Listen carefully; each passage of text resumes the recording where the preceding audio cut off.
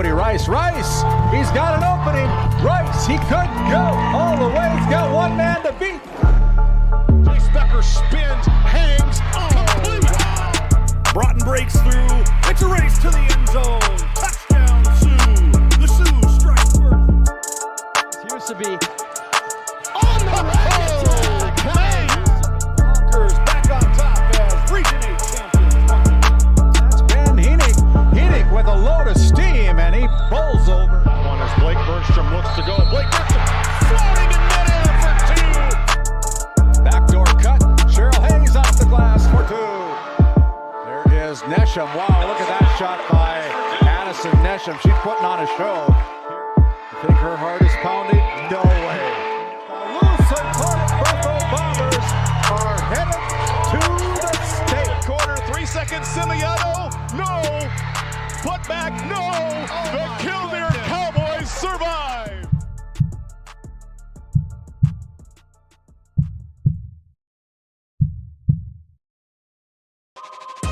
This copyrighted telecast is presented by the authority of GameDay Media, LLP, and may not be reproduced or retransmitted in any form. And the accounts and descriptions of this game may not be disseminated without express written consent by GameDay Media, LLP. GameDay Media, LLP does not own the rights to the background music of this live stream. All rights belong to the music owners. No copyright infringement intended.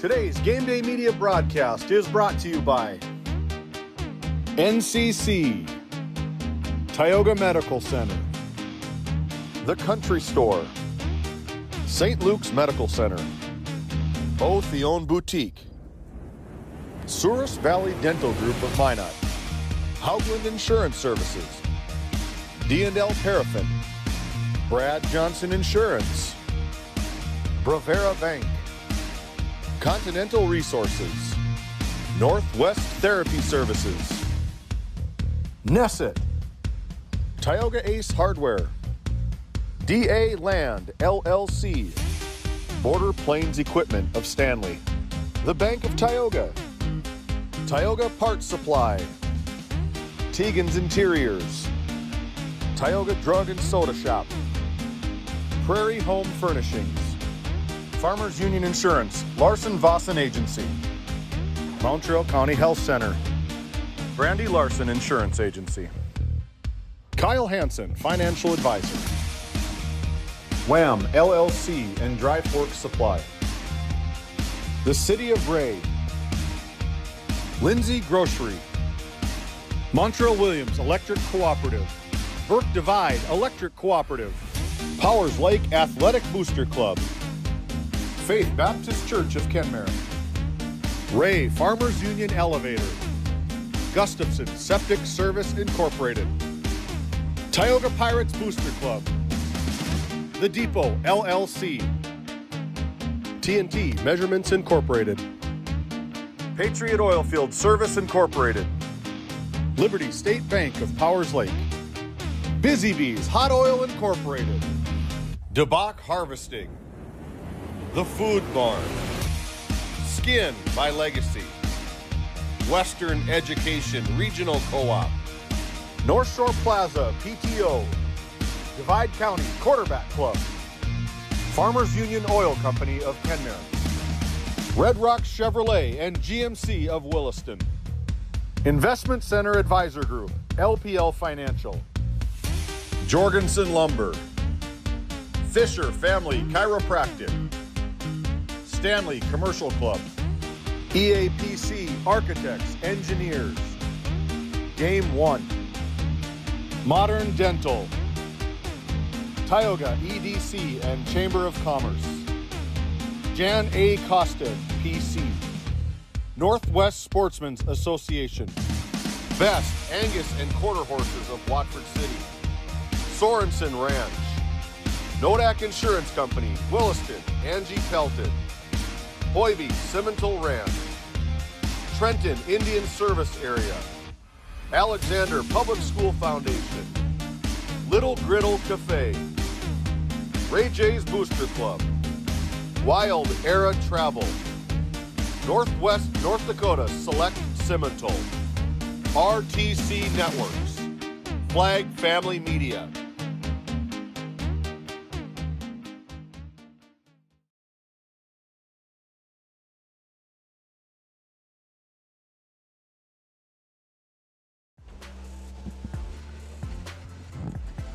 Good afternoon, everybody, and welcome into our broadcast. Championship Saturday has arrived. After months of early mornings, road trips, and hard-fought battles, it all comes down to one final day here at the Well on the campus of Williston State College at the District 5 Girls Basketball Tournament. 2 region qualifier games will be setting the tone here this afternoon, where seasons hang in the balance and every possession matters. Win and you punch your ticket, lose and your journey ends. There's no easing into this one, folks. It's survive and advance from the opening tip. The intensity builds all day long, and when the lights shine brightest, it's time for the main event. And for that championship match tonight, it's Tioga versus Kenmare Bowbells, 2 teams that have battled their way through the bracket and now stand 1 win away from cutting down the nets. The Tioga Pirates have leaned on toughness and timely scoring to get here, while the Kenmare Bowbells Honkers have showcased their depth, discipline, and big game composure all tournament long. 2 region qualifier games tonight. Our first one will be Partial versus the Powers Lake Brook Central Ranchers. About 20 minutes after the conclusion of our first region qualifier game, it'll be Divide County versus Lewis and Clark North Shore Plaza. And then for all the marbles, it'll be the Tioga Pirates taking on the Kenmare Bowbells Honkers. It's strength versus strength, execution versus emotion, and for one of these programs, history awaits. Every game, every moment, all streamed live here on Game Day Media. 2 region spots, 1 championship trophy, 1 unforgettable day at the region basketball tournament. Championship Saturday starts now. We'll be back after this timeout. We'll pay tribute to some of our sponsors who help make this all possible here on Game Day Media.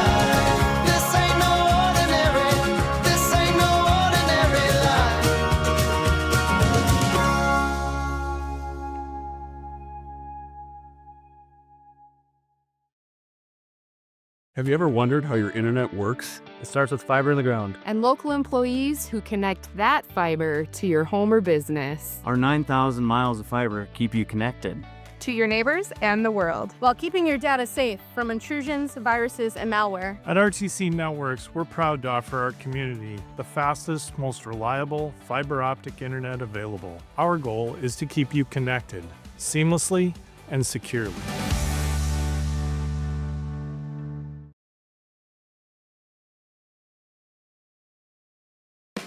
At Border Plains Equipment of Stanley, your local Case IH dealer, our vision is to be the respected and recognized leader in agricultural and equipment and the employer of choice by helping people succeed. Our mission is to serve agricultural customers and communities by partnering to meet their needs through the sales and support of farm equipment and technology. Visit borderplains.com to check local inventory or stop by at 8141 off Highway 2 in Stanley. Your local Case IH dealer. Kyle Hansen is proud to be a thrivent financial professional, providing personalized financial guidance to people of all stages of life. Thrivent believes humanity thrives when individuals make the most of what they've been given, and Kyle is here to help you do just that.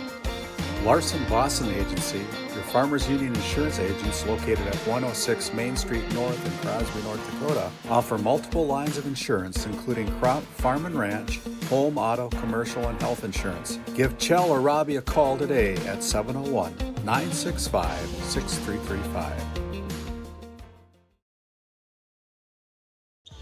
As we bring it back here live from the Well on the campus of Williston State College, Titus Stenberg has caught up with the Partial Braves head coach, Mandy Keplin. Take it away, Titus. All right, thank you very much, Randy. For our Lindsay Grocery Coaches Comments segment, I'm here with Mandy Keplin.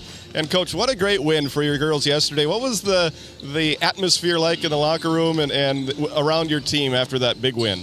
It was extremely emotional. I just feel like the girls played with their hearts and played together as a team. You know, we always look for, like, chemistry every single game, and I just feel like we finally had it last night. And on the basketball court, what was the key for that victory that allowed you to make it here to today? You know, I just feel like with girls, it's just so much more of emotions. So I just feel like I was a lot more encouraging. It was a lot more like, you know, leave your heart here, you know, leave everything on the floor tonight. So that's kind of where we were at the whole game from start to finish, and it really played in our favor. Yes, and by virtue of that win, you earned the spot into playing today's game, and it should be another exciting one. I'm expecting it to go right down to the wire. You played against Powers Lake Burke Central last year in this very game, and you played them really close earlier this year. What's it going to take to knock off the Ranchers here today? You know, I think it's just going to go right down to urgency and, you know, commitment to their plays, playing defense, and just, you know, hustle at the end of the day.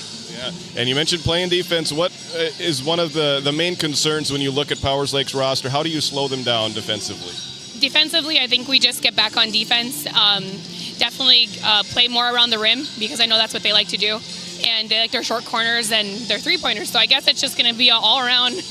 Defensively, we're just going to have to be prompt and ready. All right, sounds good. Well, we're looking forward to it. We'll let you get back to preparing for this one. Congratulations on making it this far, and best of luck today. Thank you. All right, back upstairs to you guys. Thank you to Mandy Keplin, and thank you, Titus, here on our Coaches' Comments, brought to you by Lindsay Grocery.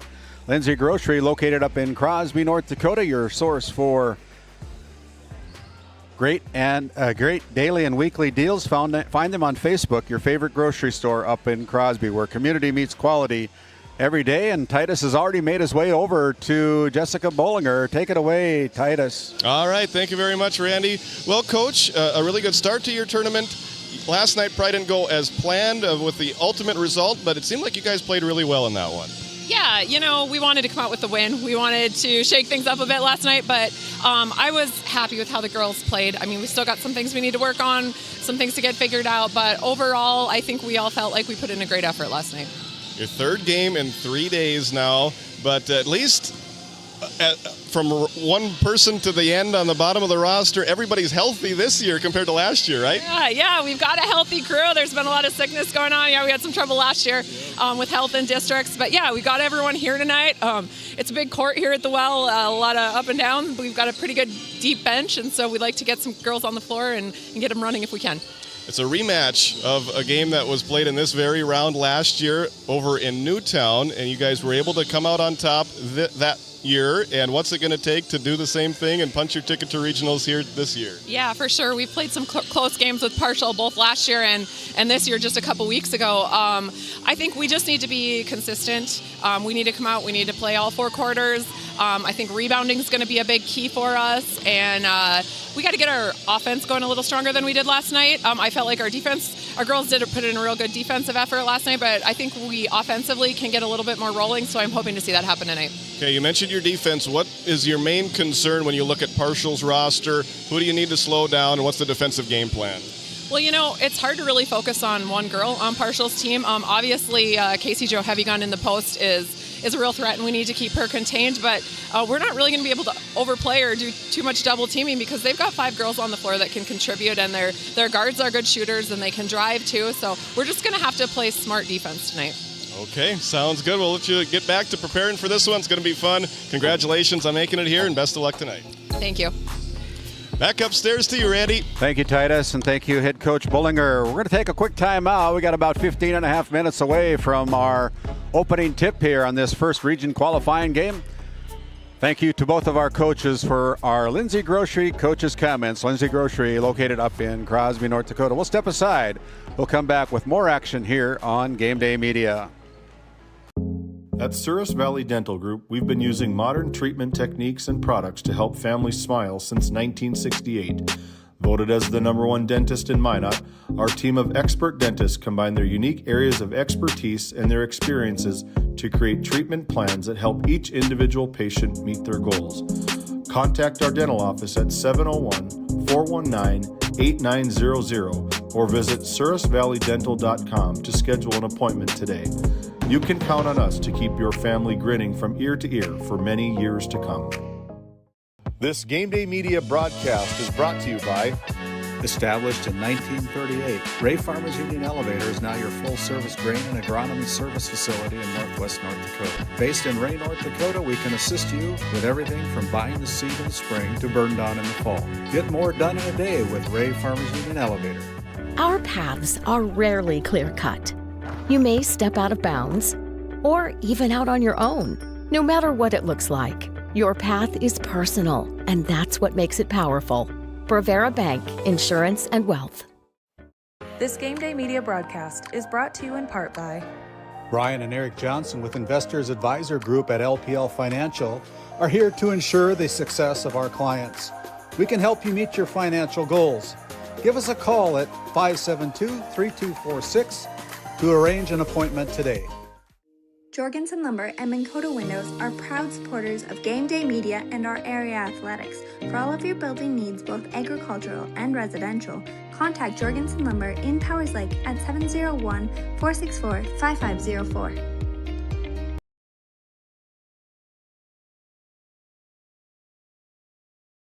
This Game Day Media broadcast is brought to you by Established in 1938, Ray Farmers Union Elevator is now your full-service grain and agronomy service facility in northwest North Dakota. Based in Ray, North Dakota, we can assist you with everything from buying the seed in the spring to burn down in the fall. Get more done in a day with Ray Farmers Union Elevator.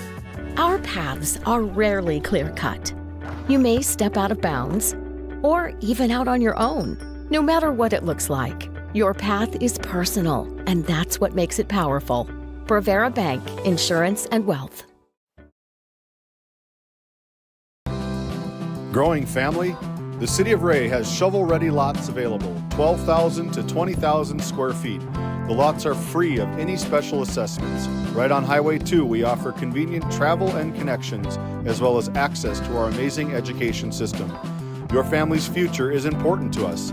Let us help you with that first big step. Contact Rhonda at 701-568-2204 or stop by City Hall at 101 Main Street in Ray. Think of Ray when planning your future. Invest in a community that invests in you.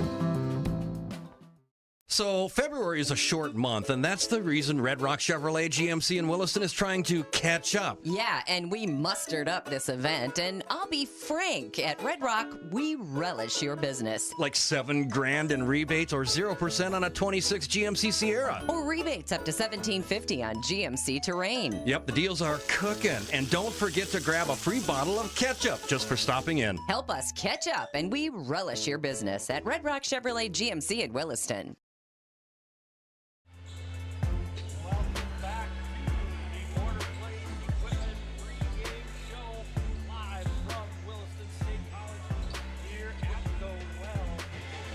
There we go. Now we're back. As we're back here at the well at Williston State College for your Border Plains Equipment pregame show, we're going to take a look at the Red Rock Auto Player Spotlight for fast and reliable service and car shopping made easy. For specials, new and pre-owned inventory, visit redrockchevygmc.com. Today we are going to spotlight Ashton Kaplan. Ashton comes in having a good tournament. 20 combined points through the first 2 days, but none bigger than 7 in the fourth quarter last night and overtime in that big season-saving win for the Partial Lady Braves. And it's nice to see Ashton Kaplan back on the floor here tonight. She went down with a little bit of a leg injury last night and spent some time on the bench during the latter part of that game yesterday. Don't know if she was going to make it. She seems to be moving around fairly well here today, so whatever they did to her leg last night and her ankle last night must have been a very good job by the trainers and the coaches and the moms and the dads and all that sort of stuff down there. But she's back out on the floor wearing her number 45 here this afternoon. We're going to go to the other side of the floor as Dylan Loper is going to talk about the Powers Lake Burke Central Ranchers as we continue on with our Red Rock Auto. Yeah. Our player spotlight for the Powers Lake Burke Central Ranchers is Eastland Jensen, having herself a nice tournament as well. 14 in game number 1, 11 last night against the Tioga Pirates, playing some defense. Had a lot going well for her. She comes in averaging about 15 points per game for the sophomore. A good athlete for head coach Jessica Bullinger. Yeah, and Eastland, only a sophomore, kind of the staple inside that middle of the defense. She was kind of non-factor in the first half of that game yesterday, but boy, she ended the game in a flurry for the Ranchers. She ended up falling out of the game, but she kept the Ranchers close to Tioga and gave them every chance to probably get to that championship game. They just fell a little bit short. But she's one to watch, and that is Eastland Jensen, the sophomore for the Powers Lake Burke Central Ranchers. As we take a look at the Prairie Home Furnishings Division B Girls Rankings, sponsored by the North Dakota Associated Press, Sports Writers and Sports Broadcasters Association, brought to you by Prairie Home Furnishings. Prairie Home Furnishings, everything your home deserves can be found at Prairie Home Furnishings in Stanley. You can find them on Facebook or browse their history here in Stanley, North Dakota. And we take a look at it. 19 first place votes cast. Flasher got 17 of them. Central McLean Cougars with 1 first place vote. LLM, Lemoore, Litchfield, Marion with 1 first place vote. Benson County kind of held down number 1 throughout most of the season. Then took a couple of losses on the chin against the Kenmare Bowbells Honkers and the LLM team. So that drops them down to the 4th position. Hatton Northwood rounds out number 5, and then it's Garrison and Tioga receiving votes in the latest media polls. So Titus Stenberg, after getting a little oxygen, getting back up here to the Tioga Medical. We almost had to call Tioga Medical Center to bring in some oxygen. But he's coming in here to help us with the color commentating on this first game. We had a kind of a undercard game here this afternoon, starting at about 12:15 as the Alexander Comets took down the Kenmare Bowbells Honkers in boys action and District 5 action. But now we flip the script a little bit. We come over here to the well on the campus of Williston State College for probably one of the best days in high school basketball, in my opinion. Both the girls and the boys final day of district competition. Definitely. You got everybody trying to extend their season. And in Partial's case, they already did this yesterday. It was win or go home scenario, and they won. So they kind of understand the pressure. A little bit different scenario for Powers Lake Burke Central. When you go into that semifinal round, you're hoping that you can win that and then guarantee a spot at regionals, and you're just playing for the district championship on Saturday. But when you lose in that semifinal round, and that puts you in the win or go home scenario. And so both teams trying to extend their season by at least a week. And it's going to be a fun matchup here today, a rematch of last year's region qualifying game played in Newtown, and that was won by Powers Lake Burke Central by just 2 points. You look at the seedings, and you see Powers Lake Burke Central at 4, and they certainly earned that. They've had some great wins throughout the year. And you look at Partial at number 7, that can be a little bit deceiving. I think they're a better team than that number 7 seed indicates here, the way that they are playing towards the end of this season. Yeah, it seemed like all season, kind of the 3 through 8 was all very, very familiar with each other. Anything could happen on any given night. Yep. And that's why they play the rest of these tournaments. And we're at a point where it's win or go home, and it's we've said it before, we're going to say it again, best time of the year is district and region tournament time in Class B basketball. For sure. Well, we will take a quick break here on Game Day Media, but don't go anywhere. We have more on your Border Plains Equipment pregame show. Do you find yourself driving to the bank each week, writing too many checks each month, paying too many fees? As a business owner, you have a lot to worry about. Don't let banking be one of them. Contact the Bank of Tioga to explore how we can simplify your banking experience and empower your business to reach its full potential. Our team is committed to providing you with seamless banking experience tailored to your business needs. From digital banking solution to personalized support, we are here to help you thrive. The Bank of Tioga banks businesses, and we are here for you. Imagine if you had more time for what really matters. Do more with your money at the Bank of Tioga, member FDIC. How it's always been done isn't good enough. When it comes to your farm, your family, and your future, you deserve better. At Howland Insurance Services, we specialize in how insurance should be done. We creatively customize farm and ranch insurance to meet your marketing goals and minimize risk, providing the protection that you need. We help lessen your dependence on the bank and set you up for long-term success. Contact us today to build a brighter, more secure tomorrow. This Game Day Media broadcast is brought to you in part by Tegan's Interiors, located on Main Street in Crosby, North Dakota. Follow them on Facebook or find them online at tegansinteriors.com. Gustafson Septic Service Incorporated, family owned and operated since 1986. Offering septic service, portable restrooms and hand wash, sewer jet and camera services. Located in Stanley, North Dakota, call for a free quote at 701-628-2960. Located in Powers Lake, North Dakota, the Country Store has what you need. From hardware to everyday essentials, including FR clothing, power tools, and even embroidery and screen printing. You can find most everything at the Country Store. There's always a friendly face willing to help you find what you need at the Country Store. Jared and Brenda invite you to visit them on Main Street in Powers Lake. The Country Store has been in business for almost 50 years. If they don't have it, you probably don't need it. Give us a call at 701-464-5434 today. All right, welcome back to the well at Williston State College as we're going to take a quick look at the bracket, what's happened already and what's here to come. First on the docket is this game you're about to see, the Partial Lady Braves taking on the Powers Lake Burke Central Ranchers in a win or go home opportunity to punch their ticket to the region tournament. Loser, season is done.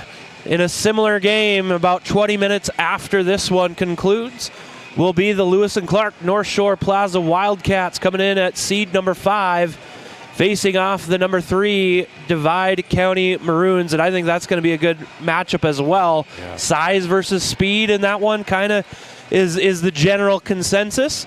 And then the big one, the championship night, the number 1 Tioga Pirates taking on the number 2 Kenmare Bowbells Honkers in a rematch of a good one from earlier this season where the Tioga Pirates came victorious over those Honkers of Kenmare Bowbells in a game that the Tioga defense kept the Kenmare Honkers to only, I believe it was 4 or 5 points in that second half. Wow. Which, if I'm a betting man, I don't think that's going to happen, but yeah. I am excited to see that play out. It's going to be a full day of Valentine's basketball as we're going to take a look at our starting lineups presented to you by the Country Store. The Country Store in Powers Lake, North Dakota.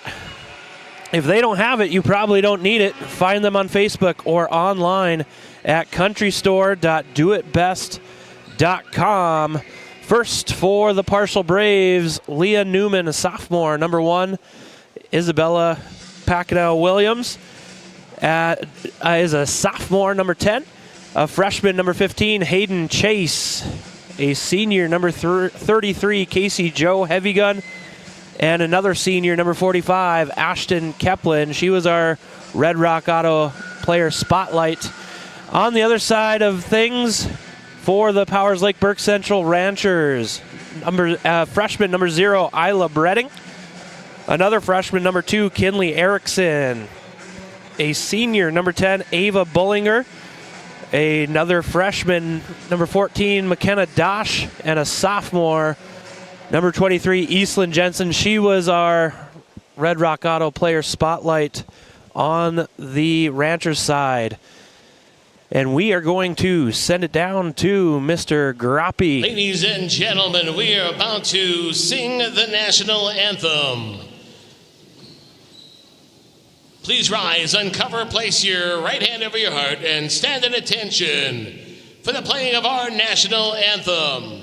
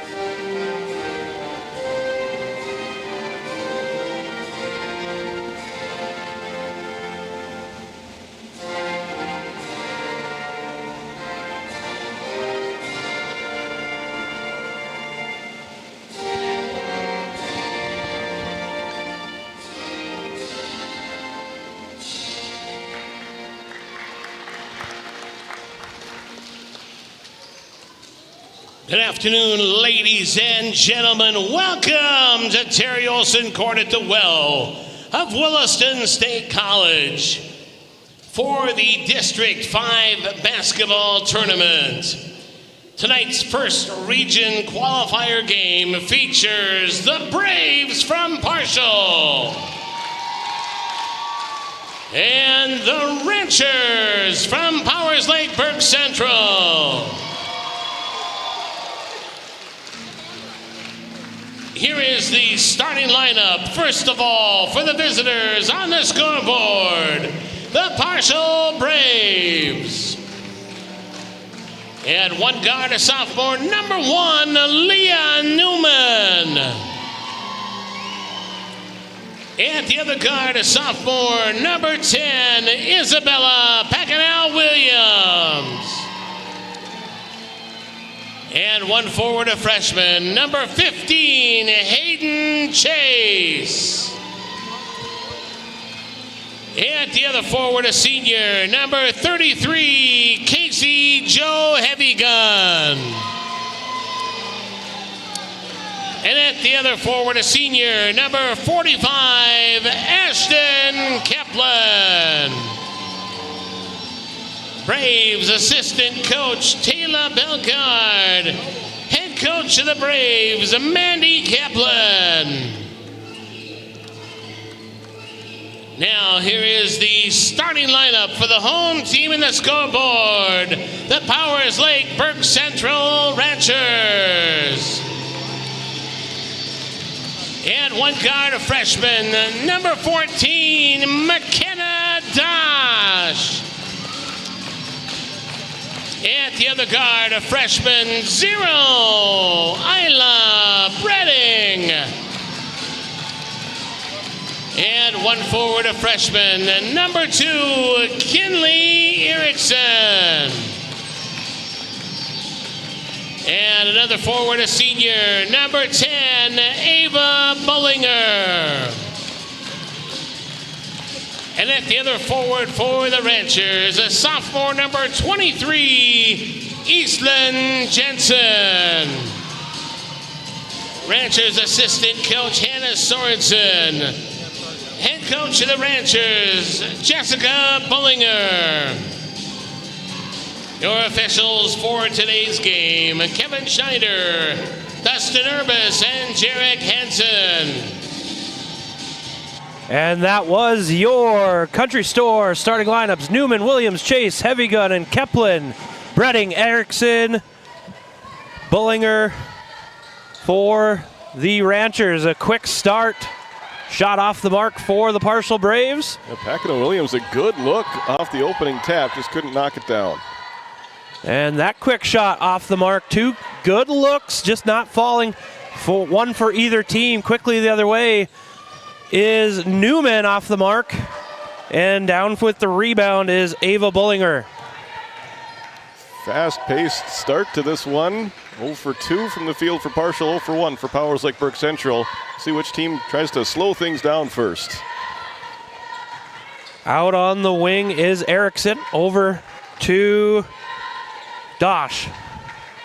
Erickson drives it in, kicks it over, and that shot is good. There is Eastland Jensen for 2. Really good possession there for Powers Lake Burke Central. Made the defense go to work, and they end up getting the nice jumper. A little late on that pass as Jensen with the interception. And a kicked ball will be called there against Casey Joe Heavy Gun, as Powers Lake Burke Central's McKenna Dosh was trying for the entry pass.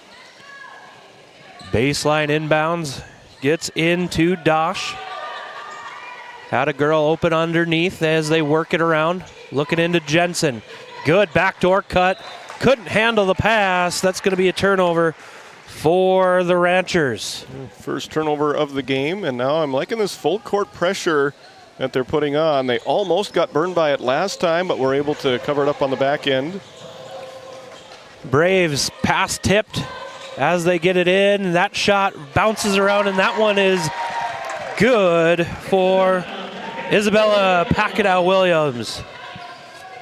Ranchers quickly the other way, and there's going to be a foul on the way up. Take a look at the RTC Network's instant replay on that one. First foul of the game goes against Partial and Leah Newman. Bredding's first free throw is off the mark. Isla, just a freshman, but averages 11 points per game, stands at 5'8", part of this deep Ranchers team, and a good piece to build around for the future. Second one in and out, but rebound comes down to Jensen. That shot's no good, tipped around, and it'll stay with the Ranchers.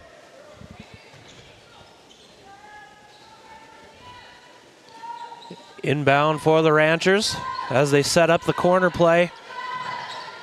And that pass is errant. Turnover number 2 for the Ranchers as Newman brings it up for the Lady Braves. Our producer Randy Peterson noticing that they're working on Ashton Keplin. She was quickly subbed out for Rayanne Malnori. Three-pointer off the mark. Rebound goes to the Braves, and Pacquiao-Williams with another bucket. She has all 4 for the Braves. Quickly the other way. Jensen off the mark. Newman all by herself, can't handle it. And unfortunately for the Braves, that goes off of them, sending the ball back to the Ranchers. A really good look from Casey Joe Heavy Gun led to an open look. They just were not able to knock it down. Both teams doing some early substituting here in this first quarter. Nelson takes it in, can't get that one to go. Ball was tipped. Will stay with the Ranchers. Good defense played by the Braves. That's Allie Nelson, where's number 11, 5'10" sophomore. That deep three is good for Isla Bredding.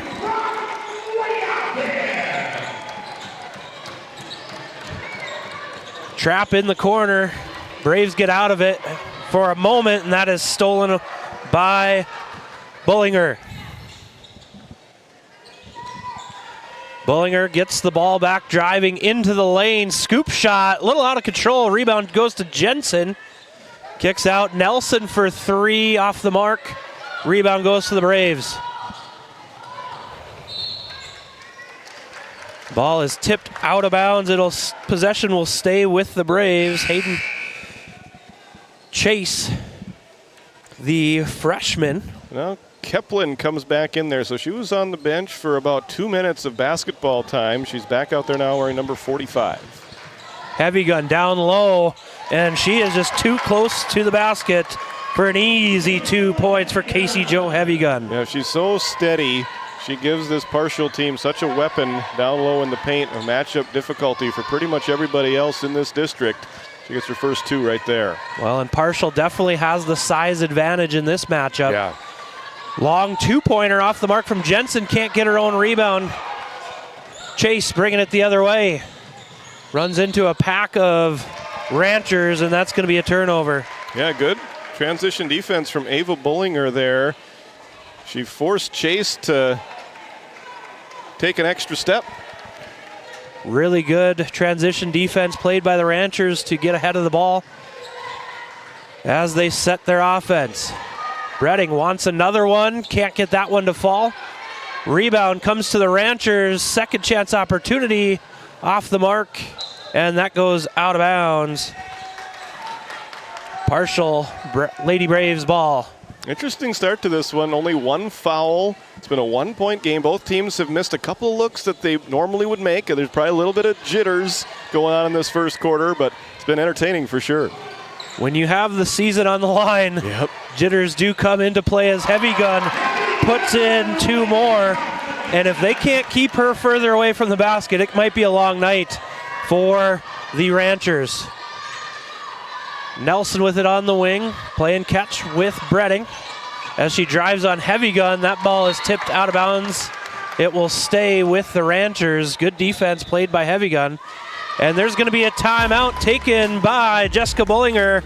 We'll take one as well. 8-5, Braves with the early lead on Game Day Media. This Game Day Media broadcast is brought to you in part by At DA Land LLC, our vision is to provide for the community in which we live and operate, providing a full line of skid steer attachments, farm and ranch, equine equipment, and much more. Shop our store in Tioga, North Dakota, or visit us online at daland-llc.com. Othion Boutique carries a wide variety of women's clothing as well as permanent jewelry. Shop in downtown Tioga or visit their website at shopothion.com.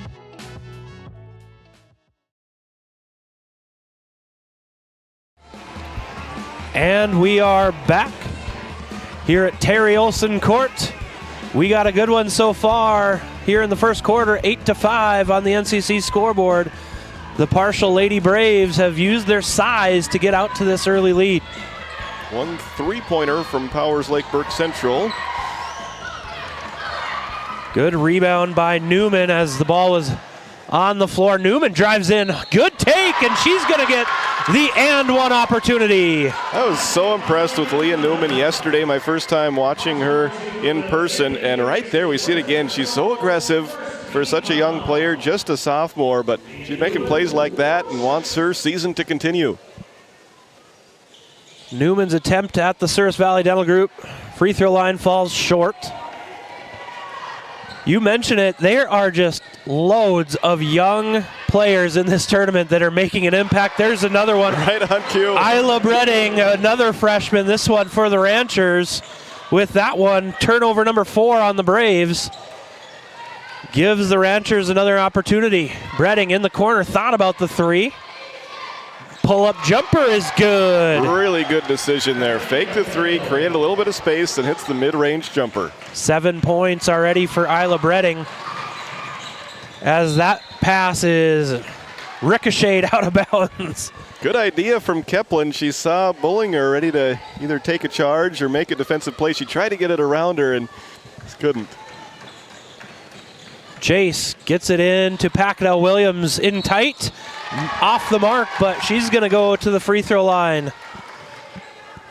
Foul goes on number 11, Allie Nelson. This is the second team foul of this first quarter, so neither team in any foul trouble as of yet. Always like games like that when the foul trouble doesn't become too big of an issue. See if we can keep that trend going in this one. We are still looking for our first made free throw of the evening from either team, as Packnell Williams is not able to change that, but she does chase down her own rebound into Heavy Gun. Heavy Gun lost control. I'd have to look at a replay, but I wonder if the defense there just decided to pull the chair there with Allie Nelson. Kinley Erickson with the transition bucket. Braves going the other way a little too quickly. Turnover number 6 as Jensen corrals the pass. 3-on-1 opportunity, and there's going to be an and one. Isla Bredding knocks down the basket with a chance to add one more. They're going to ring up Leah Newman, her second personal, second team foul. And Bredding breaks the curse at the free throw line, knocks it down for the three-point opportunity. And another turnover. They're mounting for the Braves. Bredding with two more. Wow. Have a quarter, Isla Bredding. And yet another turnover. This defense by the Ranchers is turning into points in a hurry. 11-0 run right now. And that's going to be a foul on the Braves. Non-shooting foul. They're going to get Casey Jo Heavy Gun, her first personal. She'll come out replaced by Gracie Kraft. In for Powers Lake Burke Central is McKenna Dosh. And also another new player out there for the Ranchers. Foot was on the line in that steal attempt. Yeah, Emma Nelson, the other new Rancher out there. 1:33 left to go in this high-scoring first quarter.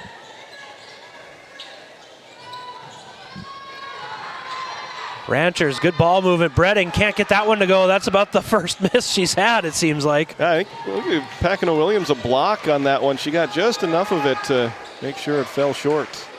Packino Williams attacking this 2-3 zone now, played by the Ranchers. Tough defense, a little too tough, as they are going to ring up Nelson on the foul. Yeah, taking a look at our RTC Network's instant replay. A little bit of contact there, sending Packino Williams back to the free throw line, trying to end this 11-0 run. First free throw off the mark. Braves struggling from the line so far, 0 for 4 on the evening. Alyssa Breen, another freshman, stands 5'6", checking into the game for Coach Keplin and Partial. Second opportunity is good for Packnell Williams. She's got 5 points. As the Ranchers looking to run into Nelson. Nelson is good for 2. And these Ranchers, they're running and causing all sorts of chaos. Another turnover. Bullinger on the corner, looking to make them pay. Up and off the mark. Rebound comes to Bredding. And Isla Bredding, have yourself a quarter. It continues. 2 more for the freshman. 14 for her now, I think. There's going to be a foul on the floor, whistled against Emma Nelson. Her second, 4th team foul. 38 seconds to go in this first quarter. It's been an entertaining first quarter. Yes, definitely. Partial had a nice little run going where they built a 5-point lead, but that's a distant memory right now as Powers Lake Burke Central is on a 15-1 run. It's a game of runs as Chase misses both as well. The Braves have left some opportunities at the line. Yeah. Bredding, she wants more from 3. Can't get that one to go. There's going to be a foul on the rebound, and that should result in free throws. Yep. Foul is on number 10, Ava Bullinger.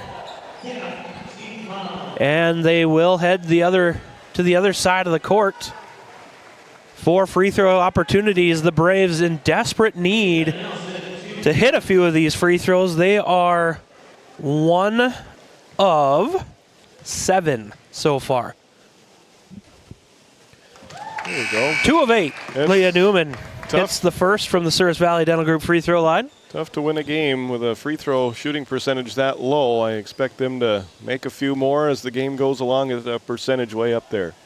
If nothing else, the law of averages you would think would come into play as she goes 2 for 2, evening those percentages out a little bit. Ranchers quickly the other way, lost control. Braves looking to go on a run of their own. Kick out. That 3 off the mark from Malnori. Packnell Williams, runner off back iron. Rebound to Erickson. 5 seconds on the clock. Ranchers get it in, and that is good at the buzzer. Abby Nelson with 2 points to bring your score to 22-13 on the NCC scoreboard. A good first quarter, especially if you're a Powers Lake Burke Central Rancher fan. We'll be back after this.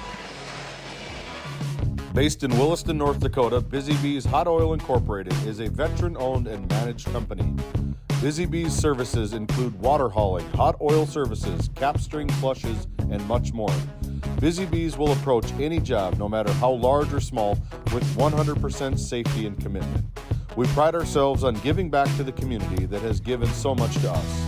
Looking for the perfect career? Consider Busy Bees Hot Oil Incorporated. Find them at busybbeeshotoilinc.com or give them a call at 701-572-9303 today. Founded in 2019, Northwest Therapy Services, located in Ray and Williston, North Dakota, provides speech therapy in our clinics, as well as partnering with local schools and nursing facilities to provide on-site therapeutic services. Our therapists offer language therapy as well as therapy for social, cognitive, communication, swallowing, feeding, and voice disorders. We are dedicated to providing the highest level of quality services. To schedule an appointment, visit nwtherapyservices.com or call 701-568-8255. Welcome back as we have the Northwest Therapy start to the second quarter. The Ranchers have been off to a good start. That shot off the mark and into the stands. We'll see if this quarter break can provide a little bit of a momentum shift in this one. So often it does. But Partial's going to have to be a little more careful with the basketball than they were in the first quarter, as this Powers Lake Burke Central press has worked to perfection. And there, they didn't get the turnover in the front court, but they do get it in the back court, and another turnover against the Braves. Ball security has been the Achilles heel for the Braves so far, as that shot unable to slide in. Heavy Gun with the big rebound. Braves looking to run. Chase, 1-on-2. She's going to take it herself. Up and in. What a move. Hayden Chase. Outstanding finish. Really good take by Chase, going 1-on-2. Gets the reverse layup to go. Ranchers with the ball.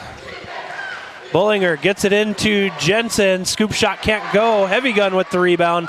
And the Braves looking to go on a run of their own. Newman, she's going to take it in, and that one's good. Leah Newman making things happen. Yeah, you can't relax at all if you're a Powers Lake Burke Central player or fan. You built a 9-point lead, but it can disappear in a hurry against this talented Partial team. Dosh off the mark on that three. Rebound. She's going to be out of bounds. Nelson stepped on the line. Sends the ball back to the Braves. Kinley Erickson and Allie Nelson check in for Coach Bullinger and the Ranchers. We talked off air, Titus, about last year. Yeah. Powers Lake Burke Central won in this exact game by 2. Yeah. Earlier in the year, won by 3.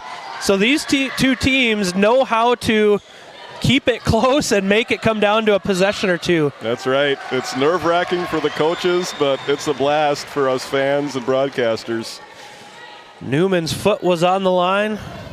Creates turnover number 11 as Bredding brings the ball up. Bredding had a whale of a first quarter. 14 first quarter points for the freshman. Nelson wants the three from the corner, doesn't catch anything. And the Braves are off and running. Oh, good defense. Excellent job by the Ranchers to create the turnover. It was Eastland Jensen getting the steal there. Braves got caught with the trap. Man advantage for the Ranchers, and they make them pay. Give and go, and Kinley Erickson gets the basket back to a 7-point Rancher lead. Nice job by the Ranchers. Once they got out of that trap, noticed the man advantage and took full advantage of it. That shot off the mark. Rebound goes to Bredding. Nelson up the court, thought about the deep pass, gets it over to Bullinger. She'll line up a three, and that one is good from the Tailgates Hardware three-point line. Partial started the quarter on a 4-0 run. Powers Lake Burke Central was responding with 5 in a row, and Partial wants to talk it over. With 5:21 left to go in the first half, it's 27-17 Partial. We'll take a Nesset timeout. Nesset is here to provide services to the oil and gas industry. We have a fabulous, fabulous geologic jackpot right here in North Dakota. And what we are doing is providing and developing this resource to be used for years, decades, and generations to come. I look forward to a great future right here in Tioga, North Dakota. As we come back here, it's time now to talk about some of our great live read sponsors, including the Powers Lake Athletic Booster Club, supporting Game Day Media for 3 years in a row now. And they're proud supporters of the Ranchers and the RPL Outlaws. Also want to thank the Faith Baptist Church up in Kenmare, North Dakota. Pastor Mike Frontfelter, Sunday school at 9:45, worship service at 11 o'clock. Also want to thank the Ray Jays Booster Club coming on board with this district tournament, as well as the boys district tournament. And on a game earlier on Game Day Media, the Ray J boys took down the Velva Aggies. Don't know what the final score was, but they were from behind and they had to come back to win that game. But I just looked it up, 86-65 the win for Ray in that one. Ray J is one of the fun teams to watch in boys basketball as we are back to live action. As the deep three going to be taken by Keplin off the mark. She'll try it again, same spot, same result. Rebound goes to Jensen. Ranchers looking to run again. They've had success, and they have more of it. Kinley Erickson, 2 more. Left-hand layup for the freshman. 12-point lead now for the Ranchers. Great response after Partial got within 5. The transition game of the Ranchers has been the difference. Cross-court pass to Newman. Corner 3. That one's good. Leah Newman rings the bell from the Tioga Ace Hardware 3-point line. Quickly the other way go the Ranchers. We were talking off air. This is a fast-paced, fun game, and right on cue, a 3-pointer from Addie Bullinger. Wow. Back and forth we go. If you haven't already planned to come up to the well here at Williston State College, we got a full schedule of games for you today. That foul is going to be whistled on number 23, Eastland Jensen. First personal, first team foul sends Casey Joe Heavygun to the Service Valley Dental Group free throw line.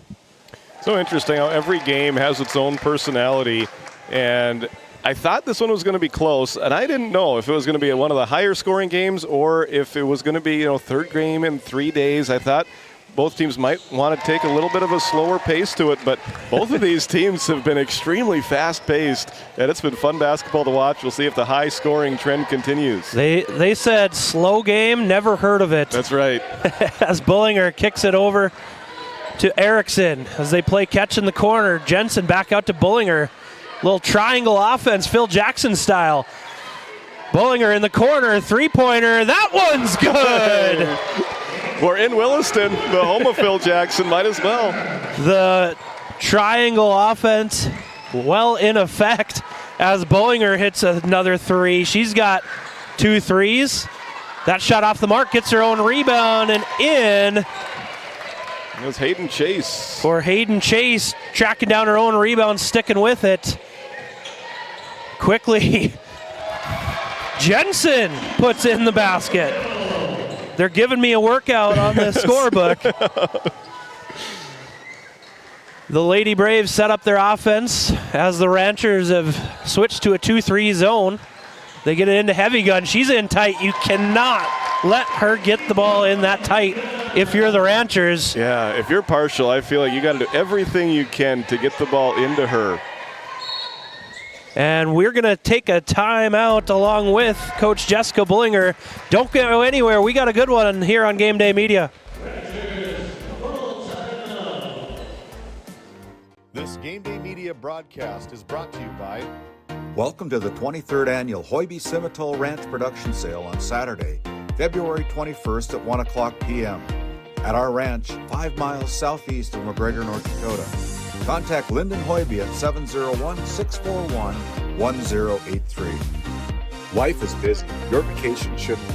Skip the stress of planning. Wild Air Travel designs personalized trips, cruises, and getaways. Handled start to finish by real travel advisors. You dream it, we handle the details. Wild Air Travel.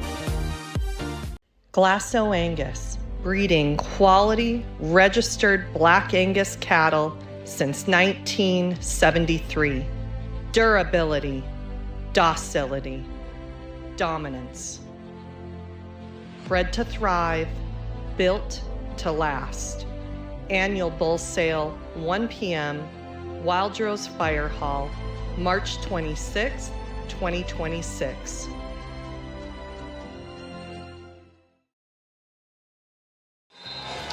We welcome you back to the well here at Williston State College, where we have a good one, a barn burner, some might say, as the Powers Lake Burke Central Ranchers currently have the lead 37-26 on your NCC scoreboard, but it has been back and forth. Every time one team kind of takes a big advantage, the other goes on a run.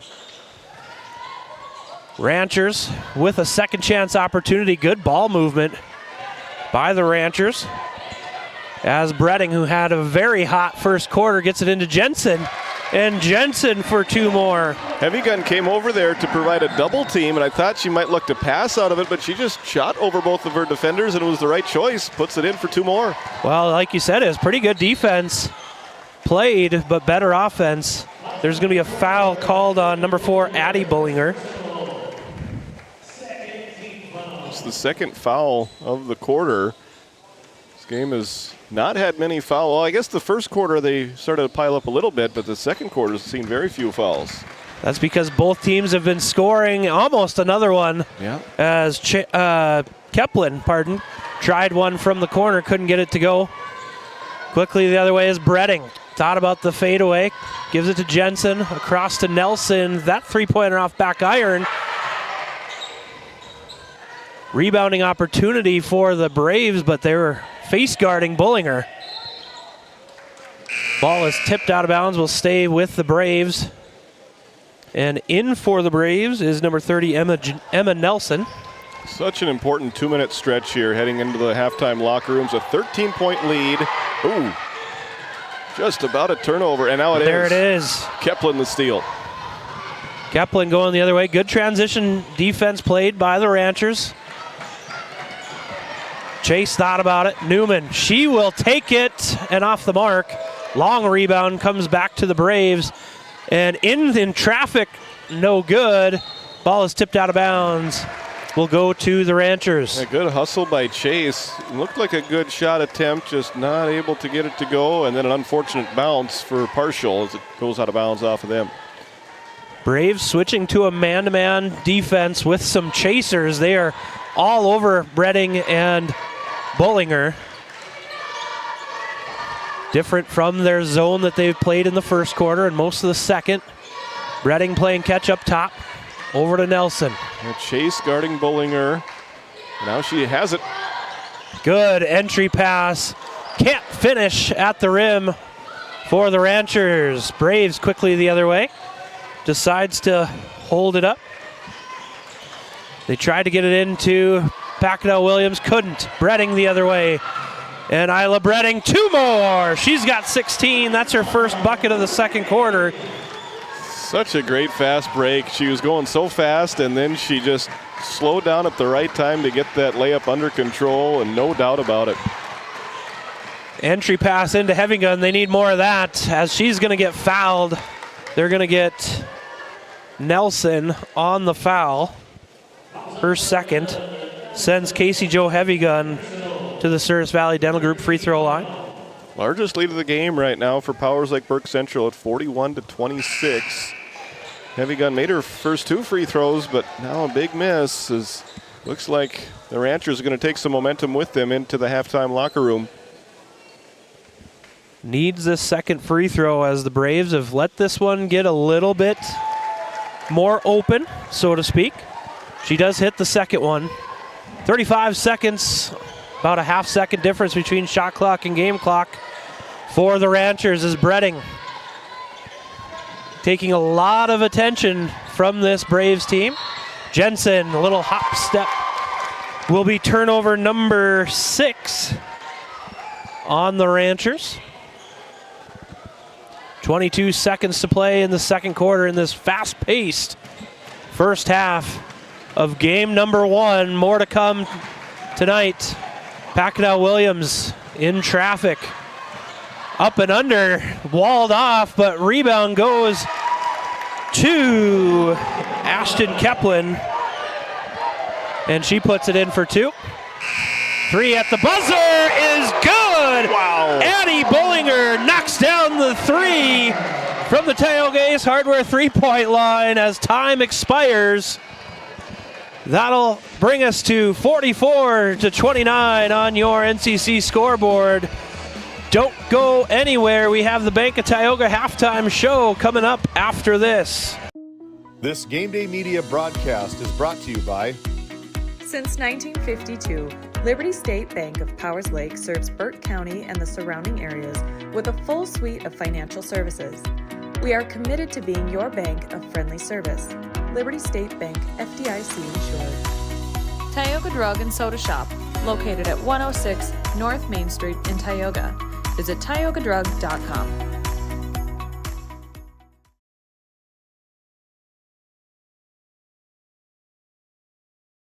Play your cards right and shop the savings and selection at Prairie Home Furnishings in Stanley. Browse a wide selection of furnishings for every room in your home. The latest styles and trends and comfortable quality furniture. And it's all at reasonable prices. Plus, they have a great selection of flooring and bedding as well. High quality and reasonable prices make Prairie Home Furnishings the place to make your house a home.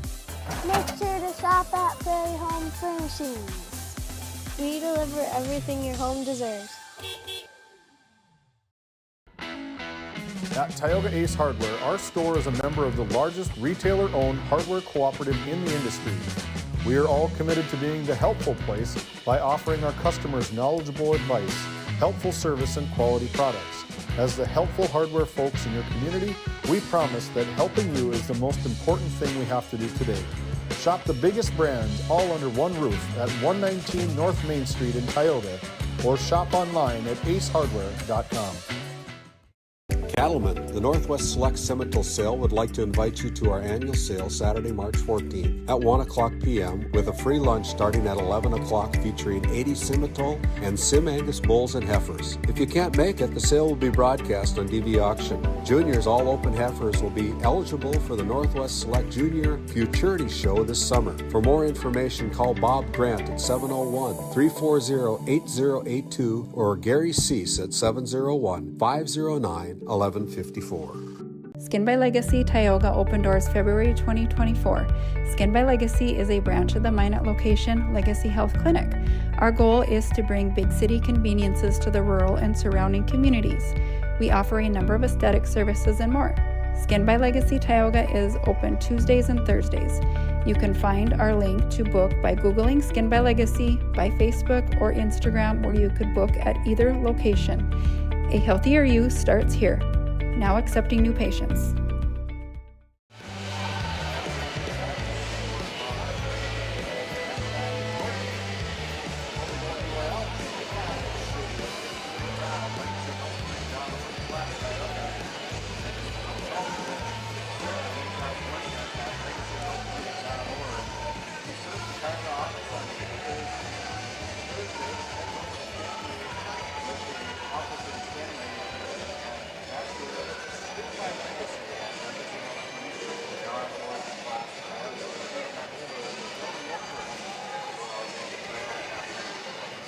Alrighty, thanks, Randy. Yeah, we have a good one here, Titus, as the score is 44-29 with the Ranchers having the advantage at halftime. Let's take a look first for the partial Braves. Their scoring went like this.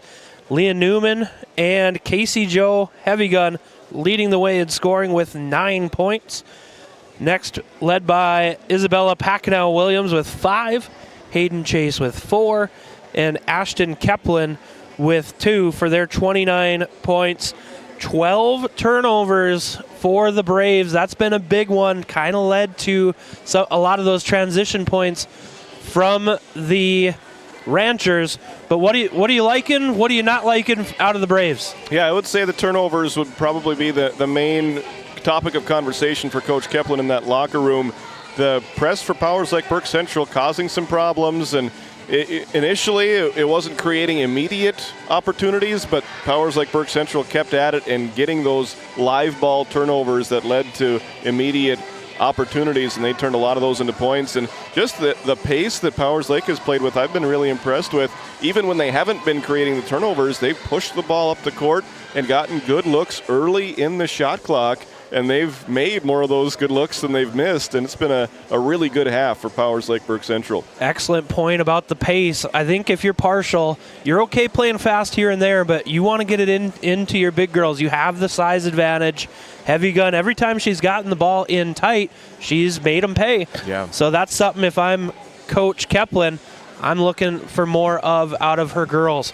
Switching it over to the other side, the Powers Lake Burke Central Ranchers.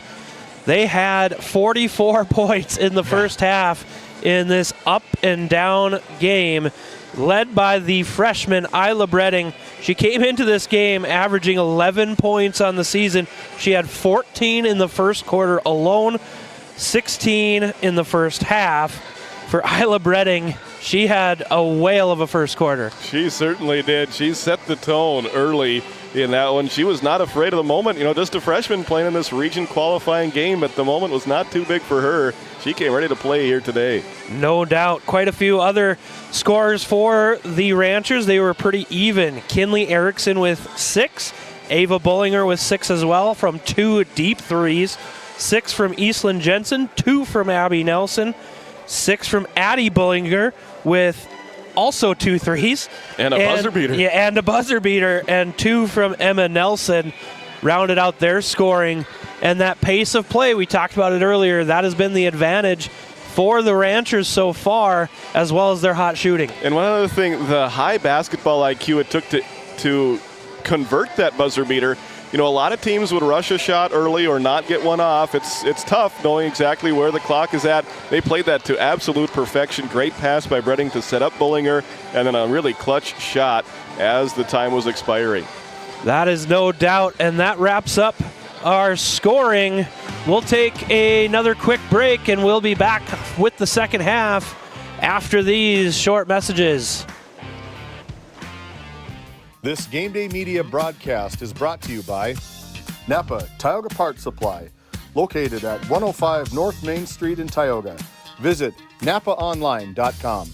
Hungry? Head to the Food Barn in Powers Lake. Open Monday through Saturday with daily lunch specials, a full breakfast menu, and don't miss Taco Tuesday on the last Tuesday of every month. Try Michael's Alfredo Pasta. It's a local favorite. Come on down to the Food Barn, where good food meets great company.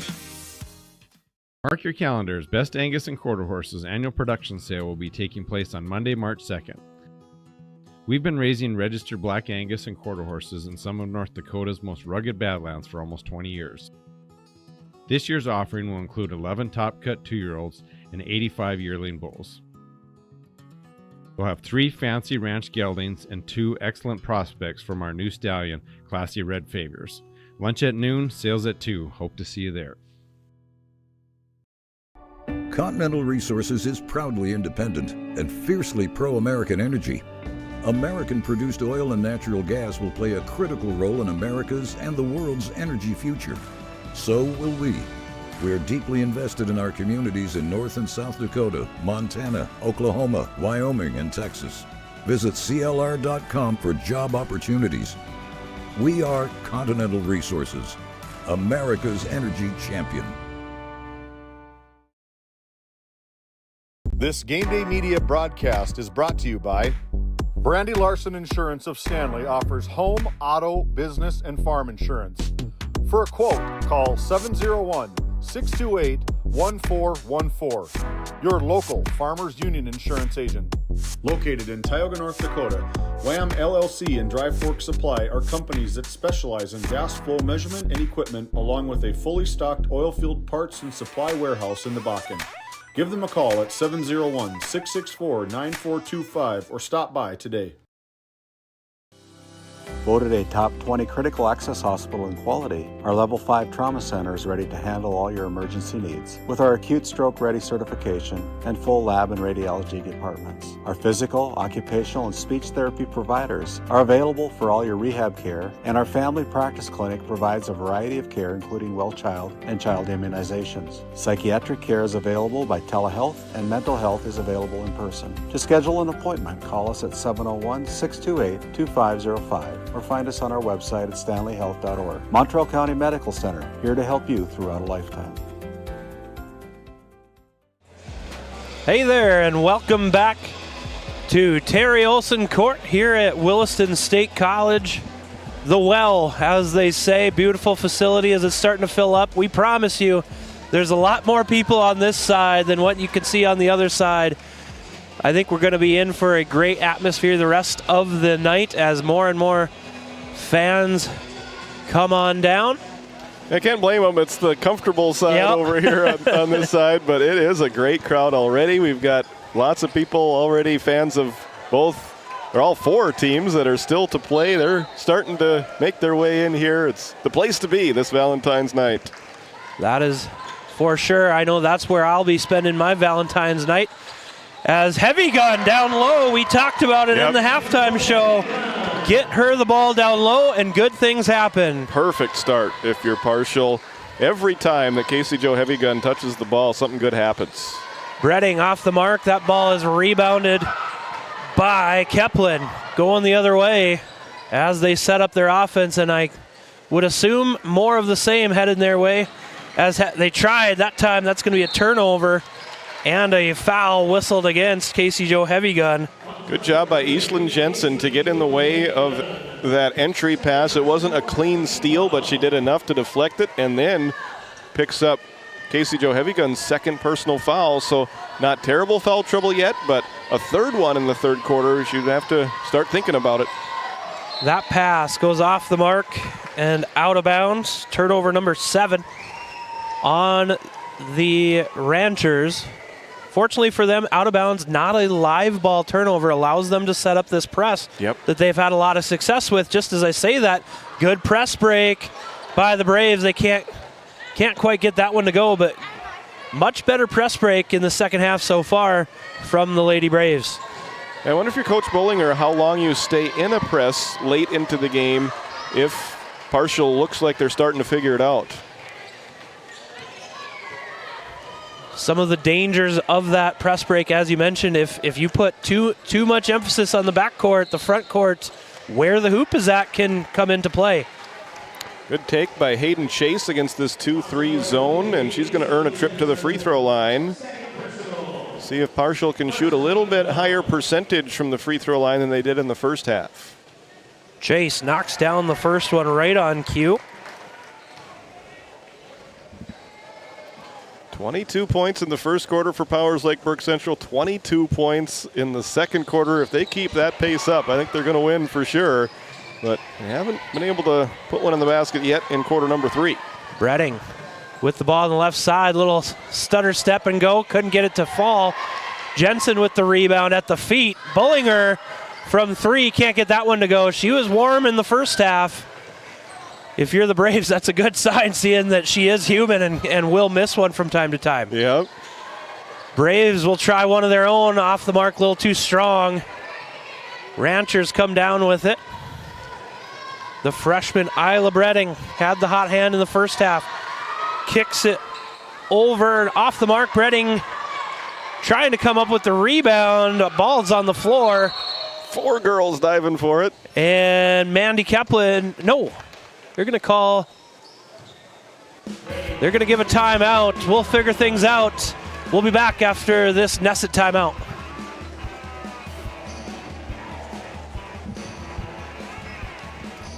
DeBach Harvesting has been in business for more than 20 years.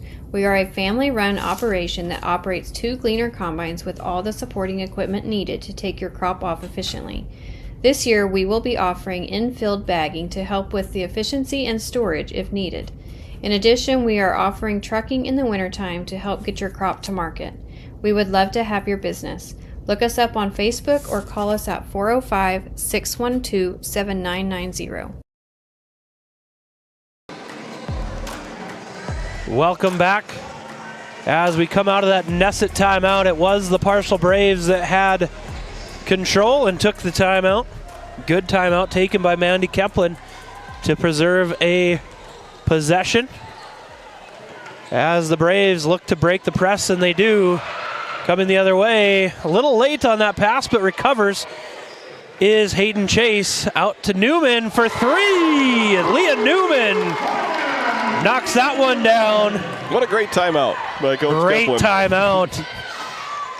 And correct me if I'm wrong, Titus, I have a 6-0 run in the start of this third quarter. You are correct.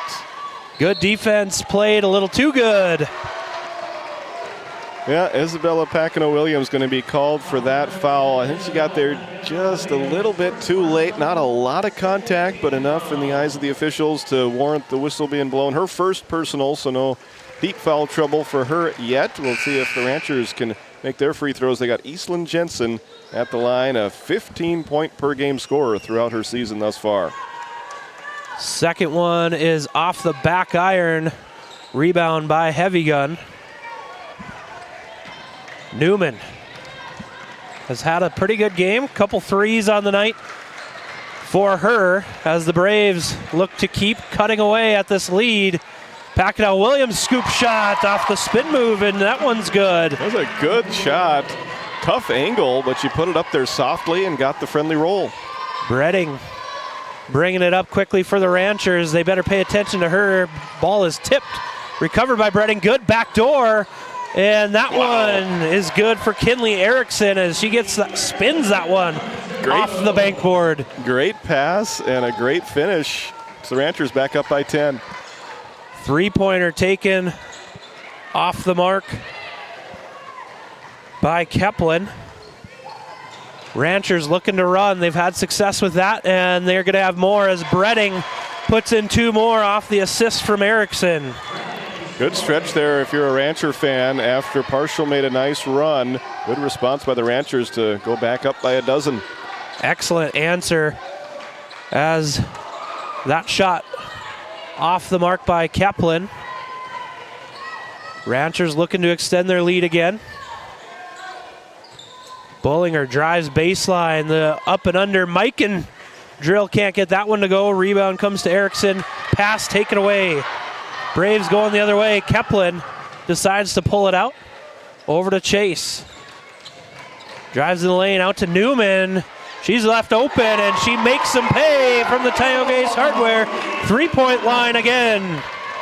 She has been so much fun to watch throughout this tournament. Gets her team back to within 9. Leah Newman at 15 points tonight. 3 3-pointers from her brings the Braves within 9. As back and forth we go. Erickson gets it in to Jensen. Off the mark, gets her own rebound and up and in. Good persistence there from the young Eastlyn Jensen, just a sophomore. Sticking with it. Missed the first one, but stuck with it and gets 2. Hard attack by the Braves is going to earn Chase a couple opportunities from the Sirius Valley Dental Group free throw line. They're going to ring up Eastlyn Jensen, her third personal, second team foul. See 15 in a Partial uniform, and I can't help but think of the 2015 Partial team that made it to state. Got to talk to their former head coach back in 2015, Mervyn Pacquiao, pregame. They had, of course, Cheyenne Pacquiao and Kiera Pacquiao as part of that team, Michelle Risen. They were able to come from behind and beat the Watford City Wolves in that Region 8 championship game that year, in a game played in Newtown, and lots of good memories for this Partial team. Throwing out Region 8 numbers is confusing me as we've changed since. And Isla Bredding, have yourself a ball game. She's up to 21 after that three-pointer from the corner. Pacquiao-Williams is tied up at the elbow, and that will be a turnover. You can close your ears if you want to, but 15, it was District 15. Yep. I remember those days. But trying to get caught up with the new changes, all sorts of changes to Class B basketball. 3 wide open off the mark for the Ranchers. Coming the other way is Chase. Chase quickly the other way is going to get a blocking foul off of Ava Bullinger. Yeah, just kept her feet moving a little bit too long in that case there. And Hayden Chase back to the free throw line. Chance to get her team back to within 11. They were within 9 a few moments ago. Good shooting from Powers Lake Burke Central has kept them most of the time in double digits lead. Second opportunity is off the mark. She's had 6 free throws in this third quarter, and they've gone exactly make, miss, make, miss, make, miss. Yeah. A pattern has formed. Yeah, you can see she was frustrated not getting that second one to fall that time. Bretting brings it up for the Ranchers, and she is making a heck of a case for the Brad Johnson Insurance Player of the Game so far. A lot of game to be played as we're entering into 2 minutes to play in this third quarter. Ball's trapped in the corner for the Ranchers. They get it out and reverse. Bullinger gets it over to Nelson for 3 off the mark, and the long rebound's going to go out of bounds. The shot clock was down to 4 on that possession, by far the lowest number we've seen on the shot clock It's so been far nowhere on this one. near that low so far. It's been a good one, high-scoring affair. If you like offense, this game has been for you. As the Partial Braves look to bring this within 10 or less. Ball's on the floor, and we're going to have a jump ball called. Good initial defense from Bullinger, deflecting the pass, and then the scrum ending up with Partial having it after the alternating possession arrow points in their favor. Into the ball game is McKenna Dosh for the Ranchers. Heavy gun underneath, can't get the first one to go. Couldn't get the rebound. Big rebound by Nelson. And then she's going to get fouled by Kraft. Yeah, kind of a frustrating sequence there for Partial. It looked like a good out-of-bounds play drawn up. Heavy gun just unable to get the bounce, and good aggressiveness by Powers Lake Burke Central to make sure that they didn't give up the offensive rebound. Yeah, Heavy gun got it in tight, had a good look at it, just couldn't get it to fall. As the Ranchers looking to add to their lead. Ball trapped in the corner, and a good timeout taken by Coach Bullinger. We'll take one as well here on Game Day Media. Don't go anywhere.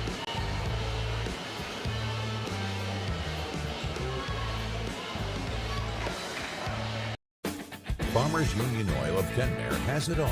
The Cenex C-Store Plus Automotive Service and quality Napa parts. They deliver bulk fuel and propane. Now is the time to contract your rate and save on fall and winter propane. Find complete agronomy services with chemical, seed, and dry fertilizer, along with custom application services available from their fleet. And our Green Ag location in Mohall handles Forgo implements. That's Farmers Union Oil of Kenmare. As we come back here live at the well, I want to thank our live read sponsors, which include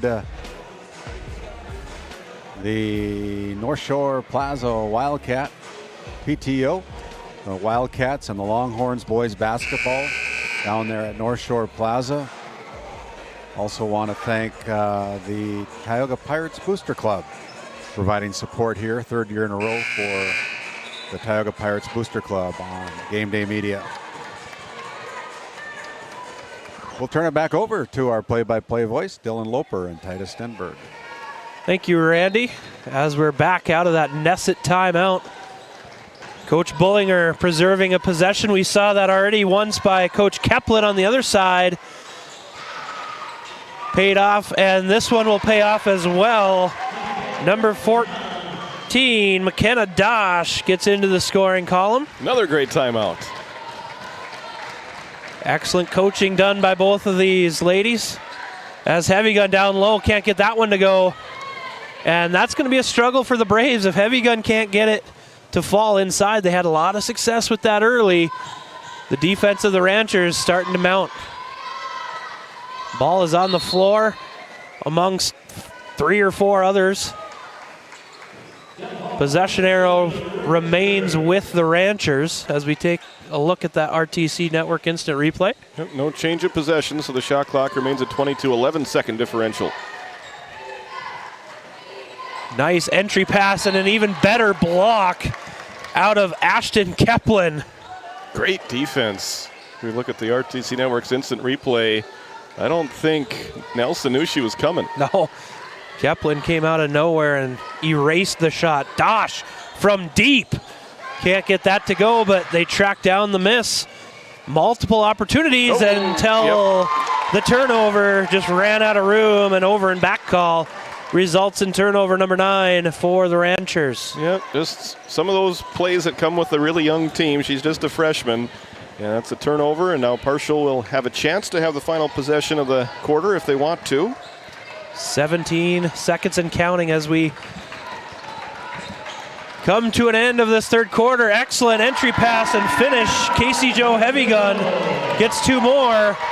Will we see another buzzer beater? Erickson on the wing gets it over Bredding, and that shot is rejected by Chase, and that's how we'll end quarter number 3 with the Ranchers leading 56-44 over the Lady Braves.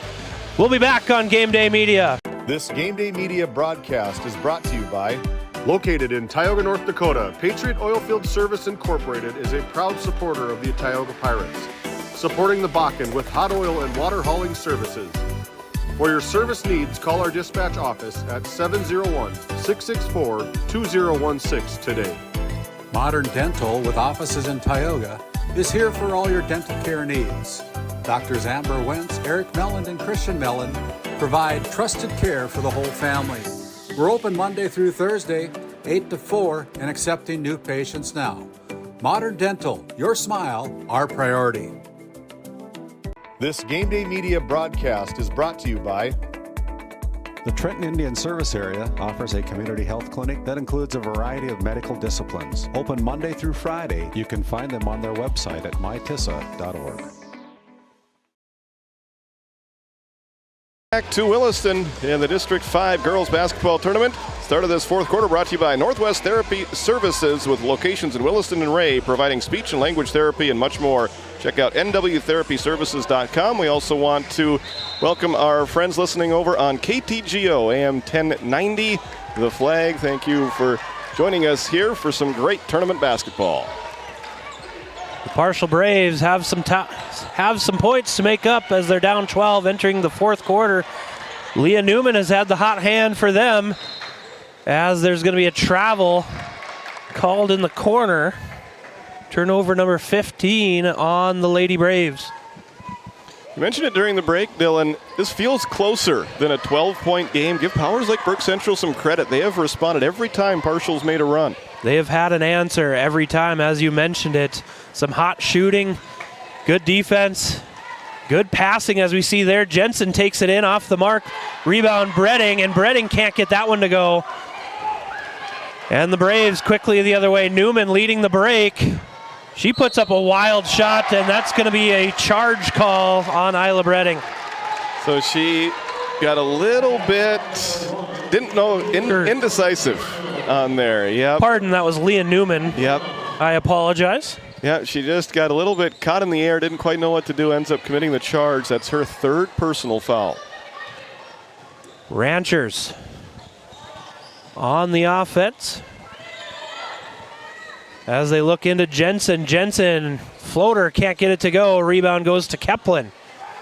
Press being put on. They got to go. Newman bringing it up, and they do get across. 26 on the shot clock. Yeah, only 1 second to spare. Cross-court pass. Keplin going to try a deep three from the college line. Looked good from here, couldn't get it to go. Rebound to Nelson. That's taken away for the moment. Great job wrestling it away on the floor. Ranchers coming the other way. Give and go into Jensen. Good defense played by the Braves to stop that break. And more good defense causes the 10th turnover for the Ranchers. Just nowhere to go. Ball was tipped off of the leg. Into the game is Kinley Erickson. As the Braves, clock is kind of your enemy. Not that they have to go insanely fast, but it is something to think about. Down 12 as we get close to 6 minutes. That shot off the mark for Newman. She didn't get it, but I really like that offensive possession there. Turned into a great three-point opportunity for one of your better outside shooters. Yeah, they've had some good looks. There's some physical defense going to result in a foul on Hayden Chase. Just her first. I don't mind that foul, as when you're behind in the fourth quarter, you're always concerned about the possibility of maybe needing some of those fouls later in the game to send your opponent to the free throw line. And I think both teams are going to play aggressive defense for the rest of this one. No fouls yet against Powers Lake Burke Central in this fourth quarter. Yeah, if you're Coach Kaplan, you're A-okay with that foul. Being aggressive, going for a steal. As you mentioned, she has no foul trouble. Neither does the rest of the Lady Braves. Good backdoor. Bredding, scoop shot off the mark. Just seemed a little quick on that shot. A really nice pass from Nelson. Just weren't able to get it to fall. Really one of the only mistakes from the freshman so far on that shot, and that's being pretty nitpicky. Yeah. She's had a whale of a game as they get it into Packnell Williams, surrounded by Ranchers, but there's going to be a foul on the floor. That will go against number 4, Addie Bullinger. Second personal. Braves get it in. Good defense played, and ball goes right into the hands of Keplin as she was still out of bounds. Right, she hadn't established herself back inbounds yet. Yeah, her right foot still on the baseline, and so that ends up being Powers Lake Burke Central basketball. That ball will trickle out of bounds. Turnover on the Ranchers. Neither team gaining ground here in the fourth quarter. Right, yeah, still 56-44. This has been the longest scoreless stretch for both teams here to start this fourth quarter. Two pretty good looks for partial. They weren't able to get either one of them to fall, and then we have a held ball. And it'll be Powers Lake Burke Central basketball with 5:10 to go in the fourth quarter. There's been more jump balls than points in the fourth quarter. There has been so far. I expect that to change the way that these two teams have played offense through the first three quarters. And if you're Powers Lake Burke Central, you're okay with that. You're okay just playing defense here as long as you can hold on to that lead. But they certainly would like to get a few more points up there. Yeah, clock is the friend of the Ranchers, enemy of the Braves. As the Ranchers set up their half-court offense, backdoor cut by Dosh. A lot of contact, no call. Heavy Gun tips it out of bounds off of the Ranchers. Heads-up play by Heavy Gun. Yeah, interesting sequence of events right there. And if you're partial, you're okay with it the way it turns out. No points given up, and you get the basketball. 3 minutes plus have gone by with no scoring in the fourth quarter, and that's going to continue as that ball goes out of bounds. Looking for the lob pass, couldn't connect. As the Ranchers bring the ball the other way, and they turn it over. Yeah, I mentioned some jitters in the first quarter. Not sure if fatigue has begun to set in here with being the third game in 3 days. Just a couple of ill-advised turnovers against both teams. Completely different quarter compared to the entire rest of the game, especially that first half, where points were plentiful. And there we'll have an opportunity from the Souris Valley Dental Group free throw line as Heavy Gun got fouled on her way up. Yep, she received the double team, actually triple team, and she turns it into 2 free throw attempts. Third personal against Addie Bullinger, the freshman. Heavy Gun rattles in the first free throw and first points of the fourth quarter. Yeah, boy, the way the first 3 quarters went, I would have never guessed that the icebreaker of the fourth quarter would come at the 4:24 mark. No kidding. As the rebound eventually comes down to the Ranchers. Dosh with the rebound. Quickly the other way, thought about the shot. Gives it off to Bullinger for 3. That one off the mark. Rebound Jensen, and she gets that one to go. Eastland Jensen up to 11 points for her. Backnell Williams tries her hand from the three-point line, can't get it go. Heavy Gun off the rebound, off the mark. And I think you might be right, Titus. Just seems like players aren't jumping as high, not getting the lift. Some of these passes aren't as crisp as we see another turnover. by the Ranchers. Just not as crisp of a ball game in the fourth quarter. It's interesting. It seems like both teams kind of hit a wall at about the same time, and a really good timeout, I feel like, here taken by Coach Keplin. She's still going to have 2 left with 3:44. It's a 13-point lead for Powers Lake Burke Central. You're watching District 5 girls basketball tournament action from Williston on Game Day Media. Lindsay Grocery is proud to be your locally owned and operated hometown store in Crosby, North Dakota. From fresh baked goods and crisp produce to our in-house smoked meats, we've got everything you need close to home. Stop in and experience the convenience and the friendly faces of shopping local again. We are open 7 days a week, and we look forward to serving you. That's Lindsay Grocery. Find us on Facebook for specials and updates.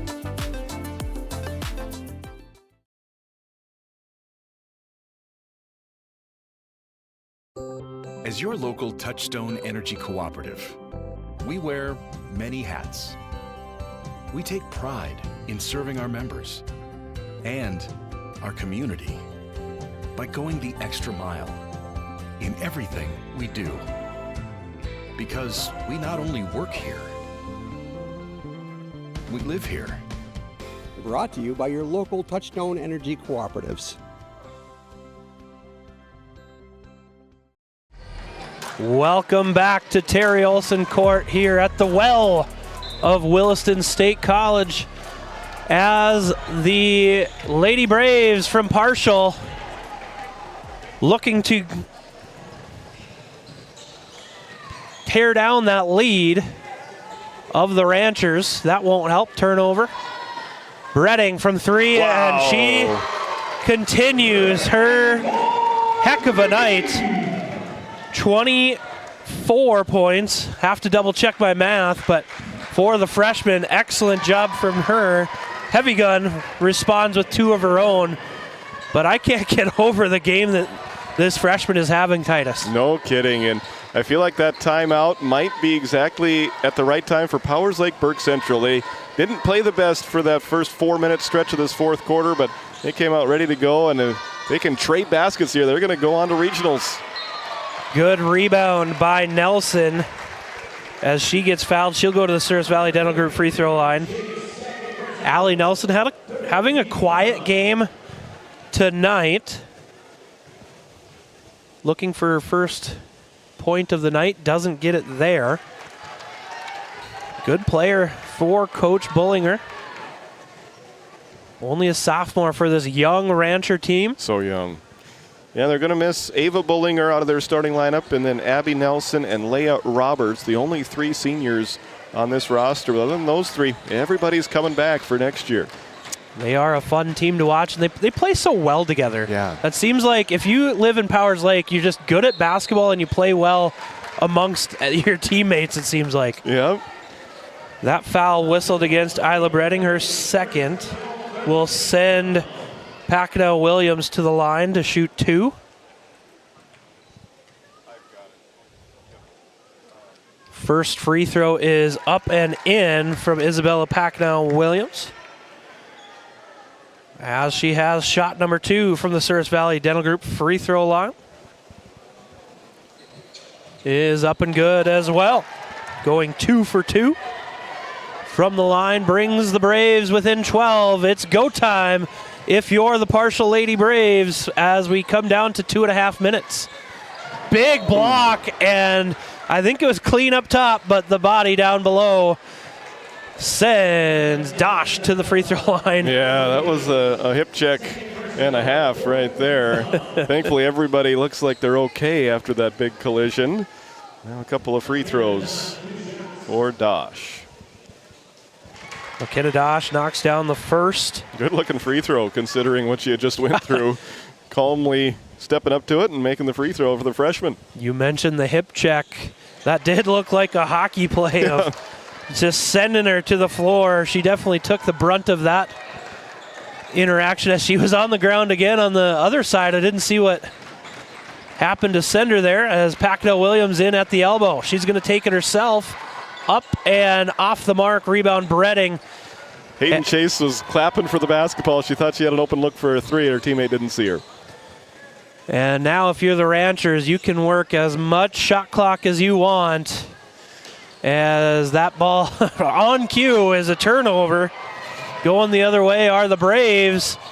Contact, and it's going to be a charge call on the Braves. Another big collision. The Ranchers get the call right there. Yep, good job in turning around and then getting her feet set to draw the charge. Third personal. Both teams getting close to the bonus right now. Now 3 against Powers Lake Burke Central, 4 against Partial, 1:54 to go. And if you're Powers Lake Burke Central here, I really want you to be patient. Just take your time, pass the ball around, work that shot clock down. You got the scoreboard and the clock in your favor. You're exactly right. Not that they have to go a full Dean Smith 4 corners offense, but quick shot is up and good. That was Abby Nelson. Abby Nelson. Yep. And hey, if it ain't broke, don't fix it. You get an open look, go ahead and take the shot. A 16-point lead is better than a 14-point lead. Three-pointer from the corner off the mark. Ball will stay with the Braves. But now if you're the Braves, you can't really take any time off. You have to go for every steal on defense. Offensively, any open look, you have to take it in a hurry. Heavy Gun will do just that off the mark, but she's going to go to the Service Valley Dental Group free throw line for 2. Yeah, good three-point shooters on the floor with Chase, Newman, and Keplin. They elect to go for the 2-pointer out of the baseline out-of-bounds play, and they don't get the initial basket, but Heavy Gun will have 2 free throws here, and she is a good free throw shooter, making free throw number 1. Heavy Gun makes the first of 2. It was a big foul. It's the 4th personal against Eastland Jensen, so she needs to be careful for the rest of this ball game. Make sure she doesn't pick up a 5th. Heavy Gun's second is good. She is 5 of 7 from the free throw line tonight. Doing her part to try to extend the season for the Lady Braves. The Ranchers bring it up. Bredding. Oh, pass over to Bullinger. A little lackadaisical, but and trapped in the corner. Jensen over to Nelson as they work it around. Under a minute to go. Shot clock under 10. Bullinger going to line up a deep 3, and that might be the dagger. 3-ball from Ava Bullinger extends the lead to 17 for the Ranchers as there's 40 seconds remaining. The Ranchers can feel it as the fans giving them a good round of applause. Heavy Gun puts in 2 more. She's had a good night for the senior. Foul's going to be on Chase, her 4th, as they have to foul now. Might be a little too late for the Braves. That'll send Nelson to the line.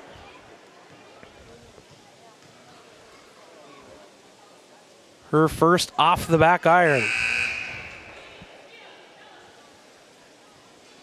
As some reserves come in for the Lady Braves. Kraft, Malnori, and I didn't see the other one.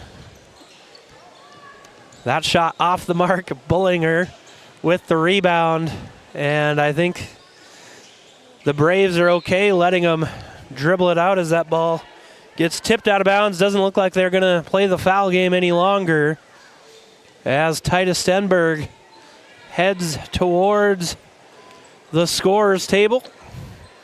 Going to try to catch Coach Bullinger and our Brad Johnson Insurance Player of the Game. I think I know who I'm going to have my vote for.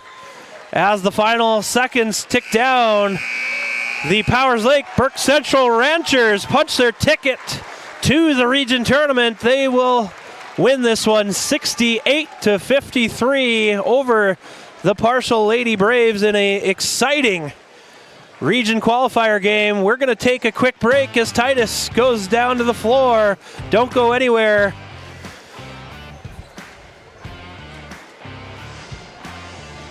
This Game Day Media broadcast is brought to you by TNT Measurements Incorporated, providing oil and gas allocation meter proving, calibrations, and production facility lac provings.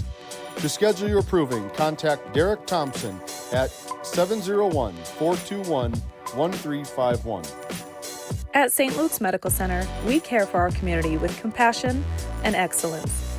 We are proud to be named one of the top 20 critical access hospitals in the nation. You can count on us today and tomorrow. Call now to schedule your next visit. This Game Day Media broadcast is brought to you by The Alexander Public School Foundation is dedicated to supporting the needs of students and the staff of Alexander School. We believe that the strength of the community is rooted in the strength of its school. Best of luck to all of the athletes, coaches, and fans from the Alexander Public School Foundation. Locally owned, locally loved, and open 7 days a week. Fresh, hearty meals, hot coffee, and a friendly face. A place where the community comes together. Pull up a chair at the Little Griddle Cafe in Alexander. Welcome back to the well as Titus Stenberg is caught up with our Brad Johnson Insurance Player of the Game, the freshman phenom, Isla Bredding. Down to you, Titus. Awesome. Thank you very much, Dylan. Isla Bredding, our Brad Johnson Insurance Player of the Game. What a first quarter you had. What was it like playing out there to start the game in a 14-point first quarter? It was just really fun because our team was moving, finding the open shot. It was so fun, fast breaking. We just were doing it all, moving the ball really well. And then you continued it into the second quarter. You had 44 points as a team at halftime. And then the second half, you didn't run away with the game, but you never really let Partial back into it. What was the key to success in the second half for you guys? We knew we had to play aggressive because they're an aggressive team, so we have to give the physicality back to them. Awesome. Well, great work. Congratulations on making it to regionals, and best of luck. Thank you. That's your Brad Johnson Insurance Player of the Game, Isla Bredding, as we welcome in the head coach, Jessica Bullinger. Coach, you got the job done. Now, what was this game like from your perspective out there? Oh, I thought our girls came out and gave it a really good effort. There were a few minutes here and there that I was like, oh, girls, we got to pull it together, and we had some runs, and that's something we've been working on all season, is just to go out there and play 32 minutes of good basketball. And for the most part, I thought they gave it a good job tonight. Yeah, that fourth quarter probably didn't start the way you wanted it to, but your defense hung with them right there. They didn't give up any points, even though your offense wasn't scoring any at that juncture of the game. What was that fourth quarter like for you? That's one thing I have to say about our girls here is that they don't give up. They keep going even when things aren't going their way, and you make adjustments and do some things to make it work, and they did it tonight, so I'm proud of them. Yes, they give you a lot to be proud of. Well, congratulations on winning here and extending your season. Best of luck as you prepare and get ready for regionals. Thank you very much. There you have it, the victorious head coach, Jessica Bullinger of the Powers Lake Burke Central Ranchers, as they qualify for the region tournament. Thank you, Titus, as we will take a quick break and we'll be back with more on the DNL Paraffin post-game show. Located in Crosby, North Dakota, Brad Johnson Insurance has been helping clients find insurance coverage since 1986. Our team is passionate about serving the community in which we live and pride ourselves on getting to know our clients to best serve their needs. Our staff is active in the public and strives to better our community through participation, involvement, and by supporting area events and youth programs. For a quote, visit bradjohnsoninsurance.com or call 701-965-4200 today.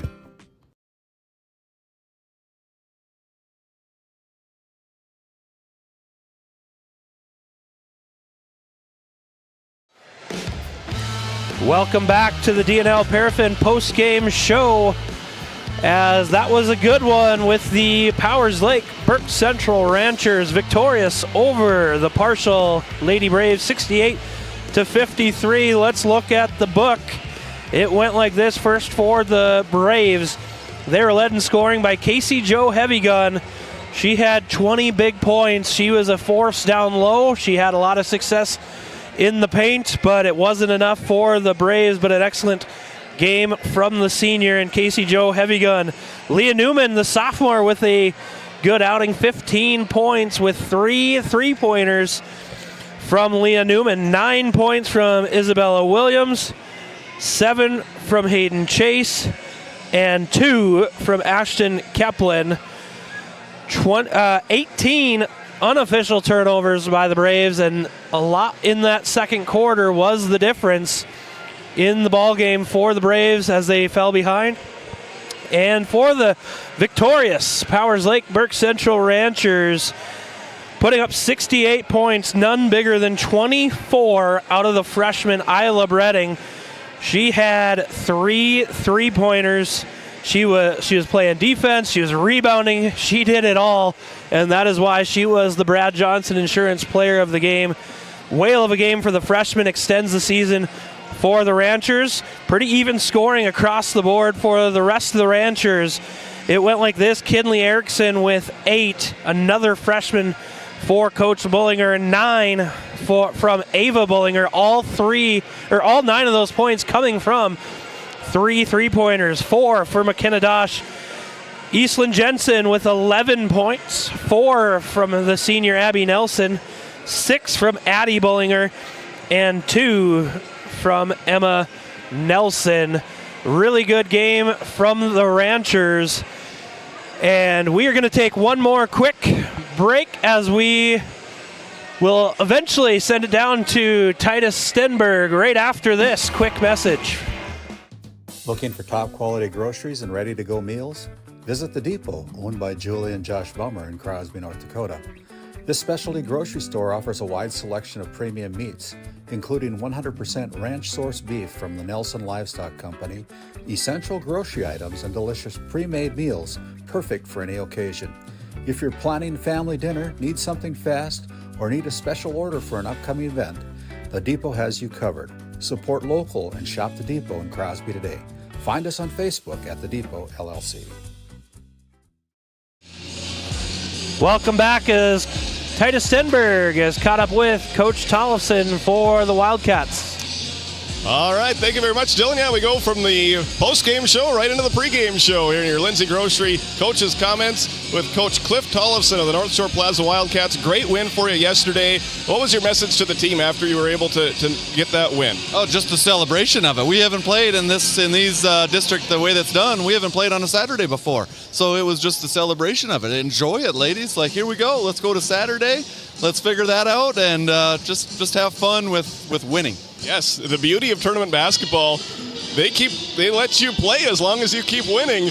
And now your opponent today is Divide County. What's it going to take to pull off the upset here and beat the 3-seeded Divide County Maroons? Well, I think it's what everybody's game plan is against the Maroons, for the last 2 years has been to control those Worman sisters. So, that's plan one right there. And that's going to be a team effort. That's not going to be 2 of our players that are going to have to stop 2 of their players. We're going to have to rotate players through. We're going to have help on it. And, that's step 1 right there. One of your defenders that I'm really excited to watch might not be a primary guarder of the Wormans, but Harper Mortensen, what a block party she put on yesterday.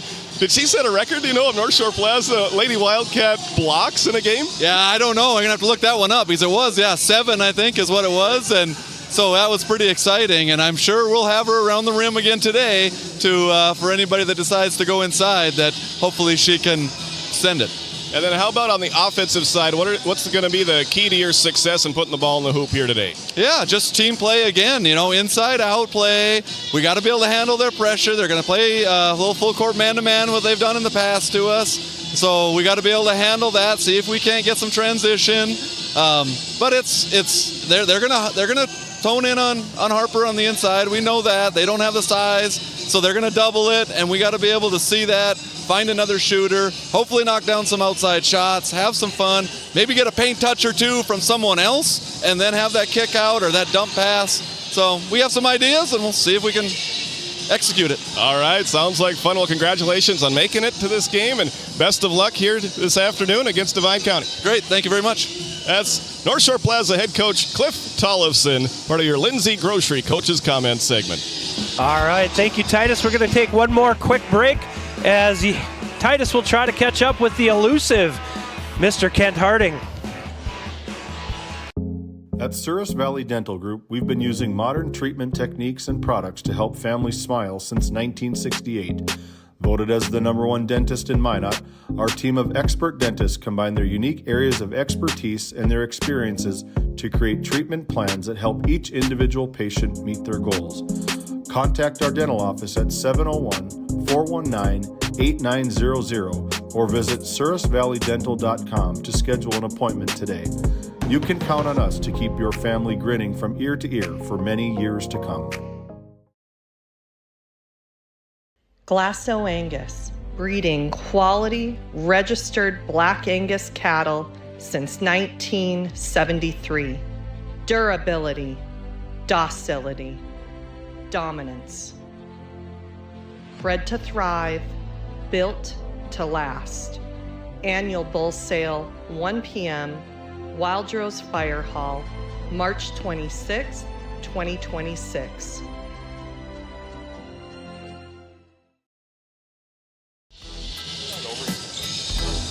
Welcome back to Game Day Media's coverage of the District 5 Girls Basketball Tournament. I'm here with Divide County head coach Kent Harding. Coach, a great start to your tournament with that first round win. Yesterday didn't go quite as well for you.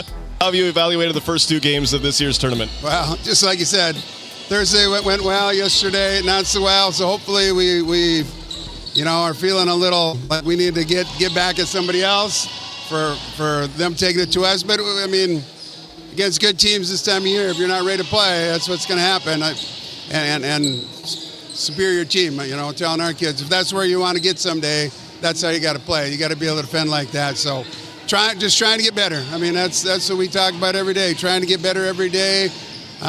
Today, no different, trying to get better. We played this team twice. Both of them been close games and battles. That's what it'll be again. And you do the little things the best, you might come out on top. By virtue of that first round win, you earn your spot in this game here. And you mentioned it, North Shore Plaza is a good team, and it seems like they've improved as the season has gone along. What do you hope that your team can do well here today to ensure a victory?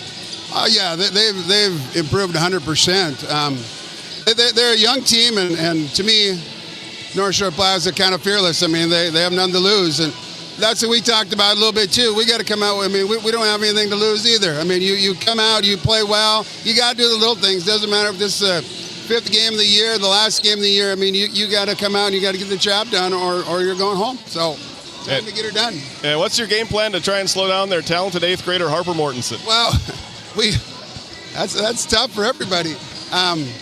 We try to cover down on her, try to put a lot of pressure on her guards, hopefully, and not let them get the ball into her so easy. We'll see. You know how you talk about things, and here's what you want to happen, and sometimes you have to adjust from that a little bit. So we'll it goes. Awesome. Well, thanks for the time here, Coach. Best of luck this afternoon. We'll talk to you down the road. Thank you very much. That's Divide County head coach Kent Harding as he gets his girls ready to go in this region qualifying basketball game. Back upstairs to you guys. Thank you, Titus. Some great words. As I welcome myself, Noah Fredrickson, David Peterson. How'd you get here? I don't know. I think we just appeared. Teleported. Teleported to the Game Day Media Tioga Medical Center sports desk, and we're ready to go again. A lot on the line here, and Coach Kent Harding said it best. You can prepare all you want, but then once the game starts, it's probably going to be totally different. Yeah, I'd imagine so. I like his response to what he said. How are you going to slow down Harper Mortensen? I don't know. We're going to figure it out through the course of the game. We saw this Divide County team last night really get up and down the court. They shot really well. They just ran into Kenmare. Yeah, I mean, Kenmare happens to a lot of teams. Happens to almost everybody around this area. But I think tonight, pretty good evenly matched team. Maybe the side maybe tips to the Divide County Maroons, maybe with a little bit more experience. They've been here a couple different times, a couple years ago on a heartbreak loss. We talked about on the drive up here to Powers Lake Burke Central. And this Wildcats team, you can't count them out. They're so fun to watch. Again, 2 youthful teams on both sides of the court. And I don't know if you can really stop Harper Mortensen, but I think you can maybe try to contain her a little bit. Well, like the Ranchers did, they double-teamed her, they triple-teamed her, and made her have to find the open teammate, and North Shore just wasn't able to knock down the open shots, and I think that's the recipe. Make them beat you from outside, because if Harper Mortensen gets going inside, Wildcats have a shot against anybody. Yeah, she's a good 3-way defender. She can play down on the bottom offensively. She can rebound. She's really that core to get the ball outlet and run for this North Shore Plaza Wildcats team. Set to be a good one, no doubt. Yeah, it's going to be a good one. We're going to take a little time out here, and we'll come back with our Red Rock Auto player spotlights. Located in Crosby, North Dakota, Brad Johnson Insurance has been helping clients find insurance coverage since 1986. Our team is passionate about serving the community in which we live and pride ourselves on getting to know our clients to best serve their needs. Our staff is active in the public and strives to better our community through participation, involvement, and by supporting area events and youth programs. For a quote, visit bradjohnsoninsurance.com or call 701-965-4200 today.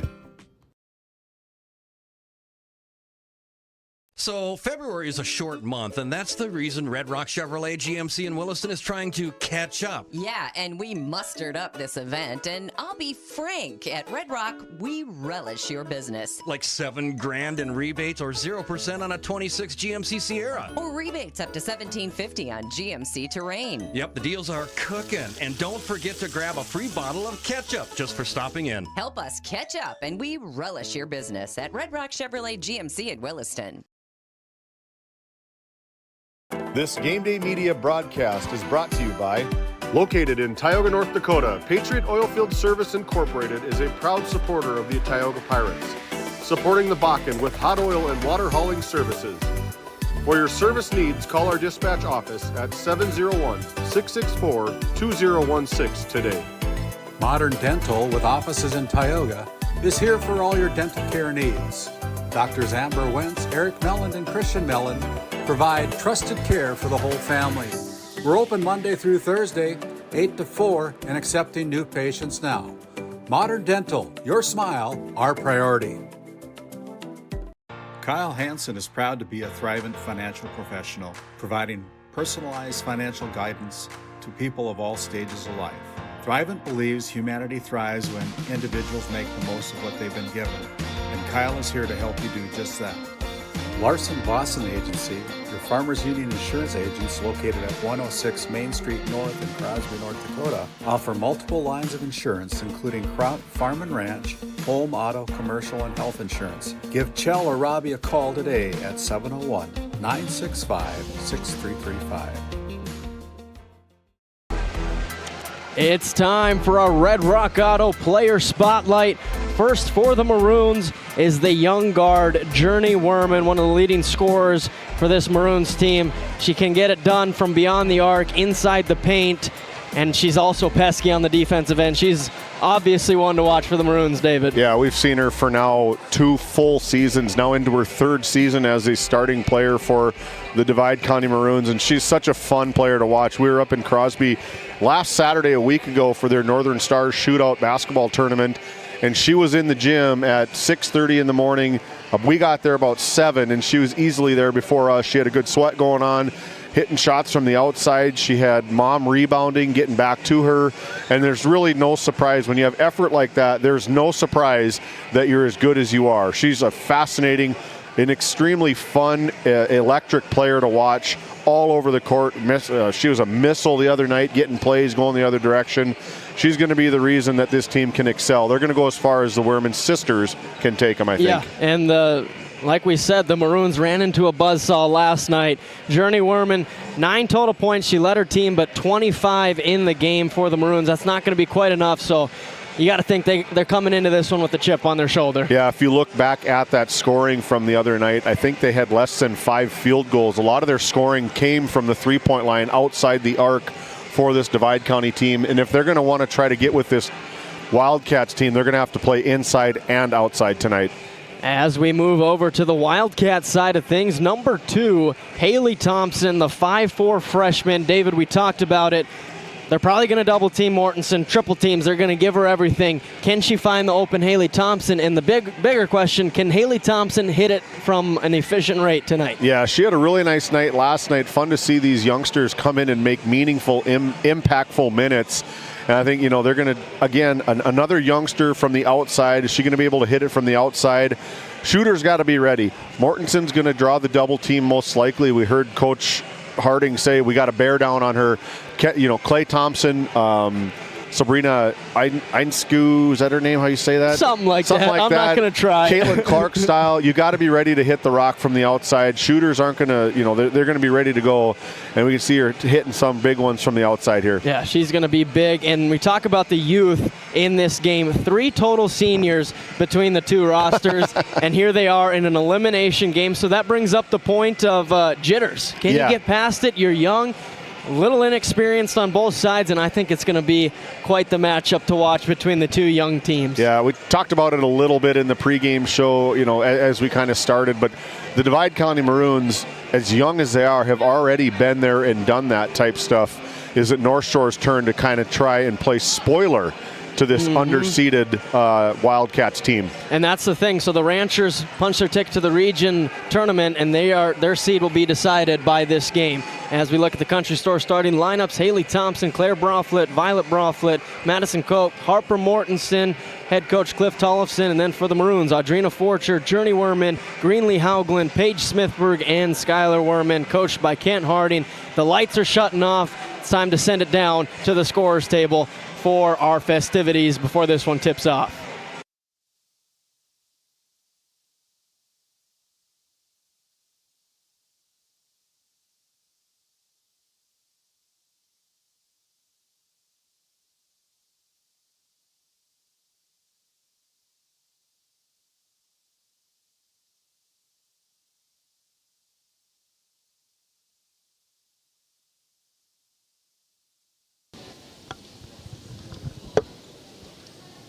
Good afternoon, ladies and gentlemen. Welcome to Terry Olson Court at the Well of Williston State College for the District 5 Girls Basketball Tournament.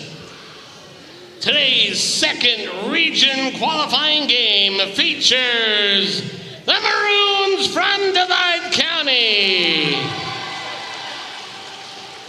and the Wildcats from North Shore Plaza.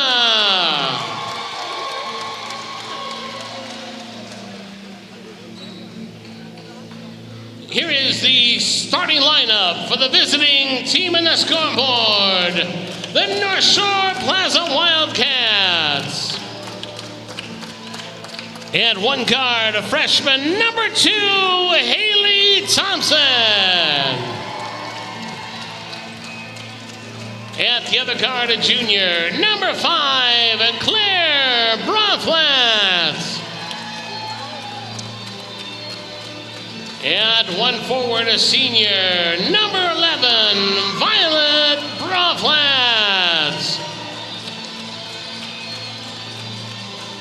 And another forward, a 7th grader, number 10, Piper Broflet.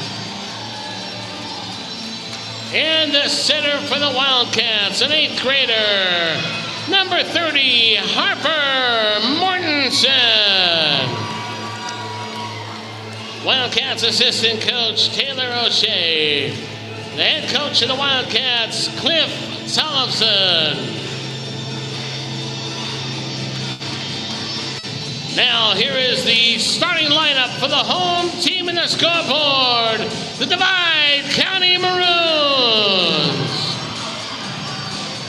And one guard, a freshman, number 11, Journey Werman. At the other guard, a junior, number 30, Skylar Werman. And another guard for number 10, Audrina Forcher. And one forward, a freshman, number 12, Greenlee Haugland. And at the other forward, a sophomore, number 20, Paige Smithberg. Maroons assistant coach, Kate Sorum. The head coach of the Maroons, Kent Harding. Your officials for tonight's game, Jarek Hansen, Dustin Urbis, and Kevin Schneider. Here we go, one last look at the Country Store starting lineups. Haley Thompson, Broflet, Cook, Mortensen, Forcher, Werman, Haugland, Smithberg, and Werman for the Maroons. And here we go. Elimination game number 2 here from the Well. The Wildcats win the opening tip. Look to get on the board first. Thompson controls, gets it to Mortensen, fires it down to Broflet. Now the double team comes out of bounds off of Audrina Forcher. So we'll stay down here with the Wildcats. These two teams met up twice during the regular season. The Maroons won both, one by 19, the other by 12. And you know what they say, it's hard to beat a team 3 times. As Smithburg gets the steal, races up the court, almost lost it, regathers, over to Forcher. She drives, tried to dump it off to Haugland, and a foul going to be called as Thompson was going for the ball. So our Red Rock Auto player spotlight, Haley Thompson picks up personal foul number 1, 30 seconds into the game. Smithburg in the left corner, dribbles it out. Journey Werman setting it up, playing against this 1-2-2 zone is what it looks like. Out to Forcher, fake drive, picks it up, back out to Journey. Now Forcher in the corner. Drives, Euro step, puts it up off the front rim. Smithburg got fouled on the cleanup duty. As we take a look at that RTC Network's instant replay, we've seen that Euro step so many different times from so many different players, specifically to this Divide County Maroons team. And Smithburg, again, she's so fast to get up and down. That's why she's such a talented volleyball player when she goes up to attack the kills. She is shot out of a cannon.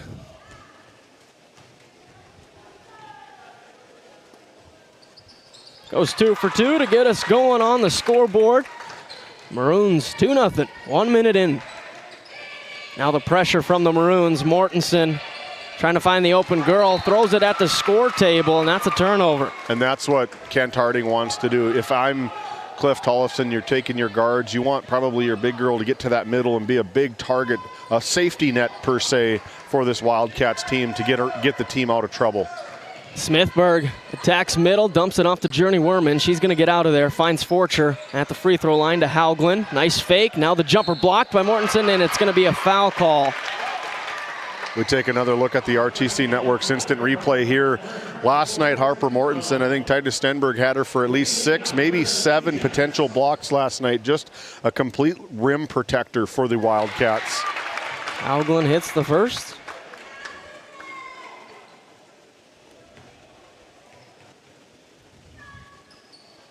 Not good on the second. Rebound ends up in Mortensen's hands. She'll bring it up as the point center. Now to Broflet. That is Piper Broflet. Now to Claire in the left corner, looking down at Mortensen. Gets it to her and double team comes. Now we're out to Thompson on the right side. Back down to Mortensen, triple team, results in a turnover that time. And they're executing that plan to perfection as Coach Kent Harding gives a big fist bump on that sideline as he can see all of his kids doing exactly what the game plan says, is they want to cover down and really, really disrupt the flow of the offense for the Wildcats. Yeah, defense was great, but the offensive transition, not so great. They got to get that part figured out. Violet Broflet will bring it up. Slows it down, picks it up, now over to Mortensen, top of the key. Hand off to Piper. Thompson looking down, now goes to Claire Broflet on the right wing. Skies it into Mortensen, and that's going to be a push call on Haugland. That might be a matchup there that we're going to see for at least, I think Haugland comes in. She's a freshman, and Mortensen is an 8th grader. We're going to talk about these two bigs for both of these teams respectively for at least the next 4 seasons. And that might be another personal, depending on who they give the foul to, but Mortensen will be at the line. And I believe that, yeah, that'll be Haugland's second personal. And that's the size they need to defend Harper Mortensen. Just over 2 full minutes, and that was our first shot attempt of the game.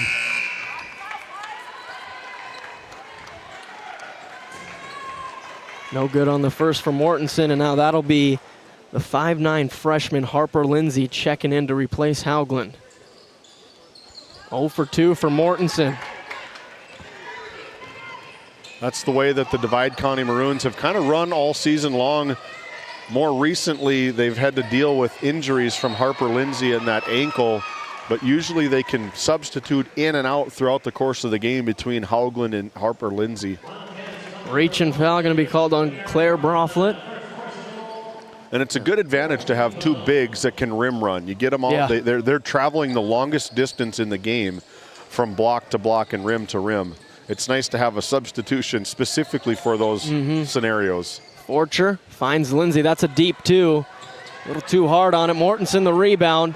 Up to Piper Broflet. She's going to try to slow it down, but it's stolen away by Smithburg. Now Skylar Werman, spin move into the lane, blocked by Mortensen, but again, another foul called on the block attempt. We take an RTC Network's instant replay look here. Harper Mortensen, yeah, it's definitely a foul. Just came across the head. About backside of the head there a little bit. I don't know if you can't really adjust on that as a whole lot, but that's a big second personal foul to Harper Lindsay. See if what head coach Cliff Tollefson's going to do, if he's going to ride the momentum here or just get her out for a quick break.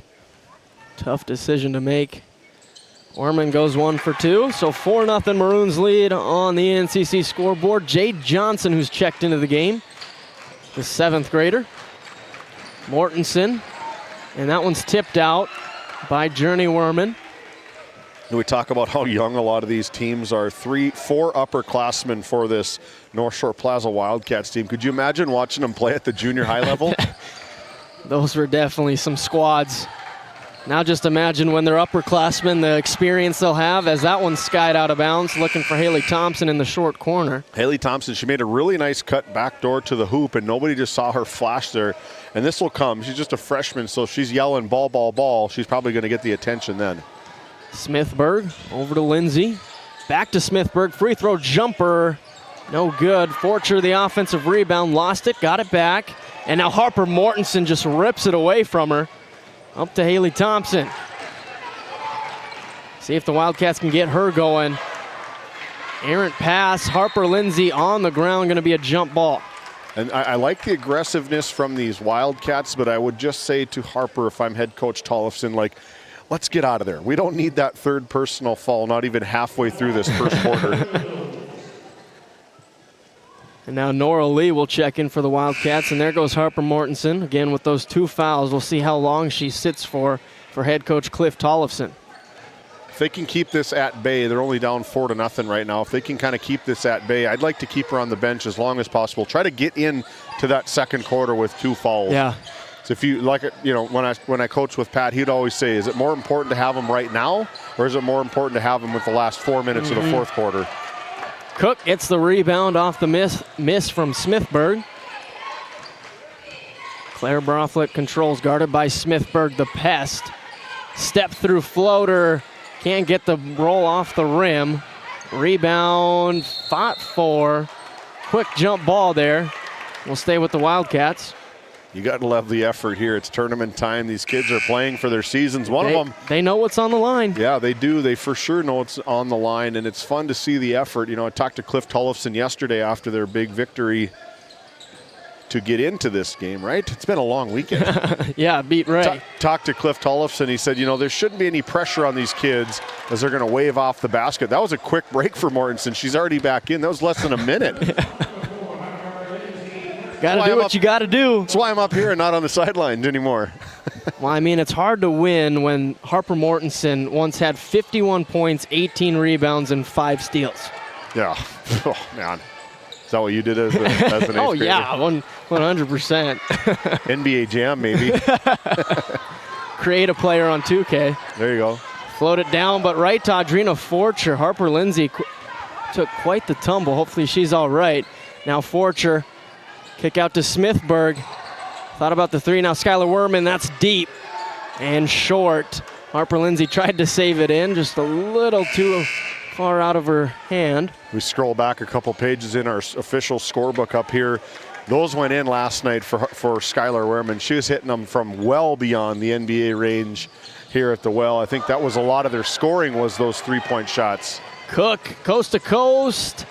Off the top of the backboard, Haley Thompson the rebound, kick out to Jade. One more to Claire Broflet. She's going to drive it, put up the floater, can't get the roll. Mortensen another rebound, and now the Wildcats will reset. Back to Mortensen. Double team comes, kick out Johnson, 3-pointers up, and too hard, out of bounds. Maroons ball. Yeah, 4 shot attempts for these Wildcats, just nothing going in quite yet for them. And now into the game for the Wildcats, number 11, Violet Broflet. The lone senior, the elder statesman here for this Wildcats team. And in her mind, she's playing for a lot more than everybody else. She doesn't want this to be her final game. Euro step, blocked by Mortensen. Werman tried to get it up, but that's a tough frame to get it over. try to keep track of these blocks for Harper Mortensen. I was talking to Cliff Tollefson after the game last night. What is the school record for most blocks in a game? He goes, I don't know. I'd have to go back and check. That pass goes out of bounds. That'll be a Maroons turnover. It's got to be at least 6 or more, because that's what Harper had last night unofficially on our Game Day Media record. Well, it looked Titus like, is giving me 7. We're going to go with 7 here. Looked like they ruled that it was, there we go, yeah. Ruled Wildcats ball. Maroons wanted to take it out. Trying to confuse the refs. Sneak an extra possession out of there. And it's going to be a turnover anyway. 4 turnovers for the Wildcats.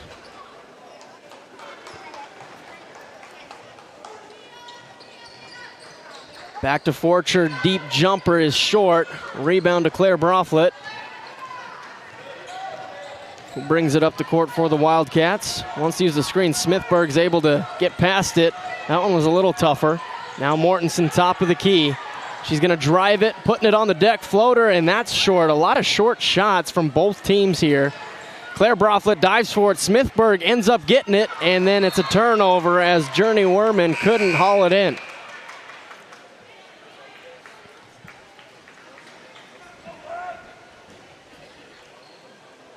That is Zoe Lervik, the 5'7" freshman, checking in for the Maroons, trying to defend Harper Mortensen. Broflett floated it in, and it's taken away. Too much loft on that one. Smithburg behind the back. Now she lost it. Turnover after turnover here to start. Wildcats still yet to get on the board in the first quarter. Piper Broflett now back to Mortensen. Nice defense from Lervik. Crosses it over to Jocelyn, who's checked in, and Mortensen, the cleanup duty, and one, Harper Mortensen. We take a look at that RTC Network's instant replay. Finally, one drops for Harper, a little bit shove in the back there, but just the confident play from the 8th grader. Finally getting that lid off the basket for this team. Good. Yeah. So it'll be one shot from Mortensen. Missed her first 2 attempts. But you got to feel good. You finally score, and you're still only down 1 possession. Mortensen misses that one, though. 4-2. Wildcats are winning the field goal battle. 5 to a couple. Journey Werman swings it to Smithburg. Now Journey getting into it. Hand off to Forcher. Now to Lindsay in the paint. Jumper's good. And Harper Lindsay, if she cut her fingernails this morning, that's probably why she didn't get that block. She was right there, or excuse me, Harper Mortensen, to get that block potential. Switch from Mortensen to Werman, but she gets it down to Broflett, blocked by Smithburg. We take a look at the RTC Network's instant replay. Small in stature, but huge in effort here from Paige Smithburg, sending it back to the student section. Claire will inbound for the Wildcats. Looking for Piper, get it to her. Fadeaway layup off the mark, and Harper versus Harper. Lindsay hit the floor hard. That's the last thing that head coach Ken Harding wants to see is Harper go down hard, because they've been battling all season without her. And now they finally get her back. The last thing they want to see is her coming back off the court. Smithburg controls for the Maroons. Hand off to Harper Lindsay. Forcher back out to Journey. She's going to drive it into the paint. Triple team. It don't matter. And she's on the board. Journey Werman basketball right there. She's such a creative shot maker. She can get so many different shots to fall. That was quite the move from Piper Broflett, but the floater wasn't able to drop. And now a foul while Skylar Werman was on the ground. And that's going to send the Maroons to the free throw line for 2 shots with 24.2 seconds left here on the game clock.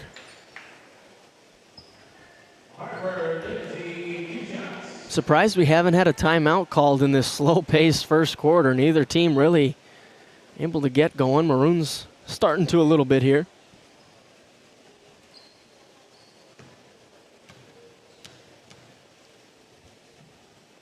Harper's good on the first.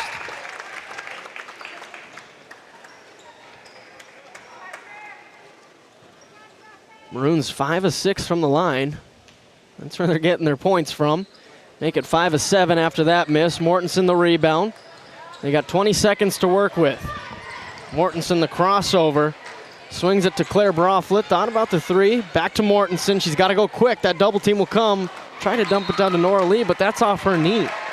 Yeah, big turnover there as the Wildcats really wanted to try to get a basket on going into this second quarter. Now a smart substitution here. You don't want Harper Mortensen getting in any more foul trouble with 10 seconds left in the opening quarter. Yeah, she's played really good in this last about 3 minutes with those first 2 fouls. Someone's got to get it off. Claire Broflet to steal, the heave. That's going to be short, and that ends our opening quarter. Brought to you by Northwest Therapy Services. 9-2, Maroons lead. We'll be right back with second quarter action. D&L Paraffin Incorporated is a local family-owned hot oil company that has been in operation since 1981. We work hard to develop good business relationships with the oilfield companies in the Tioga area. While offering services north of Lake Sakakawea, we focus on integrity, hard work, and safety. For all hot oil services, call dispatch at 701-641-3065 or 701-641-6310. And for hiring information, be sure to follow us on Facebook at DL Paraffin. Tioga has a lot to experience, from food to fun food. There's so much to take in. Brush up on your history. Grab dinner and drinks. Then catch the latest movie in a historic theater. With many great places to stay, Tioga makes for a fun and easy getaway. Come experience Tioga and see why those that live here love it here. Welcome back to the Well. Want to give a shout out to Flag Family Media picking up this Wildcats versus Maroons matchup here. An elimination game. Loser, season over. Winner advances to the Region 3 tournament. A lot on the line, but a slow pace to begin. It's really hard to believe that we're at this point. I feel like you and I were just literally kicking off football season. We talked about it on the way up here. It's just hard to believe how fast this is going. Moves so fast. Can't even believe it. Piper Broflet tries to drive again, this time taken away by Haugland, who's checked back in with those 2 personal fouls. And Mortensen sitting on the bench there trying to buy some time, being down 7 yet. They got to get something going for this Wildcats team real quickly. Forcher stuck at the free throw line, taken away by Claire Broflet. That'll be a turnover on the Maroons, number 5. Nora Lee brings it up now over to Claire Broflet. Swing it to Piper. Pull up 3 beyond the arc. A little too hard. That was from Steph Curry range. Skylar Werman, and that's a jump ball. Stay with the Maroons. Possession arrow, like you said, stays with the Maroons. Checking in and out of the game, really buying some time is number 32, another 7th grader, Nora Lee. She played a lot of minutes last night. Really, I like that kids are gaining confidence in small little spurts of time. You come in, you give some of the primary players a little blow, and then you come back out. It's just, they're also learning the game of basketball as well, of situational basketball. Journey Werman off on that 3. Jade Johnson the rebound. Now Harper Mortensen will bring it up as she's checked back into the game. Got about a minute break. Jade Johnson will use the screen. They got the switch. But again, that help side defense making them not want to throw it because that's what happens. But Mortensen ends up with the ball. Now over to Cook. And she'll control. Cross-court pass to Claire Broflet over her head and another turnover. And you can just tell all eyes are on Harper Mortensen when they get the ball swinging around. She's trying to get really good position, but it's Paige Smithberg diving down there, Journey Werman diving down there, Forchers, they're all diving down there. They're doing exactly what we said. You got to double team, triple team her, make the rest of them beat you. Making it almost impossible for a post touch. Another jump ball, this time going to the Wildcats. Yeah, it was quite a weird first quarter. Wildcats got more jumpers off. They were 1 for 7, and then the Maroons 2 for 4. A lot from the free throw line, though. Jade Johnson driving, loses it, and they save it into Jade Johnson. Tipped again, and now it's going to be a turnover. That was kind of a picture of that first quarter and the first couple minutes here of gameplay in the second quarter. Wide open layup, you drive down in and you stop versus going all the way in for a momentum 2-point play. Maroons playing with a 7-point lead on the NCC scoreboard. I wouldn't say either team has a lot of momentum right now, but faring in favor of the Maroons right now. Down to Hauglin. Kick out to Skylar. Three's up. It's good. Skylar Werman, there's some momentum. It was a really nice play from Skylar. She's always ready to shoot. You know, she's got that Klay Thompson, hands are up, ready to get it. Ball was down by her shoelaces. She picked it up and was able to put it in. Now Cook, pressured by Smithburg. Over to Jay Johnson-Thompson. Doesn't want to take the long jumper. Drives, kick out to Mortensen. Back to Broflet up top. She's going to drive it, lost it, and it's going to stay with the Wildcats. 9 seconds on the shot clock.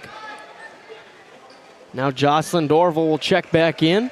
Another 7th grader, all over the place. Got the whole 7th grade class playing varsity basketball down in North Shore Plaza. Almost got that steal.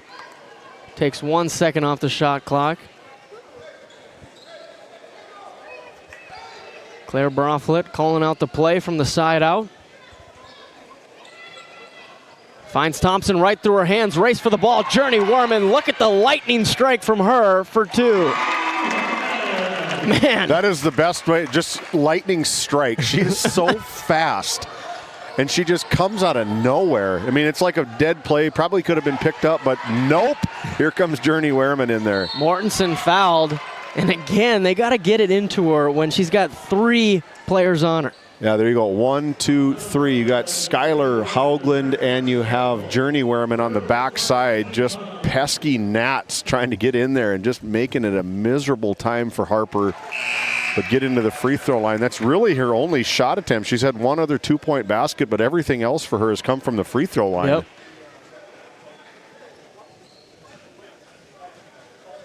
Second free throw here.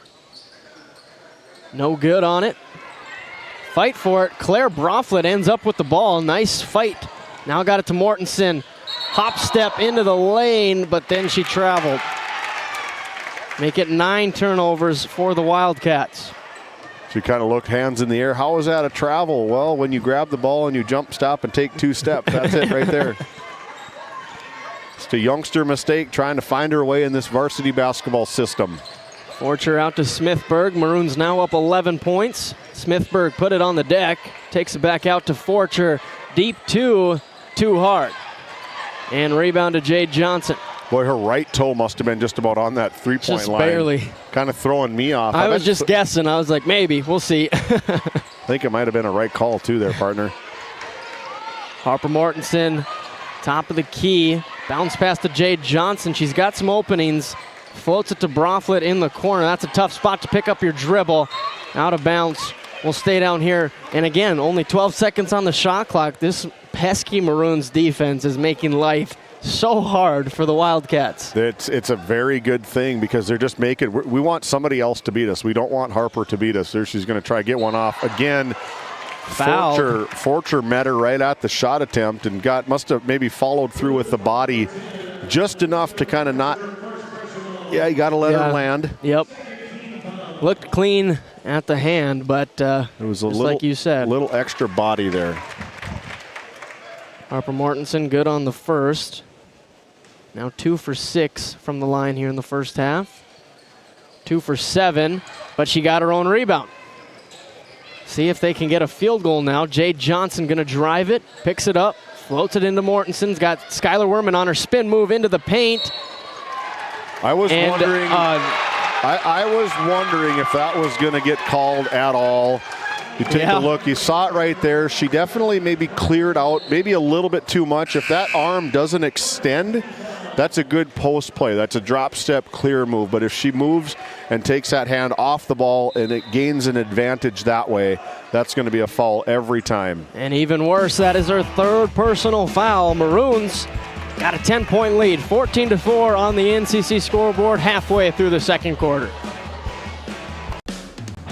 Game One powers your team, business, and community with athletic apparel, uniforms, company gear, and event apparel.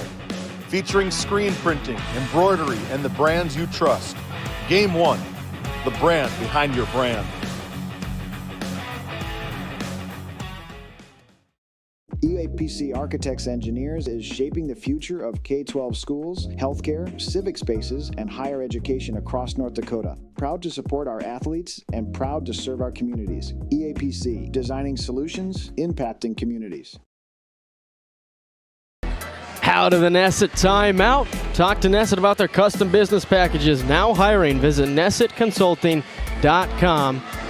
And this is going to be quite the uphill battle for the Wildcats. Down by 10. Harper Mortensen, their leader, with 3 personal fouls already. Yeah, that was a big personal foul right there. I don't see. I mean, you're only down 10. I mean, that's not that bad of a deficit right now, the way they're playing. But if she can sit the rest of the quarter and they can stay within 10 or close that gap a little bit, I'm fine with probably putting her back in to start the second half. But if she starts the second half and gets a fourth, that is a lot of time sitting on the pine with the head coach as the kids try to battle back. Wildcats force the turnover, but they need points. Claire Broflet almost lost it. Now she's in a tough spot. And offensive foul, another elbow. They're throwing out elbows here tonight. Free elbows. Buy one, get one. That's 11 turnovers now for the Wildcats. Yeah, not a whole lot of shot attempts right now. I've got them for 7 total shot attempts here. Just 1 in this second quarter.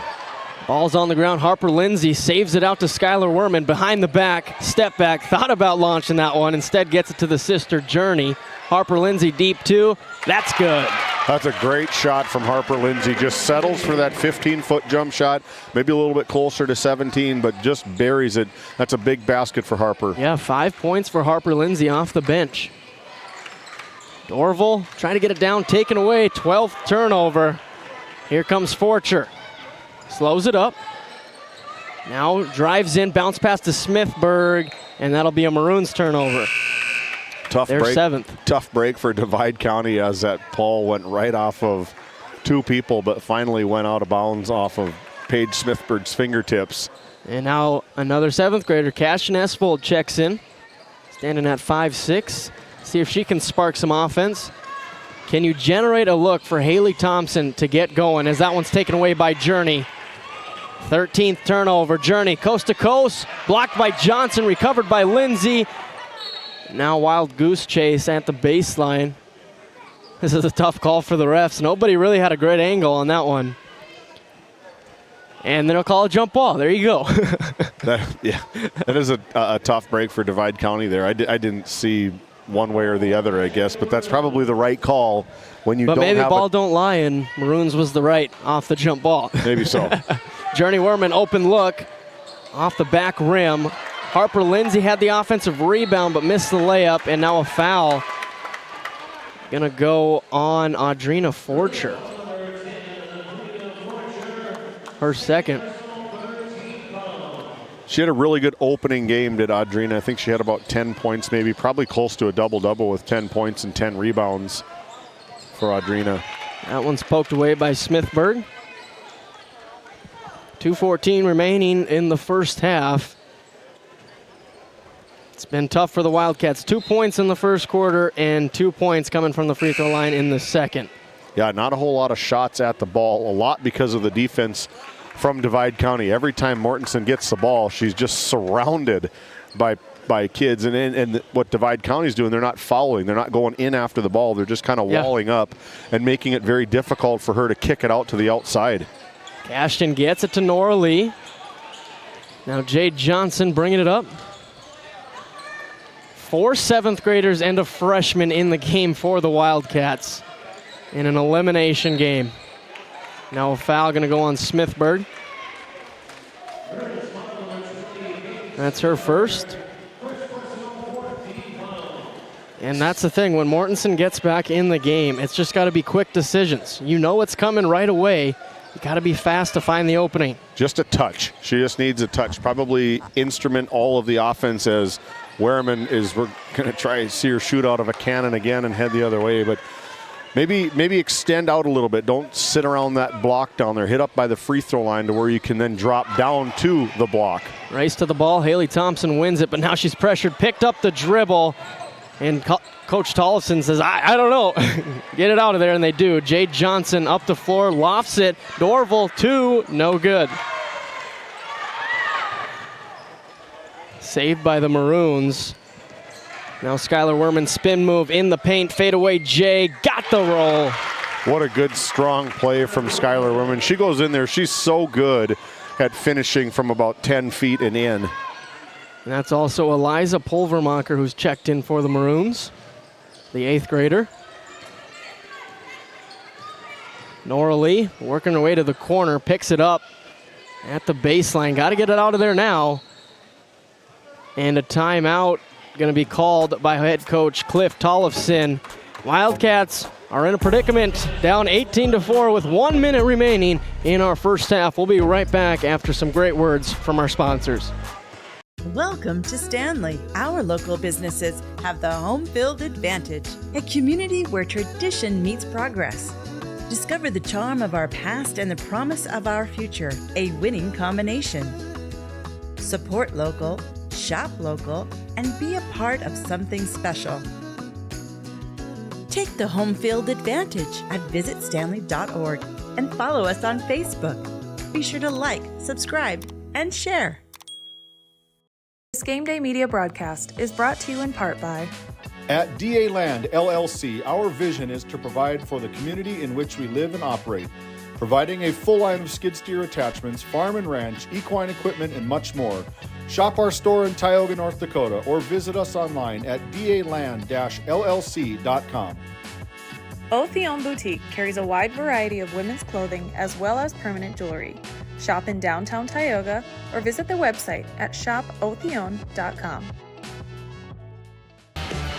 Welcome back to the Well, a beautiful facility for the Tetons here in Williston, North Dakota. Wildcats not liking the rim over here so far, but at the same time, they haven't got many looks off either. Broflet will inbound with 15 on the shot clock. Quick shot is up and good from Violet Broflet. Finally, some life for this Wildcats team. They see one go in. Hopefully that can get maybe another basket here and get it under 10, or get it to 10 at least. Lindsay no good on that deep jumper. Rebound to Broflet. So they got to stop. Now can they get another bucket and end this first half with some momentum? Broflet pressured by Smithburg, picked it up, now over to Haley Thompson. Doesn't want the screen, drives, floated it up, underhanded, no good. Offensive rebound to the Wildcats. 15 on the shot clock. 9 seconds between the shot and game clock. Cook swings it over to Broflet, 7 seconds, down to Piper. 2-pointers up and no good. Smithburg the rebound. 10 seconds remaining here in the first half. Skylar Werman up. Now going to take it out with 7 seconds. I think she wants a 3 because she's taking her time. I don't know what she's doing. Uses the screen, finds Harper Lindsay, got to get it off. She does, and no good. And that's how the first half comes to an end. A low-scoring rock fight here from the Well. Maroons lead 18-6 on our NCC scoreboard. We'll be right back with our Bank of Tioga halftime report. For the healthcare services you need, an expertise you can trust. It's right here at home with Tioga Medical Center. You're important to us, and so is your well-being. From primary and specialty care to surgical services, we're committed to caring for you at every stage of life. There's no place like home with trusted, familiar faces. You can trust me. You can trust us. You can trust Tioga Medical Center. Trusted healthcare here at home. Fisher Family Chiropractic in Williston and Ray, where healthy families grow. From pregnancy to infants to grandparents, our gentle, natural care keeps your whole family aligned, active, and feeling their best. Always welcoming new patients in our Williston and Ray offices. Build lifelong wellness together. Come see why we have been voted Best of the Bakken for 8 years in a row in Williston and Ray. Continental Resources is proudly independent and fiercely pro-American energy. American-produced oil and natural gas will play a critical role in America's and the world's energy future. So will we. We're deeply invested in our communities in North and South Dakota, Montana, Oklahoma, Wyoming, and Texas. Visit CLR.com for job opportunities. We are Continental Resources, America's energy champion. This Game Day media broadcast is brought to you in part by Tegan's Interiors, located on Main Street in Crosby, North Dakota. Follow them on Facebook or find them online at tegansinteriors.com. Gustafson Septic Service Incorporated, family owned and operated since 1986. Offering septic service, portable restrooms and hand wash, sewer jet and camera services. Located in Stanley, North Dakota, call for a free quote at 701-628-2960. Skin by Legacy Tioga opened doors February 2024. Skin by Legacy is a branch of the Minot location Legacy Health Clinic. Our goal is to bring big city conveniences to the rural and surrounding communities. We offer a number of aesthetic services and more. Skin by Legacy Tioga is open Tuesdays and Thursdays. You can find our link to book by Googling Skin by Legacy, by Facebook or Instagram, where you could book at either location.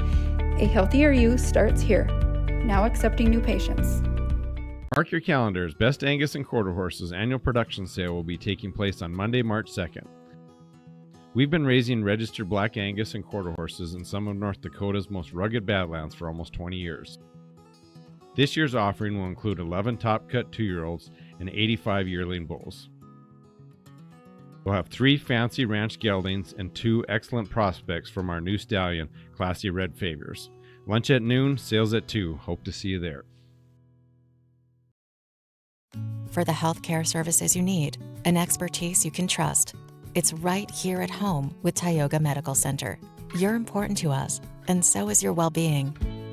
From primary and specialty care to surgical services, we're committed to caring for you at every stage of life. There's no place like home with trusted, familiar faces.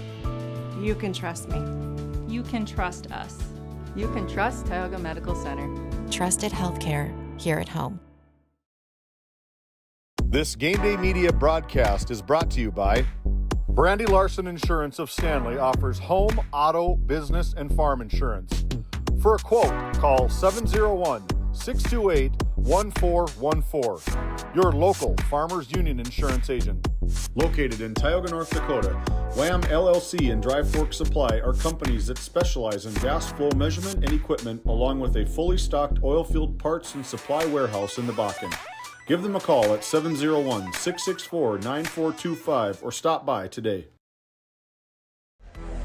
Welcome into the Bank of Tioga halftime show. 2 convenient locations in Crosby and Tioga, North Dakota. Do more with your money at the Bank of Tioga. Well, it was quite the first half. 24 total points between the 2 teams. So we'll start with the Wildcats. 6 points in the first half. They averaged 47 points per game, so we can say that was not their greatest first half. I mean, you look at the stats. Violet Broflet finally got a field goal, so she's got 2 points. And then Harper Mortensen with 4, and that rounds them out, shooting 17% from the field and 29% from the free throw line. Yeah, not a good start. Probably not what head coach Cliff Tollefson wanted to come out of the gate with, but that's the way it happened. So, And like I said at the end of the first quarter, yeah, you only had 2 points, but you also weren't down a crazy amount, and that holds true here at the halftime break, only down 12. And if you would have said the Wildcats scored 6 points in the first half, I would have said they were probably down 30. So they're staying alive. They're only down 12. So, David, I ask you this. How did they get back into it? Well, got to score the ball. All right, yep. I mean, you got to hit it from the outside. They need some outside scoring to get the double and triple team that's going on down in the middle for Mortensen, and they got to keep her out of foul trouble. That's the big one. There's not a whole lot of coaching that can prevent a kid from getting in foul trouble. I mean, it's just she's going to have to play a smart basketball game in the second half. I'm really interested to see what Tollefson's going to do, if he's going to keep her on the bench. Being down 12 points with her playing maybe 50% of the half is a big win in the situation that they're in, I think. But as they continue to go, like I said, maybe the block isn't the best place to go for tonight's game. Maybe playing on that free throw line and then cutting and dropping down to the block as part of their offense. A different look, moving around, not staying there so stationary, working from block to block, kind of a triangle type plays, and gets people away from you. You got to work to get open. And if you're just standing there, you're easy to guard. Not saying she's just standing there, but if you're just staying in one spot, being the post presence, you're going to get sucked in. And that's exactly what Divide County's game plan was, and they're executing it to absolute perfection. Yeah, they're doing a great job on the defensive end. And you got to think, some of these Wildcats have to take some outside shots when they do get the kick out, because right now they'll get the kick out and they'll swing to the next person. I just think of Claire Broflet. She's had some opportunities. She doesn't want to shoot the three, but I think in a game like this, you got to at least let a couple of them fly and see how they're dropping. Yeah, I mean, you probably have some records up for the Ranchers. Any shot that you put at the rim is better than throwing it out of bounds. Exactly. Or throwing it to the girls that are wearing the white jerseys tonight. So, because that's the other thing, 13 first half turnovers, not helping. More turnovers than points by a margin of 7. Sometimes you might be better lucky than you are good. Like maybe you just get a lucky shot that kind of sparks some offense. You have a crazy reverse layup or kind of a silly bank shot from the side or something. You know, they're looking for everything, every possible solution to get some more points on the scoring board. But to be down by 12 to a very, very, very talented number 3 team in the district, the Divide County Maroons, only scoring 6 points, you got to be somewhat pleased with that if you're head coach Tollefson. Got to take some positives out of it, as they held the Maroons to only 18 first half points, a team that averages 56. So they put their hard hat on that end, but they got to get the offense figured out. But we look at the Maroons, 5 points from Harper Lindsay, 2 from Journey Werman, 1 from Greenlee Hauglin, 2 from Paige Smithberg, and then 6 from Skylar Werman. Shooting 67% from the field, but they've only really shot 9 times. It's been a lot of work at the free throw line and just a slow pace in the second quarter. Almost a polar opposite of what happened the other night for Divide County. They've got 1, 2, 3, 4, 5 shots from inside the arc and just 1 from the three-point line, whereas last night it was probably 5 shots from the outside to maybe 1 2-point basket inside the arc. So a different pace of play. It's a different type of game tonight. It's more at stake now, and I no doubt the shots are going to start flying from these Werman girls. Seeing Fortra try to get involved maybe a little bit more, you know, and they're probably looking at, you know, Harper Lindsay and Greenlee Hauglin potentially like, we're not going to maybe need your offense tonight. We want you to focus and remain focused on trying to isolate and eliminate Harper Mortensen.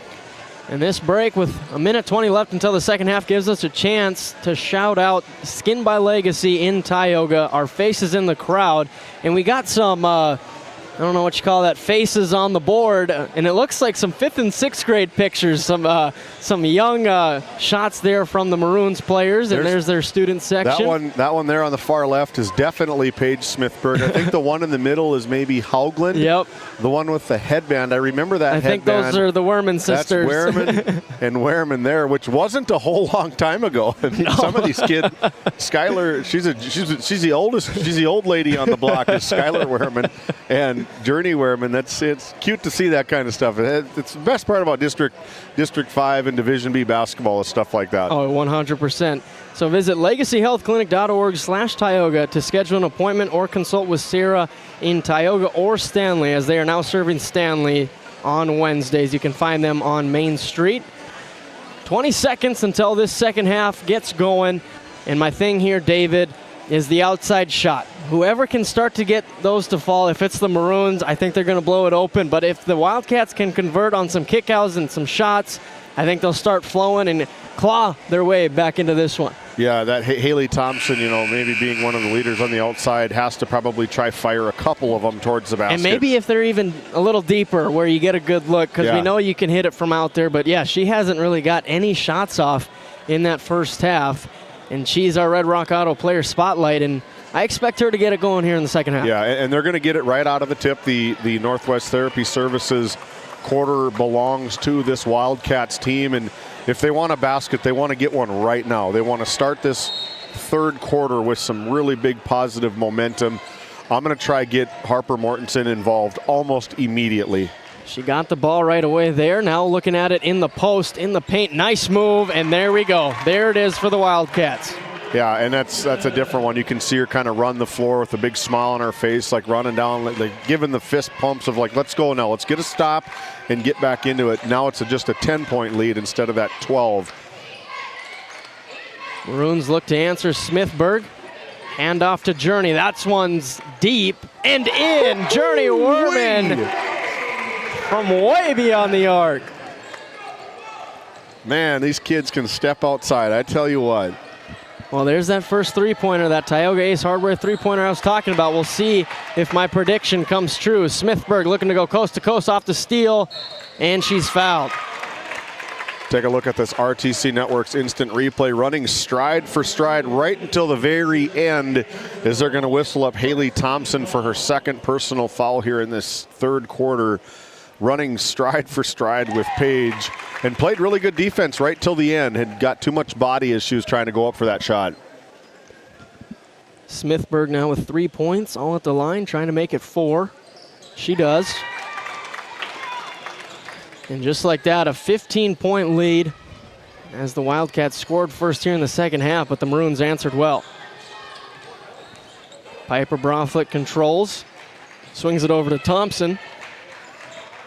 Back to Piper now. Harper Mortensen at the free throw line. Triple team comes. She's got to get it out. Tips it out to Piper. Back to Mortensen. Another good look and in for 2. That's another good look. Again, round she goes, and Kent Harding says, hey, the game plan was to eliminate her. The game plan is not to get into this third quarter and let her do what she wants. Yeah, the Maroons defense a little lax here to start the second half, but they're up 13 on the NCC scoreboard. We'll be right back.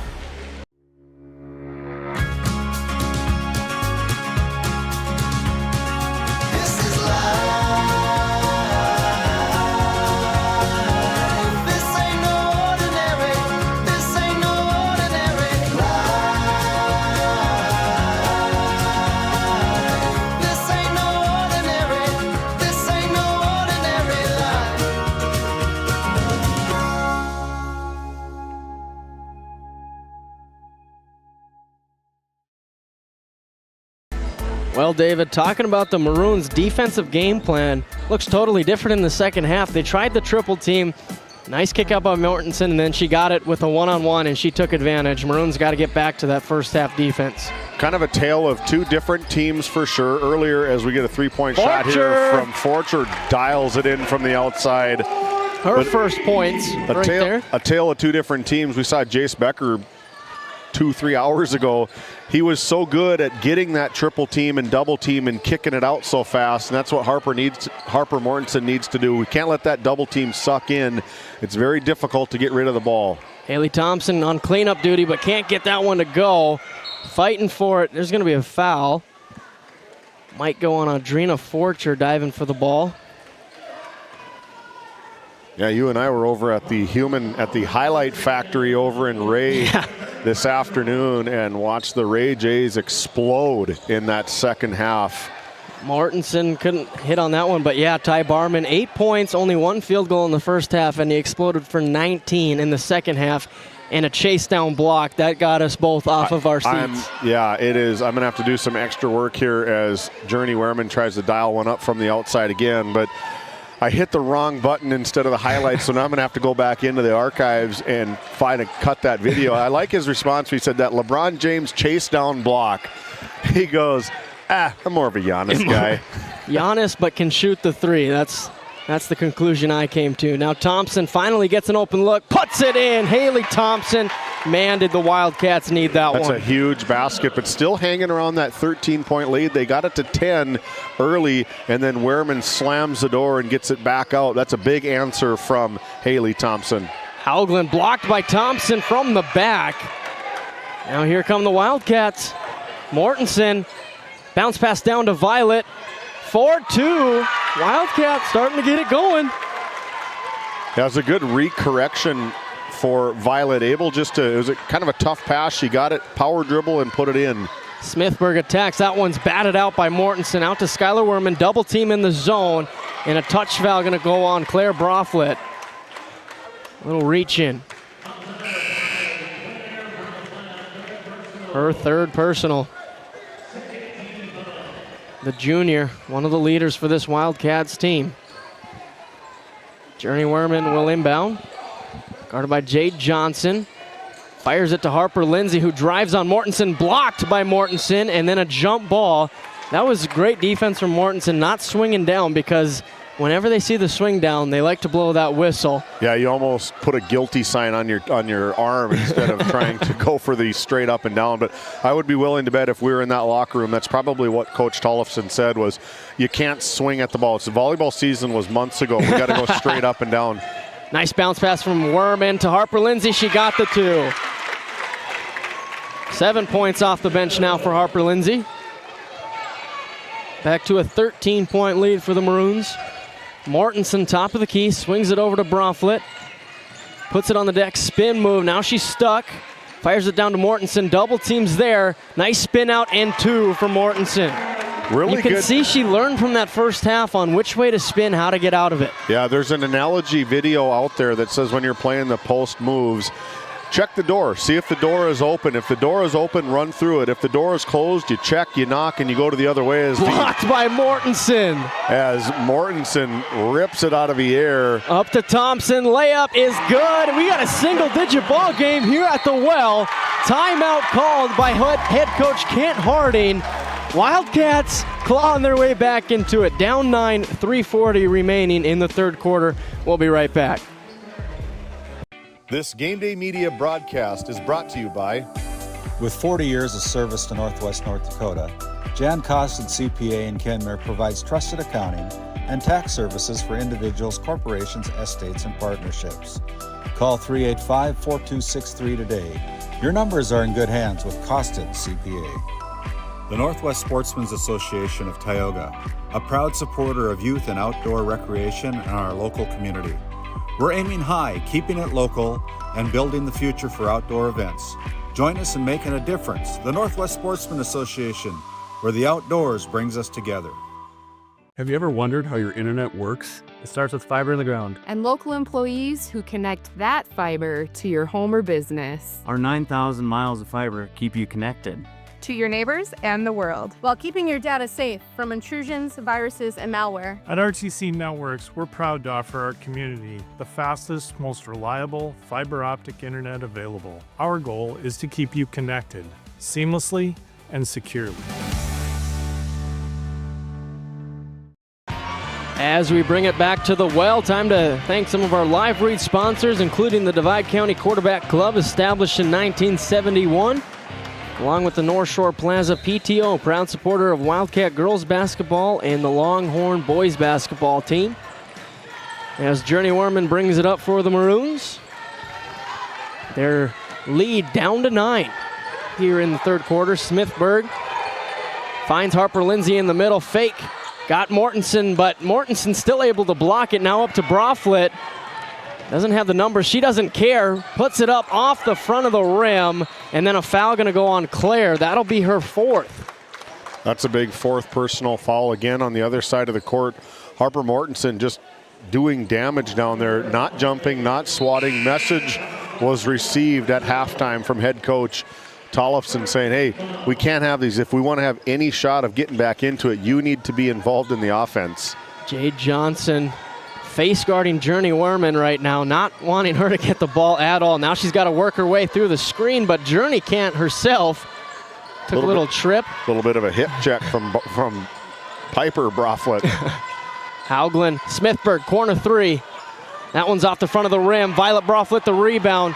Looks to be shot out of a cannon. Now she holds it. Pass to Piper Broflet, and now taken away by Journey. And she's going to showcase that speed. Harper Mortensen closes the distance, and 1, Journey Werman. And that is a huge play. Harper Mortensen picks up her 4th. And David, I wonder if that's one where you just let her go. You're kind of in a lose-lose situation. Yeah, that's 2 points you probably want to swallow, as that's probably a major game-changing at some point in time, getting that 4th personal foul. Now her and Broflet have 4 personal fouls. Now a jump ball between Werman and Thompson, but we'll stay with the Wildcats. Back to a 12-point lead after the 3-point play from Journey. Harper Mortensen will inbound. Now has to play with 4 personal fouls.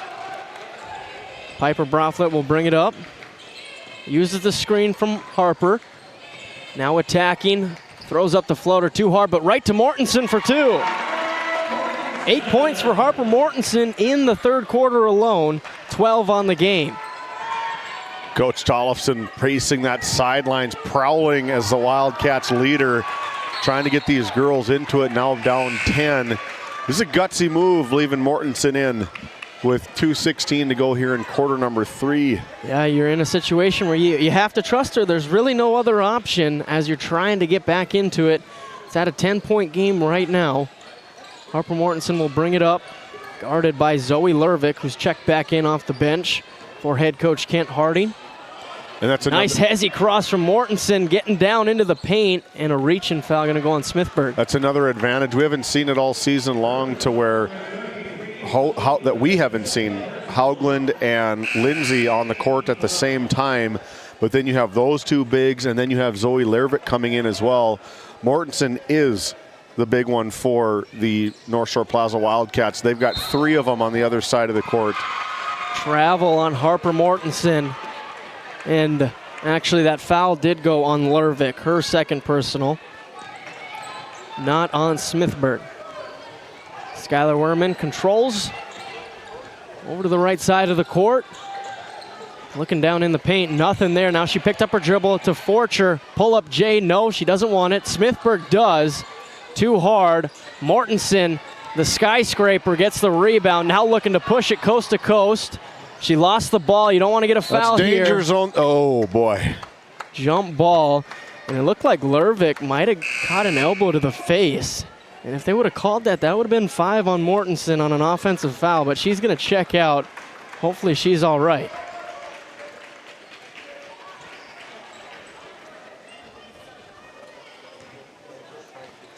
And yeah, Kent Harding trying to explain his case to the officiating crew, asking, I didn't see what happened, so I've got no side one way or the other. He's like, there's a reason her nose hurts right now.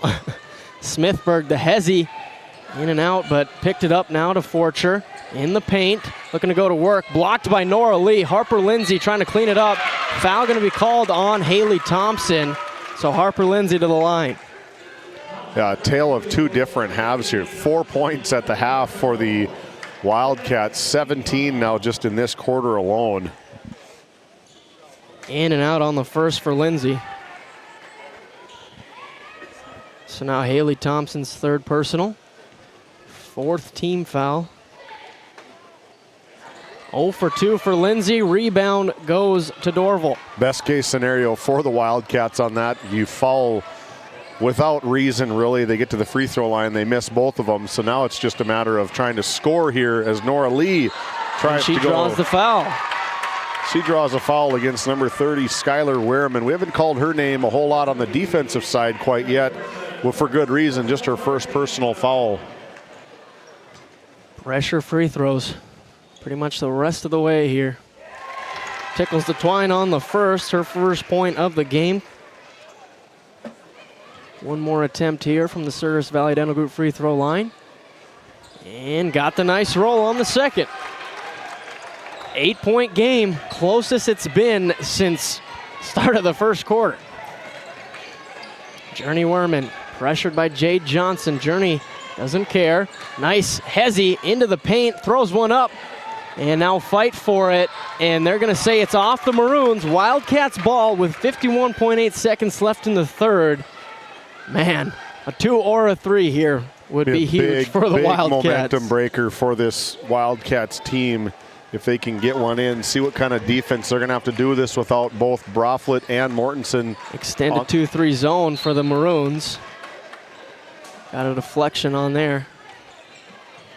If this was maybe under, if you could hold for the last second, I would maybe look at subbing in both Broflet and Mortensen to maybe get some more offensive touch. But being that there's 20 seconds left on the shot clock, I'm not willing to gamble on the defensive side if it doesn't get a basket. Nora Lee battling for it. I believe the foul's going to go on the Maroons. Harper Lindsay. Now I think I check him in as Harper looking straight at coach. Come on, get me in. The only thing is they would probably have to play defense as well. The shot clock is off here. We don't have it on our score feed. That's going to be Thompson almost saves stripped. it, pull up Jay. It's pure Haley Thompson. Here we go, 6-point game. Maroons got 20 seconds to work with, up to Skylar Werman. Off the backboard, it was off the side of the backboard, rebound to the Wildcats. Piper Broflet controls. Gotta watch out for Skylar, she steals it right back. Now 10 seconds, Skylar Werman behind the back. Spin move, fade away Jay, off the front of the rim. Fight for it, ends with Piper, 1 second. Jay Johnson throws it up. That's gonna be short, but the Wildcats, they got Cliff Tollefson excited here after that third quarter. 31-25 on the NCC scoreboard. We got a fun fourth quarter coming up next. This Game Day Media broadcast is brought to you by Ranchers, circle March 4th on your calendar. Sorensen Ranch of Granora will hold their annual bull sale at the Sydney Livestock Market Center in Sydney, Montana. Your source for composite Simmental bulls that are bred for docility, longevity, and fertility. Find them on Facebook at Sorensen Ranch and DV Auction. The way we live and work has changed, but our service and commitment remain. We're evolving to meet your insurance needs with answers where and when you need them most. Nodak Insurance Company. Give Angie or Candace a call for all your insurance needs. Welcome to the Western Education Regional Cooperative Center. We support 33 member school districts across Western North Dakota. Our commitment is to serve schools, teachers, and students. Our staff delivers impactful professional development for educators. We create opportunities for collaboration among districts. We help students engage with regional industries. Let's go to work. Call us at 701-741-3678 for more information. It's time for the fourth quarter as we got a little cowboy over there getting ready for the championship game between the Pirates and the Honkers. But before that, there he is. that makes more sense. Wildcats chance to cut it to a one-possession game with a three-pointer on this possession. Haley Thompson pressured by Journey Werman. Picks it up over to Claire Broflet. Top of the key three. It's up. Off to the right, out of bounds. Credit to Broflet. That's what I said in the halftime report. She's going to have to try to attempt a few of those shots. That one just off the mark. But wow, what a third quarter that was for the Wildcats. 19 points in the third alone when they only scored 6 in the first half. I like the 15 shot attempts, too, in that third quarter for this Wildcats team compared to the 12 for Divide County. And now that's going to be a moving screen called on Paige Smithberg, her second personal. Wildcats another chance here to start the fourth quarter. Piper Broflet will inbound. That one's tipped. Piper got it back off the tip, now to Violet in the corner. Out to Cashin Esfold, three-pointers up. Off the back rim, almost dropped for it. Looked good from our point of view. Now Werman's double-teamed. And now almost taken away. Paige Smithberg able to save it. Tollefson sprinting up the sidelines. Smithberg is found on the ground. Pace has picked up. The energy has picked up. We got a ball game again, David. One of my favorite coaches to watch on the sidelines is Cliff Tollefson. He was checking his 40 time, run up and down the sideline over there. Now up to Cashin Esfold, back to Nora Lee. Guarded by Hauglin, picked it up, swings it over to Piper. Uses the screen, got the switch, down to Nora Lee, batted away by Forcher. Journey Werman with the steal, see if she can go coast to coast. Picked away by Thompson, out of bounds, will stay with the Maroons. Take a look at that RTC Network's instant replay. Good effort, she chasing him down here and just pokes in that left hand and gets it out of bounds for Those are Maroons. winning plays, unless Skylar Werman hits a three. She can't, so I will count that as a winning play. No points for the Maroons. Great play. That's a hustle point that doesn't ever get in any stat book for sure. And now Journey Werman picks up the reach. That was a nice hesitation move from Thompson to draw it. Got Journey on the back foot. She pretty much had to foul. And that's her second. Now into the game for the last 6:49. Harper Mortensen and Claire Broflet. Here we go. Under 7 remaining. 7 minutes. In case you can't see the NCC scoreboard. Nora Lee, top of the key, guarded by Forcher, down to Mortensen in the paint. And a foul going to be called on Hauglin. Got her across the arm. We take a look at that RTC Network's instant replay. A big physical move there. Kind of close to a potential offensive foul there a little bit, but probably swing one way or the other. Very close, very gutsy play from the 8th grader. Broflet, cross court to Nora Lee in the short corner. She drives it, puts it up, can't get the roll. Mortensen the rebound, looks to go back to work. She does. Harper Mortensen gets pops out of the chair down right in front of us, jumping with, and you can see running down the sidelines, an 8th grade leader on one of the teams here. And now Violet Broflet the steal. Gets it to Claire Broflet to bring it up. Now down 4, the closest it's been since the beginning. Broflet uses the screen, 2-man game. Tried to sky it to Mortensen, and that's going to be a foul on Mortensen. Oh boy, that is big.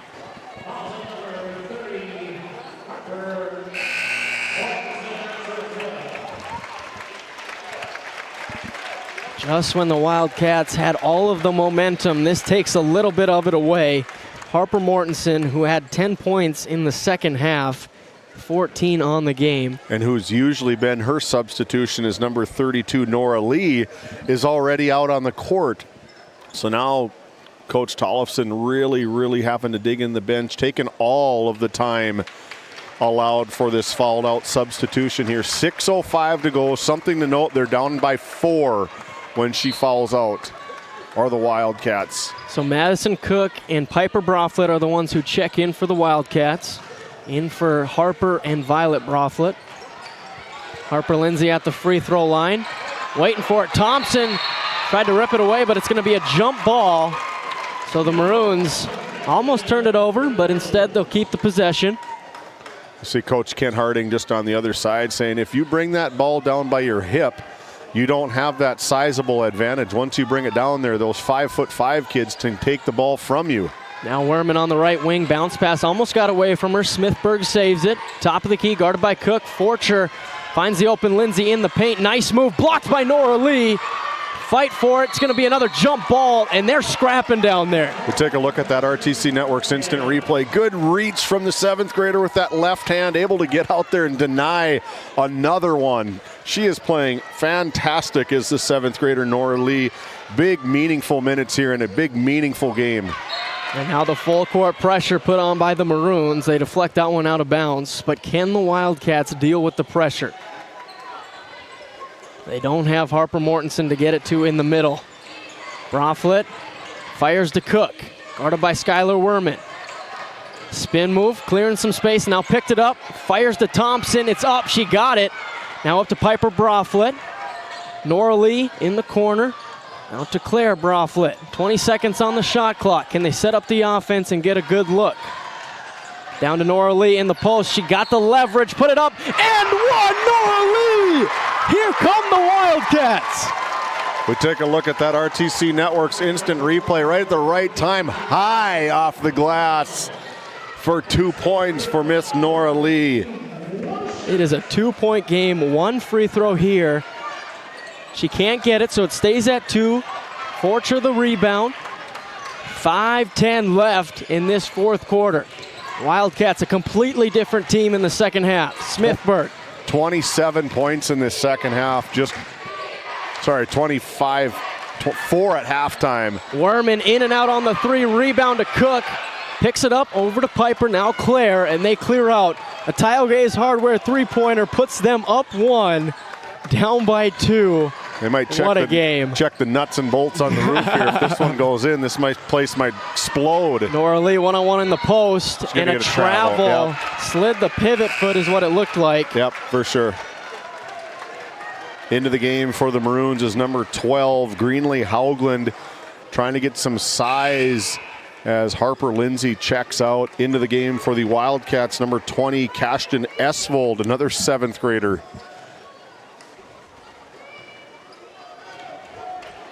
Got the freshman leader out there, Haley Thompson.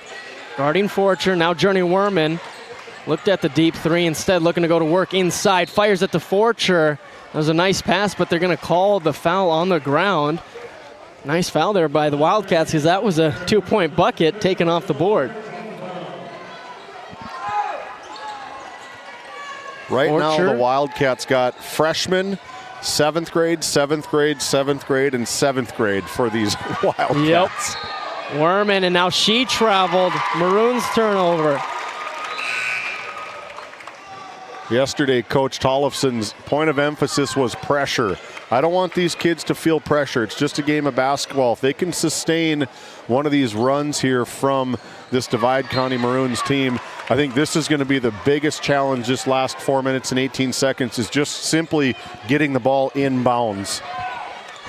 Composure is needed. Throw it to Journey Werman. She throws it off. Haley Thompson. What a play from the freshman. We take a quick look at that RTC Network's instant replay. If we had a camera right down in the sidelines, her foot must have been a millimeter from that out of bounds line down there to Journey Werman's. Float it to Journey.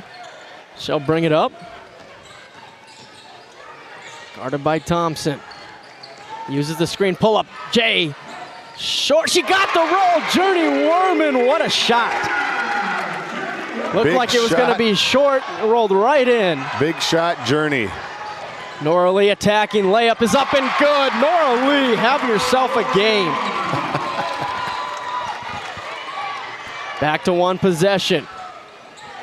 Forcher going to drive, dump it down, fight for it. Jump ball will stay with the Maroons. Now Cashin Esvold will check back in for Claire Broflet. All of this momentum for this Wildcats team has all happened since that 6:05 mark when Harper Mortensen, one of their big team leaders, is checked out, and right now getting a blow is Nora Lee, the number 32, the 7th grader. Well-deserved rest on the bench here for her. Journey will inbound, finds Forcher on the left wing. Journey, another one. Bang! Bang! Journey Werman, another big three. And got the steal! 5-0 run in 2 seconds for Journey Werman. Now the Wildcats throw it away. A terrible turnover for them, down 8.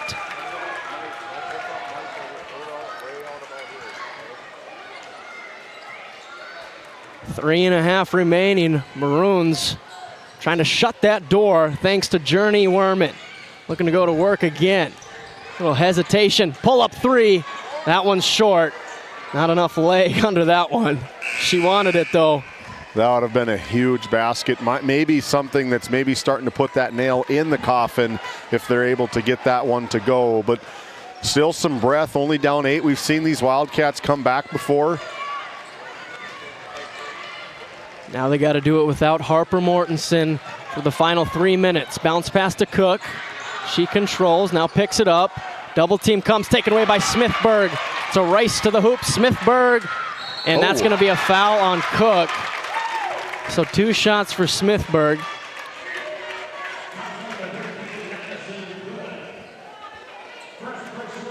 Very dangerous foul there, unintentional by any means, but it looked like she maybe crossed the neck. Yeah. No surprises, the intensity of this game starts to pick up even more. One more free throw, and it's back to a 10-point lead for the Maroons, under 3 minutes remaining. Maroons, the team, staying with composure. Both teams sitting pretty good. They both got 4 team fouls if it has to get into that fouling portion of the game. Cook, kind of a desperate pass to Thompson. It got to her. Be a jump ball. Wildcats had it down to 2 and 3 points. But then a run by Journey Werman alone brings it back to 10. The freshman putting the team on her back. That'll lead us to a Nessa timeout. 2:46 remaining, 10-point lead for the Maroons. At Border Plains Equipment of Stanley, your local Case IH dealer, our vision is to be the respected and recognized leader in agricultural and equipment and the employer of choice by helping people succeed. Our mission is to serve agricultural customers and communities by partnering to meet their needs through the sales and support of farm equipment and technology. Visit borderplains.com to check local inventory or stop by at 8141 off Highway 2 in Stanley, your local Case IH dealer. We're back here looking at the excited Maroons student section Thanks to Journey Werman, they're excited. It was getting a little frisky there, but the Maroons go on a little run, bring it back to a 10-point lead. Now they got to control for the last 3 minutes here. Those 5 quick baskets, that big three-pointer from Journey, and then that quick steal on that out-of-bounds play was a real big pendulum swing. Grandfather clock swinging back and forth a lot of that second half, but now it's really pushed over and kind of stayed on that Divide County sideline. Bounce pass down to Dorval. That one's off the side of the backboard. She got it back to Violet. Now Nora Lee up top. Looks to drive it. Bounce pass to Claire. She puts up the one-handed layup off the side of the backboard, fighting for it. Another jump ball. That's another one that's got to be careful. And that should be going Maroons. Yeah, there we go. This next 2.5 minutes, she's also playing with 4 personal fouls, is Claire Broflet. It just felt like that 5th foul on Harper Mortensen kind of sealed the deal, and now we're seeing why. Journey, left-handed scoop shot, it's good. Live, she's 10 points in the 4th quarter. Call her the closer. She can go from 0 to 60 so fast. Same thing with Smithburg as she gets the steal, layup up and good. That's her first field goal of the game. The other 6 points coming from the charity stripe. 8 on the game. We'll keep it right here. Another Nesset timeout. 2:09 remaining. Maroons on an 11-0 run. Seeming like it's a sealed deal now. It could be 14-point lead right now with 2:09 to go. It's going to be tough to come back from that, especially with Mortensen sitting on the bench. You know, all she can do over there is just be the leader on the sidelines, getting these kids back into it somehow. But right now, we'd like to say thanks to the Tioga Pirates Booster Club coming on board with us. The Pirates, you can see them down on the bottom playing for a district championship game. I was talking to head coach Pat Alberts a little bit pregame, a little bit last night. He said, I'm super nervous. I talked to I was going to say, he looks a little bit nervous there. He'd never been in this situation before. He talked to the girl. He said, you guys nervous? He goes, no, we've played in 4 of these now. Like Cheryl Hayes, the seniors, Cheryl Thea and Cambry Jr. and Ava Wallin, they've played in 4 championship games here, just falling to the hands of Kenmare. I'd have to fact check myself to see if Trenton was maybe involved there at some point, but it's just different territory for this Pirates team. Really excited for that next game. That is going to be a fantastic district championship game. You know, and this one kind of brought up the energy for it a little bit. Yeah, it's a good, I forget what they call it in bands. You have the people that start before the opening. This is a very good opener, and also was the Powers Lake Burke Centrals as they advanced and punched their ticket to the region tournament. 2 minutes to go here in quarter number 4. That one's out of bounds, going Maroons' way. Smart play from Journey to know that, but now the referees are going to talk it over. Might be off the Maroons.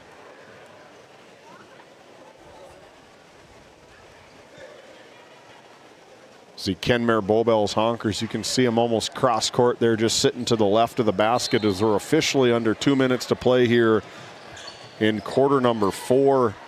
Might be a free throw shooting contest for the Divide County Maroons. Smithburg, that was an attempted foul. No call. Now Forcher on the left side. 20 seconds on the shot clock, pressured by Thompson. And Broflet really the only one that you don't want to have to foul right now, or have to get that foul with her 4 personal fouls. And now same can be said for Thompson, as that's her 4th. Here comes the free throw shooting competition, David. It's at 14 now. See what the game ends up as. If these Maroons can seal the deal from the line, they're going to punch their ticket to that region tournament. Most likely will be the 3 seed coming out of the district tournament. And that was Paige Smithburg's first miss from the line. And I was going to say something, so I think I've officially gone away with the jinx. Doesn't happen anymore. There you go. Unless it counts if I said it in my mind. Hail Mary pass to Thompson. Taken away by Smithburg again. Layup. Yes.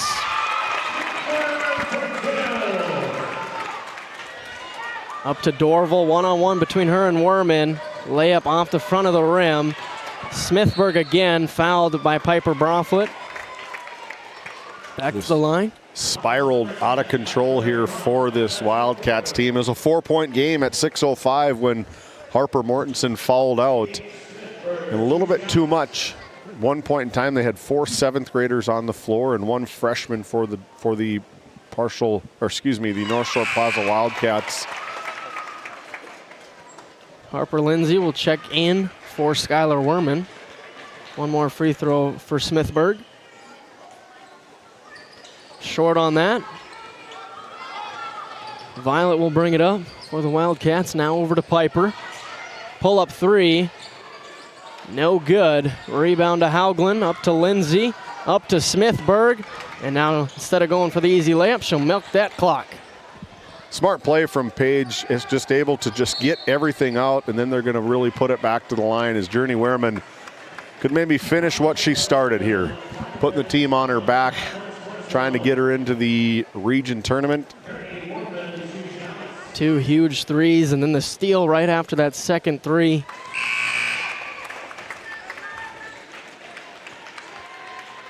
I might have lost my seat down below. I'm sitting with my wife this next game. I might have to sit up here with my Valentine, Noah Fredrickson. Yeah. Hey, my wife's listening. You can't. 2 for 2 for Journey. Now 22 points, 18 in the second half. And boom, just like that, 20-point lead for this Divide County team. Number 3 team in the district for rightful reason. Got a lot of good pieces. Lindsay got it out to Lervik. Now outlet to Journey. We'll see if the Wildcats continue to foul here or wave the white flag, as their season will come to an end here at the Well in the 3rd day of the district tournament. Journey just showing off some nice moves. About a 5-second difference between the game and shot clock, and I've said it all season long. These are the turnovers that you can completely live with, is shot clock violations. So throwing at the hoop. I just shoot it, but that's just me. That's a true shooter right there talking. Yeah. Jack Evans, cameraman, seen a lot of them go down. He said, yeah, you probably would have made it too. I'll take it. If they're praising the high horse, you just well ride it, right? Yep, ride it. As Audrina Forcher checks out, her night is done. Into the game for the Divide County Maroons, number 32, Eliza Pulvermacher. Kind of try call him as we see him here in this last minute here. Thompson almost hit the white liner. Would have been a fun way to end the season. But that brings us to a close here. Wildcats eliminated at the hands of the Maroons. It was a 17-0 run by the Maroons to seal the deal. A lot of those coming from Journey Wehrman. Final on the NCC scoreboard, 51-31. We'll take a short break and come back with the D&L Paraffin postgame show. D&L Paraffin Incorporated is a local family-owned hot oil company that has been in operation since 1981. We work hard to develop good business relationships with the oilfield companies in the Tioga area. While offering services north of Lake Sakakawea, we focus on integrity, hard work, and safety. For all hot oil services, call dispatch at 701-641-3065 or 701-641-6310. And for hiring information, be sure to follow us on Facebook at DL Paraffin.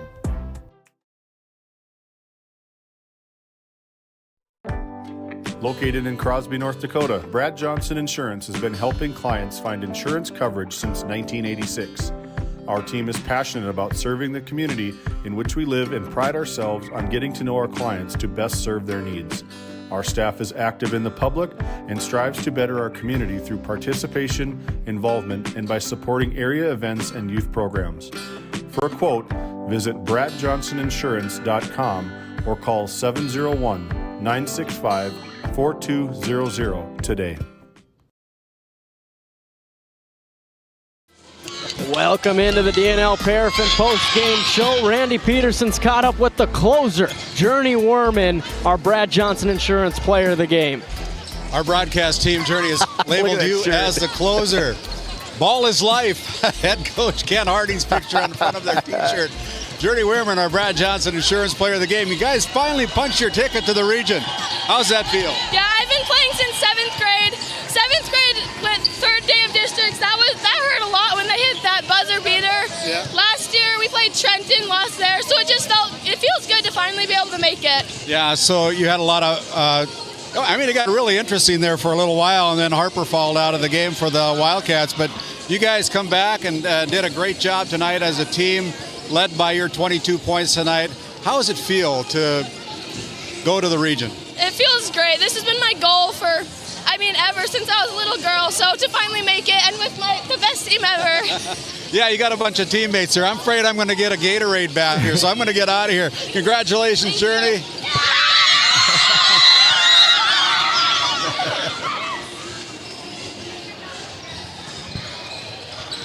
As Randy heads over to the winning head coach, Kent Harding, see if he can get some comments down there.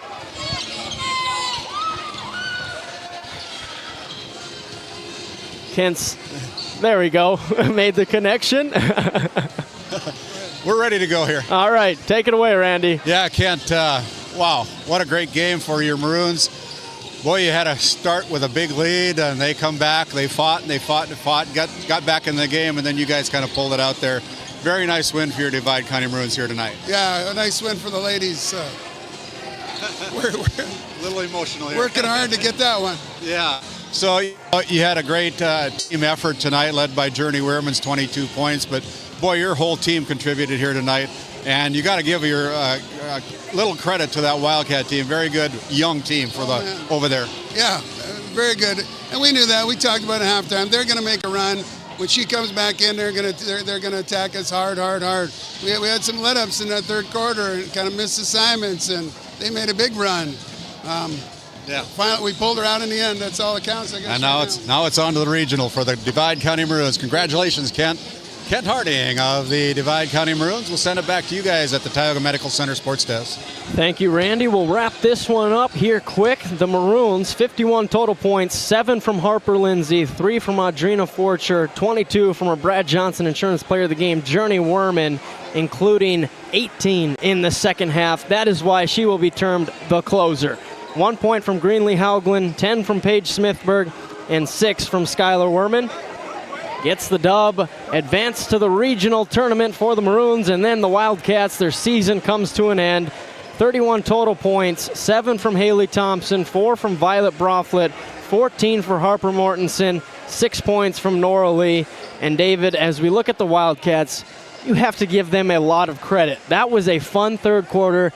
That team has the brightest future, I might say. Oh, man, yeah. It's a really, really, really good junior high basketball team that played a varsity game that was within 3 points at one point in time of taking down the number 3 team, extended out just due to probably experience. Mortensen went out at that 6:05 mark in quarter number 4, and the game really turned right there. Almost immediately after that, Journey Wehrman said, enough playing around, I'm going to work. And she propelled her team. It's nice to see the emotion from her and Ken Harding. Ball is life, Ken Harding. He's been doing this for 36 years. And it's really excited for Divide County and the Maroons and the ladies. It's fun to see that those girls remember the stings like that. Got knocked out by Powers Lake, got knocked out by Trenton, and now they were the knocking out North Shore Plaza. But yeah, a lot of kudos, a lot of respect for Cliff Tollefson taking this team as far as he did with the kids that they have. You got to really appreciate the effort from Cliff Tollefson's team. And a lot of it is you play the way your coach goes as well. And it's just so fun to see Tollefson running up and down the sidelines. His kids take after that. And now it's a fast turnaround. We got championship game coming up between the Pirates and the Honkers. And Randy Peterson, our man in the tie, has cut up with our head coaches. Hey, we're going to do something a little bit different. We're going to have both coaches on here. I'm the best dressed guy here, but we're having fun here. Our two combatants, the Tioga Pirates and the Kenmare Bowbells Honkers. We'll start out with the Kenmare Bowbells Honkers. A number of stories for you. Okay. We're going to tell a story here, guys, on Game Day Media. Yeah. Ryan was going home with his daughters last night, and he's like, when Mike's over there yelling, do you guys hear what he's saying? And like, no, he just sounds like Charlie Brown's teacher. There you go, Charlie Brown's teacher. Teacher. Okay, Mike, you've been in this championship game a number of times throughout your coaching career. Are your girls ready to go? You got to be, right? Yeah, these are fun. You know, we're playing next Monday. We're talked about revenge. So, I mean, it's all fun from here, you know. And it's 8 times in a row. I just want to make sure you know that. 8 in a row. 8 in a row is what he wants. I know that Pat wants the same thing. Pat Alberts of the Tioga Pirates. First time for you in a championship game and your coaching career, I believe, Pat. I don't know that for sure. Is that right? As a head coach, yes. One time as an assistant on the boys' side, but yes, first time as a head coach into this game, sure. So, you know, as the number 1 team coming in here, the target is on your back, so to speak, and the virtual target is on your back. But, you know, your girls probably didn't play his best game yesterday. How do you get through that and put it all on the floor here tonight? Yeah, and I think some credit goes to Powers Lake, too. I don't want to pretend like they didn't play well, and, you know, they kind of put us in some situations we didn't want to be in, and we didn't convert. But, you know, Mike talks about revenge, and that's a big deal to us. You know, they've been the top dog around here for a while, and we know they're hungry, and that was the message we gave. But, yeah, this is going to be a fun one, Randy. This is a great team, 2 really good teams, about ready just to kind of go throw some punches. And like Mike said, both of us are playing, you know, in 10 days from now, and it's just – this is a fun one. We just kind of get to go out there and throw it all out and see what happens. You know what, I think both of us are capable of winning the state championship, honestly. I think we're that high level teams. There you heard it there. I just want to say one more thing. All right. I would story. No, this is just a praise to the girls. You know, So Cheryl and Ava and Thea have been playing against Taya and Mickey and Anna for 4 years in a row now. And they've put on a good show, and it's been really fun watching all of them play. Yeah, I know these guys getting a little emotional. I'm going to let them get back to coaching up their teams. Best of luck to you guys. Pat Alberts and Mike Zimmer of the Kenmare Bowbells Honkers. We'll send it back to you guys. Thank you, Randy. A great new form of interview from Randy Peterson. Always coming up with something new for a district championship. But as we're looking at the bracket, it's the Divide County Maroons punching their ticket to the region qualifier. So, David, like you brought up, Ranchers will be the 4 seed, playing the number 1 from District 6, and the Maroons will be the 3 seed, playing the number 2 team from District 6. And now we get to decide who's going to be 1 and 2 from our district in that region tournament. It is going to be such a good game. It's going to be back and forth battle, no doubt. These teams know each other. Any scouting is out the door. That was left in Kenmare. That was left in Tioga. These teams know each other so well. Mike Zimmer's team, 8 in a row sitting at the district championship. I would imagine it's a high percentage of winning. I don't want to say a number, but I'd imagine it's up there. And the Tioga Pirates have been able to get to the mountaintop and had to have faced off against Kenmare Bowbells quite a few different times over the course of these careers. These two teams are so familiar with each other, and high praise from head coach Pat Alberts to Mike Zimmer, and head coach from Coach Zimmer back over to Pat Alberts. It's going to be a knockout, drag-out type match. If it gets into foul trouble at all, I maybe tip the scale to Kenmare, but if foul trouble's a non-factor between the two teams, flip a coin. I guess that's probably the best description that I could possibly think of. But and David, from my personal experience playing in 4 district championships, it was a lot more fun coming in as the underdog, where you lost to the team in the regular season and now you got something to prove. Because when you go undefeated, that target is on your back. There's a lot more pressure, but I think both teams are going to have a lot of fun tonight. Yeah, and Coach Alberts knows that. They're the number 1 team in the district for rightful reason. They went up to Kenmare and dropped it right in their lap on Al Sherbinsky court by 14. It wasn't a 1-point buzzer beater or anything like that. It was by 14. It was a dominant second half. Fully staffed up, fully loaded up for both sides. They got their best fight then. But again, the pedigree from Kenmare Bowbells coming into this game, they are proven winners. They've been there. They've done that so many different times at this level, at the next level, at the next level after that as well. It's going to be a knockout, drag-out game. These 3 seniors, if you could push that down there, James. These 3 seniors that are sitting at the captain's court right now have played in so many games for the Lady Pirates. And I'm super excited being from Tioga, hoping to see some success for these Lady Pirates. They've already talked. We're going to be playing on Monday regardless. We're going to be either number 1 or we're going to be number 2. And I'm just hoping for a good game. And that, at the same point, kind of takes some of the pressure off. It's not an elimination game. It's kind of a pride game. You want to be both the regular season and district tournament champion if you're the Pirates, and if you're the Honkers, you want to get your get back. Yeah, it's for sure. It's going to be lights out. I can't wait for them to shut the lights off. I'm going to shut my mic off, and I'm going to become a fan of it tonight.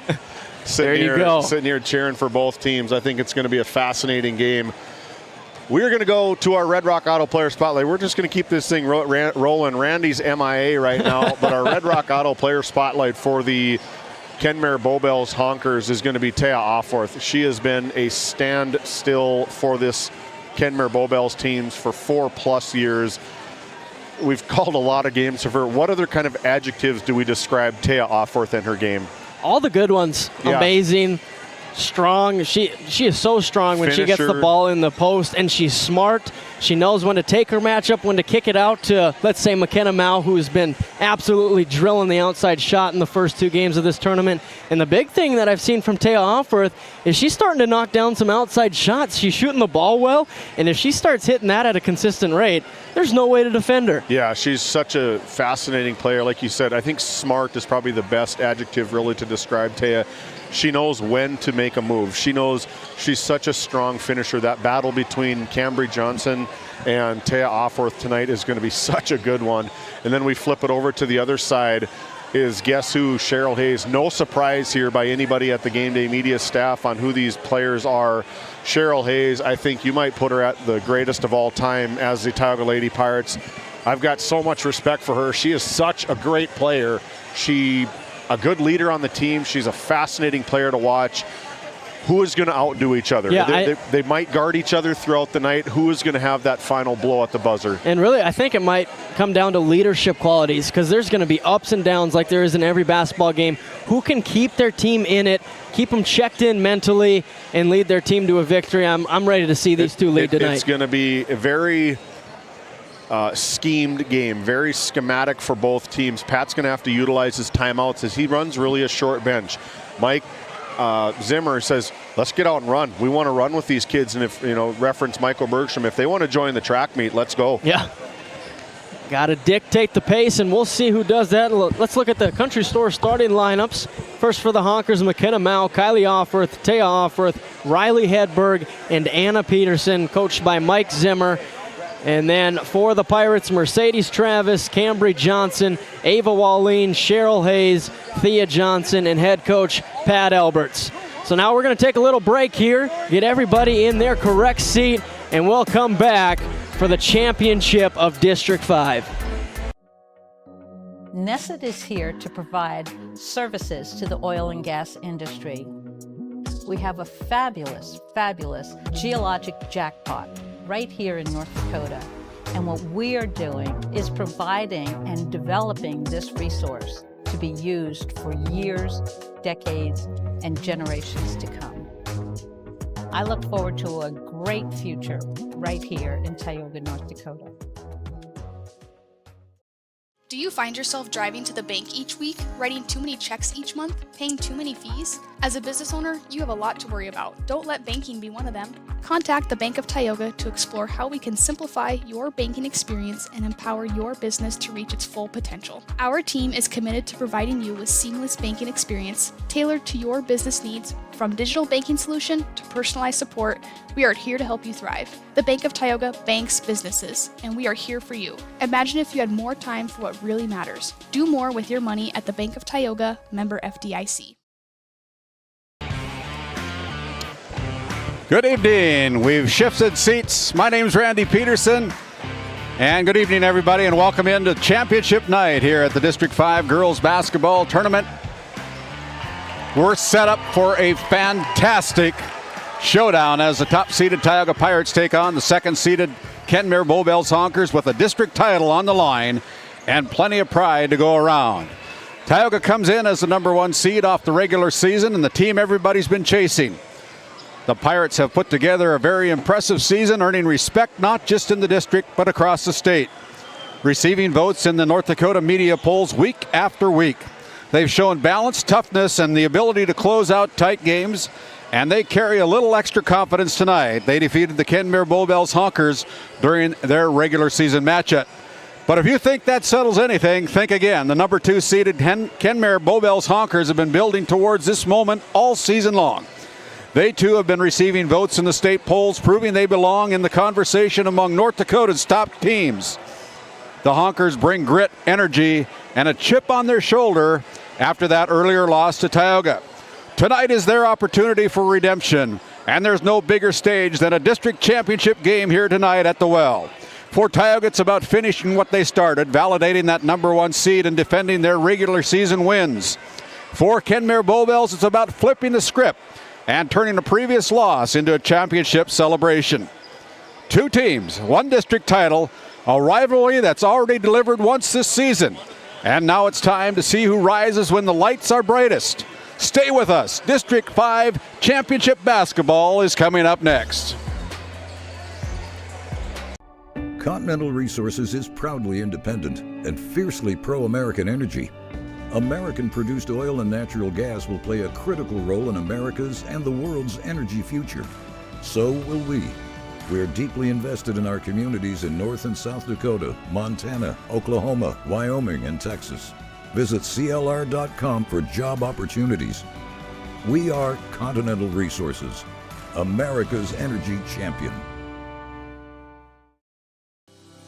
Voted a top 20 critical access hospital in quality, our Level 5 Trauma Center is ready to handle all your emergency needs with our Acute Stroke Ready certification and full lab and radiology departments. Our physical, occupational, and speech therapy providers are available for all your rehab care, and our family practice clinic provides a variety of care including well child and child immunizations. Psychiatric care is available by telehealth, and mental health is available in person. To schedule an appointment, call us at 701-628-2505. or find us on our website at stanleyhealth.org. Montreal County Medical Center, here to help you throughout a lifetime. At Tioga Ace Hardware, our store is a member of the largest retailer-owned hardware cooperative in the industry. We are all committed to being the helpful place by offering our customers knowledgeable advice, helpful service, and quality products. As the helpful hardware folks in your community, we promise that helping you is the most important thing we have to do today. Shop the biggest brands all under one roof at 119 North Main Street in Tioga, or shop online at acehardware.com. This Game Day media broadcast is brought to you in part by Tegan's Interiors, located on Main Street in Crosby, North Dakota. Follow them on Facebook or find them online at tegansinteriors.com. Gustafson Septic Service Incorporated, family owned and operated since 1986. Offering septic service, portable restrooms and hand wash, sewer jet and camera services. Located in Stanley, North Dakota, call for a free quote at 701-628-2960. As your local Touchstone Energy Cooperative, we wear many hats. We take pride in serving our members and our community by going the extra mile in everything we do. Because we not only work here, we live here. Brought to you by your local Touchstone Energy Cooperatives. At Border Plains Equipment of Stanley, your local Case IH dealer, our vision is to be the respected and recognized leader in agricultural and equipment and the employer of choice by helping people succeed. Our mission is to serve agricultural customers and communities by partnering to meet their needs through the sales and support of farm equipment and technology. Visit borderplains.com to check local inventory or stop by at 8141 off Highway 2 in Stanley, your local Case IH dealer.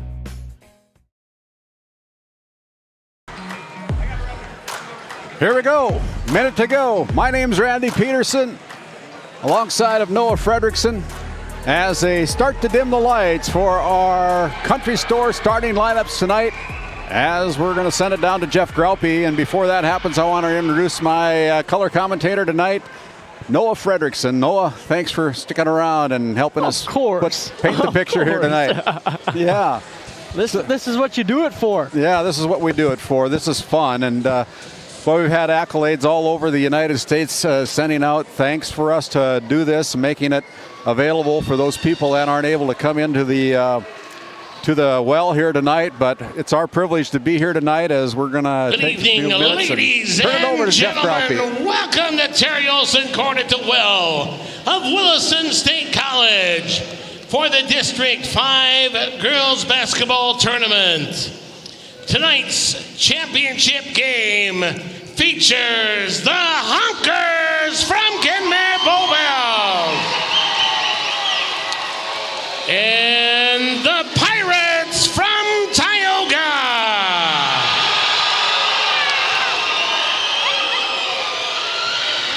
Honkers fans, get on your feet and make some noise for the starting lineup of your Kenmare Bowbells Honkers.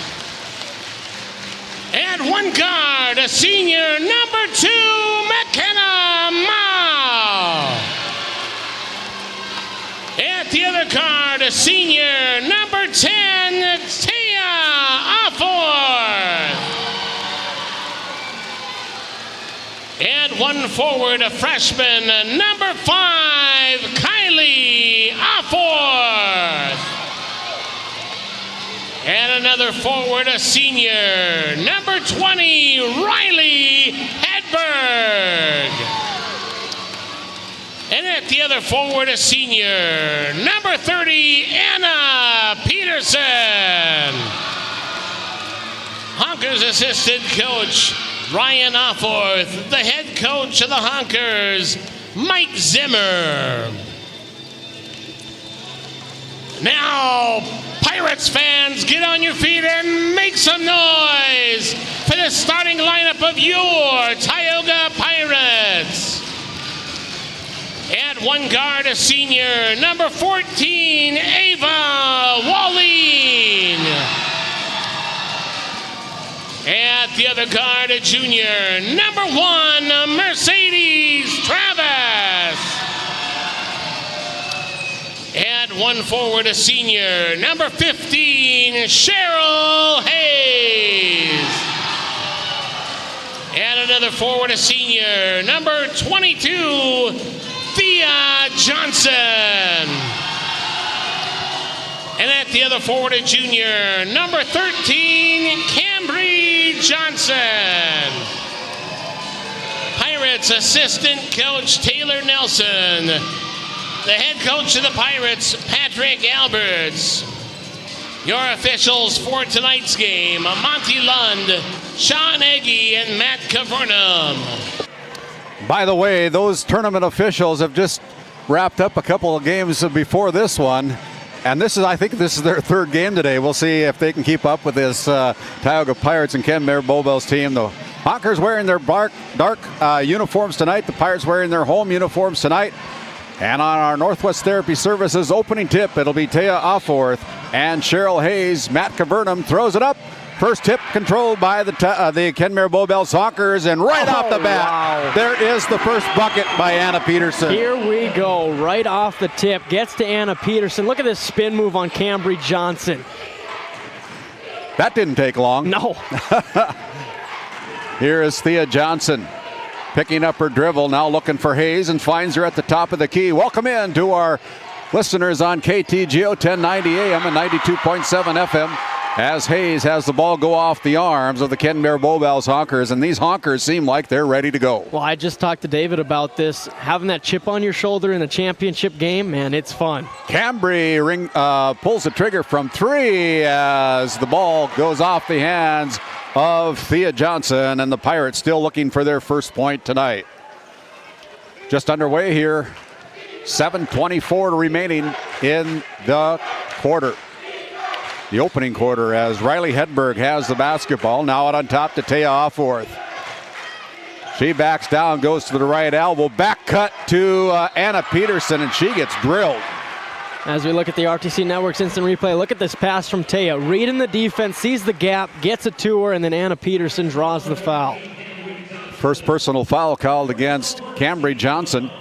And it'll be Anna Peterson trying to add on here with a free throw from the Souris Valley Dental Group free throw line, and she's successful on the first one, and the Honkers have the 3-point lead. And that's why we said Tia Afforth, the best word for smart. Passes like that. Second one rattles in and out, no good. Long pass up to Cambry Johnson over to Walleen, and Walleen goes up and gets the bounce, and the Pirates are on the board with Walleen putting down the first bucket. Here's Tia Afforth, guarded there by Cheryl Hayes, the two heavyweights for the Kenmare Honkers. Backdoor cut to Kylie Afforth, and if you don't play defense, it's going to hurt after a while. Tia Afforth, the smartest player out there right now, just dissecting the defense. Hayes gives it up to Thea Johnson. Johnson now with the ball, gives it up to Cheryl Hayes again, guarded there by Offworth. One of 3 Offworth sisters on this roster. Here's Thea Johnson giving the ball up to Wallene. Wallene clears herself, goes high, no good, and the rebound taken away by the Honkers as Kylie Offworth gives it up to Riley Hedberg. Hedberg now dribbles, goes to the right side. McKenna Mao with it, goes to the top of the key, now back out to Taya. Taya gives the ball up to Anna Peterson, who's got 3 points so far. She's got 3 of the 5. Is McKenna Mao now dribbling, trying to find an opening. Hedberg thought about the 3-point shot, now picked up here. And it's going to be Anna Peterson again, running down on the shot clock from the spike line. That's no good. The long rebound comes out to Mao. Mao no good as Wallene pulls down the rebound.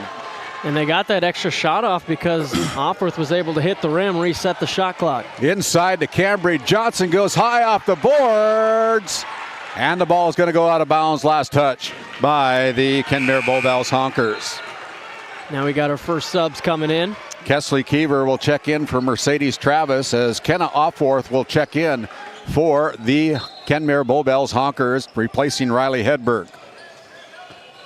Now out on top, it's Hayes, guarded there by McKenna Mao. Bounce pass into Thea. Thea turnaround shot from the paint, and boy, she needed that one. And she's just got the length, the height advantage.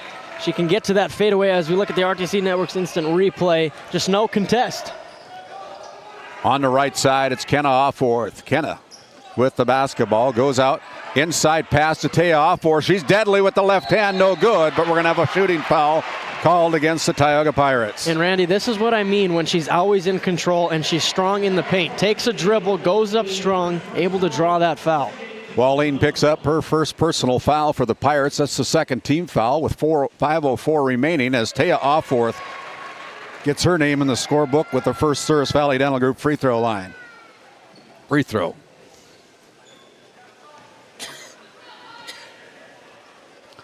Second one is getting the roll here at the well. You be nice to the hoop will be nice right back to you. There you go. 7-4, a 3-point advantage. The ball kicked out to Keever. Cross court pass to Wallene. Wallene pulls the trigger. High 3-point attempt. That's no good. And now we're going to have a traveling call in the backcourt by the Kenmare Bowbells Honkers. So when the Pirates put on some sticky defense, good things happened for the Pirates, and that time the Honkers got called for the travel. Now can they take advantage of it and get a good shot off here? Wallene with the basketball, gives it up to Keever, the 8th grader for Tioga. And that almost looked like a double dribble. And now here is Wallene, and there's going to be a foul, an aggressive foul. Aggressive play by Kenna Offworth, picking up her first personal foul, and it'll be Hayes on the near sideline. And you look at Coach Zimmer, he's clapping. He likes that foul. You want to be up in their shorts, pressure them, and sometimes he'll just pick up an aggressive foul. Here is Cambry Johnson, the 6'1" junior, giving it up to Hayes, the 6' senior. Now over to Ava Wallene. Wallene gives the ball to Thea Johnson, another 6-footer, and then there's going to be another foul as Thea Johnson hits the deck. And it'll be another foul, I believe, on number 12. Kenna Offworth picking up personal foul number 2. That's the one where you just got to move your feet. Stay in front of Thea, don't try to cheat it. They get the ball into Hayes, and Hayes loses the bandle on it, throws it away. Turnover Tioga, and here comes Mao in a hurry. Mao, good defense there by Wallene. And now she's in a little bit of trouble, giving it up to Anna Peterson. Anna playing near the sidelines, and there's the ball tipped out of bounds. Good defense by Tioga on that possession. Yeah, that was because if Taya gets that ball, she's got great position, but got to seal off your defender a little bit better. Here's Mao going out on top, almost stolen away there by Thea Johnson. Now an entry pass into Offworth, and Offworth can't handle it. Turnover Tioga. Yeah, now this Pirates pressure creating some tough spots for the Honkers to try to get into. But still, you got to score points. Mercedes Miller comes into the game for head coach Mike Zimmer. Ball given up to Thea Johnson as she's picked up again by Kenna Offworth. Comes into the front court and loses the handle on it, and it's going to go off the arms of Mercedes Miller. a younger sister of a great standout player for the Honkers over the past few years, Michelle Miller. 7-4 as Johnson's got the ball, now gives it up to Ava Wallin.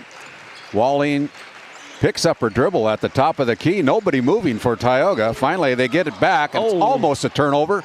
Here is a pass down low to Keever. Keever gets the roll. Great ball movement. You're kind of in a scramble mode on offense, and you're still able to gather the ball, find the wide open Keever, 4-2. 7-6, 6-7, 6-7. I don't know. How do you say it? You look at the scoreboard here at the well, and it says 6-7. Yeah, it's 6-7. We should get a sponsor for the 6-7. There we go.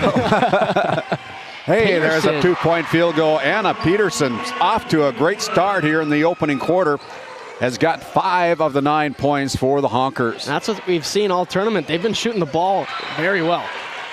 That time, Wallin was challenging Taya Offworth, and it caused her to throw the ball, try to hit her teammate, but a good defense by the Honkers as Wallin will check out of the game now.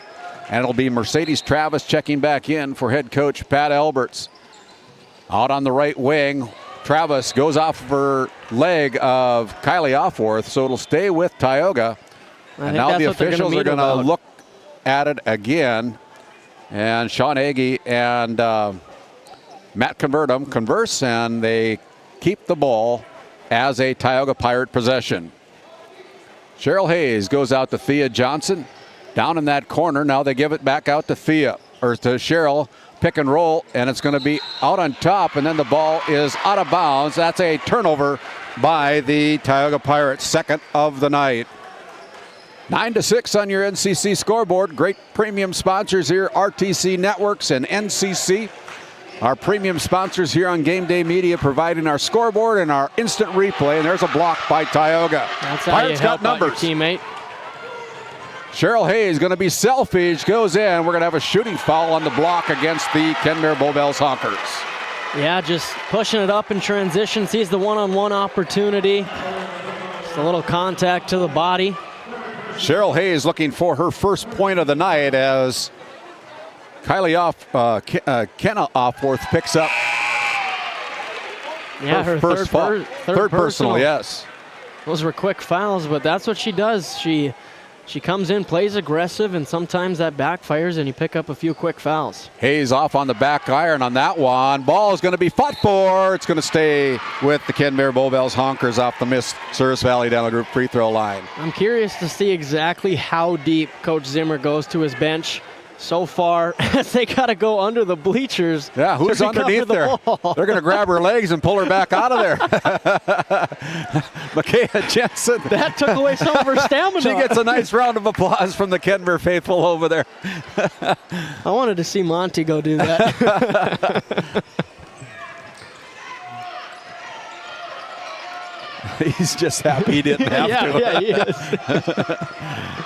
Taya Offworth goes cross court to sister Kylie. Now over to Thea Johnson. There's another turnover. Those long arms. Long arms of Thea Johnson over to Mercedes Travis. Mercedes Travis now gives it up as the Pirates reset the offense. Just over 2 minutes to go here in this opening heavyweight bout. Here is Travis. A poke check there. Goes into the backcourt. Got to hurry. Oh, wow. And the ball goes out of bounds. Last touch by the Honkers. Boy, what a great effort by Kylie Offworth. Well, can you tell this is a championship game? Effort plays at a premium. Playing for the title. 9-7 as the Pirates trail by 2. Wallin into the front court. Kick out to Keever. She lets it fly from free. Bingo! You know what they say, Randy. Ava Wallin gets downhill, creates the defense to come out to her, and then Kesley Keever, hand down, man down. Pirates hit the big one with Keever with the three-pointer from the Tioga Ace Hardware three-point line. The Pirates lead by 1, 10-9. You're watching Championship Night here on Game Day Media. Located in Powers Lake, North Dakota, the Country Store has what you need. From hardware to everyday essentials, including FR clothing, power tools, and even embroidery and screen printing. You can find most everything at the Country Store. There's always a friendly face willing to help you find what you need at the Country Store. Jared and Brenda invite you to visit them on Main Street in Powers Lake. The Country Store has been in business for almost 50 years. If they don't have it, you probably don't need it. Give us a call at 701-464-5434 today. As we come back, we take a look at the student body for the Tioga Pirates, all dressed in camo tonight. 10-9 on your NCC scoreboard coming out of that Nesset timeout. Here is Mercedes Miller challenging the bigs inside. Anna Peterson from the paint. No good as Thea Johnson pulls down another rebound for the Pirates. Peterson's getting some nice looks there. It's paint extended. Pass up front as Hayes comes into the front court. They leave Kiever alone, guarded there by Mercedes Miller. Oh. Now Travis almost mishandles. Stops from the left elbow, and Mercedes, after getting popped in the nose, puts it down. Take that. Stays with it. Pull up Jay. It's Pierre. Here is the Pirates. They're going to have a foul. It'll be only this third team foul, so a non-shooting foul, but who's it against? It's going to go against Cheryl Hayes, her first personal of the night. And like that, Cambry Johnson will check in for Thea Johnson. No relation. Cambry Johnson, the 6'1" junior, guarding Taya Offor. She's got the job of guarding Taya. Here's McKenna Mao with Wallene in her face. Taya drives along, puts a shot up, and it's going to be Cambry Johnson picking up another foul as Cambry just picked up her second personal foul. And Randy, there it is again, the swat down. I'd say 99.9% of the time when you swat down, foul's going to be called. First free throw hits every part of the rim. And that one is in.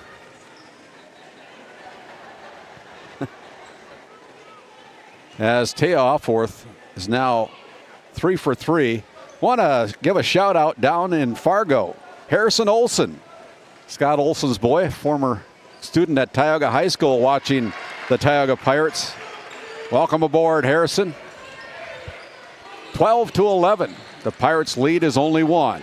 As they come into the front court, not sure who that was going to. It went to the Kenmare Bowbells Honkers on the turnover for Tioga. Not sure what she saw there.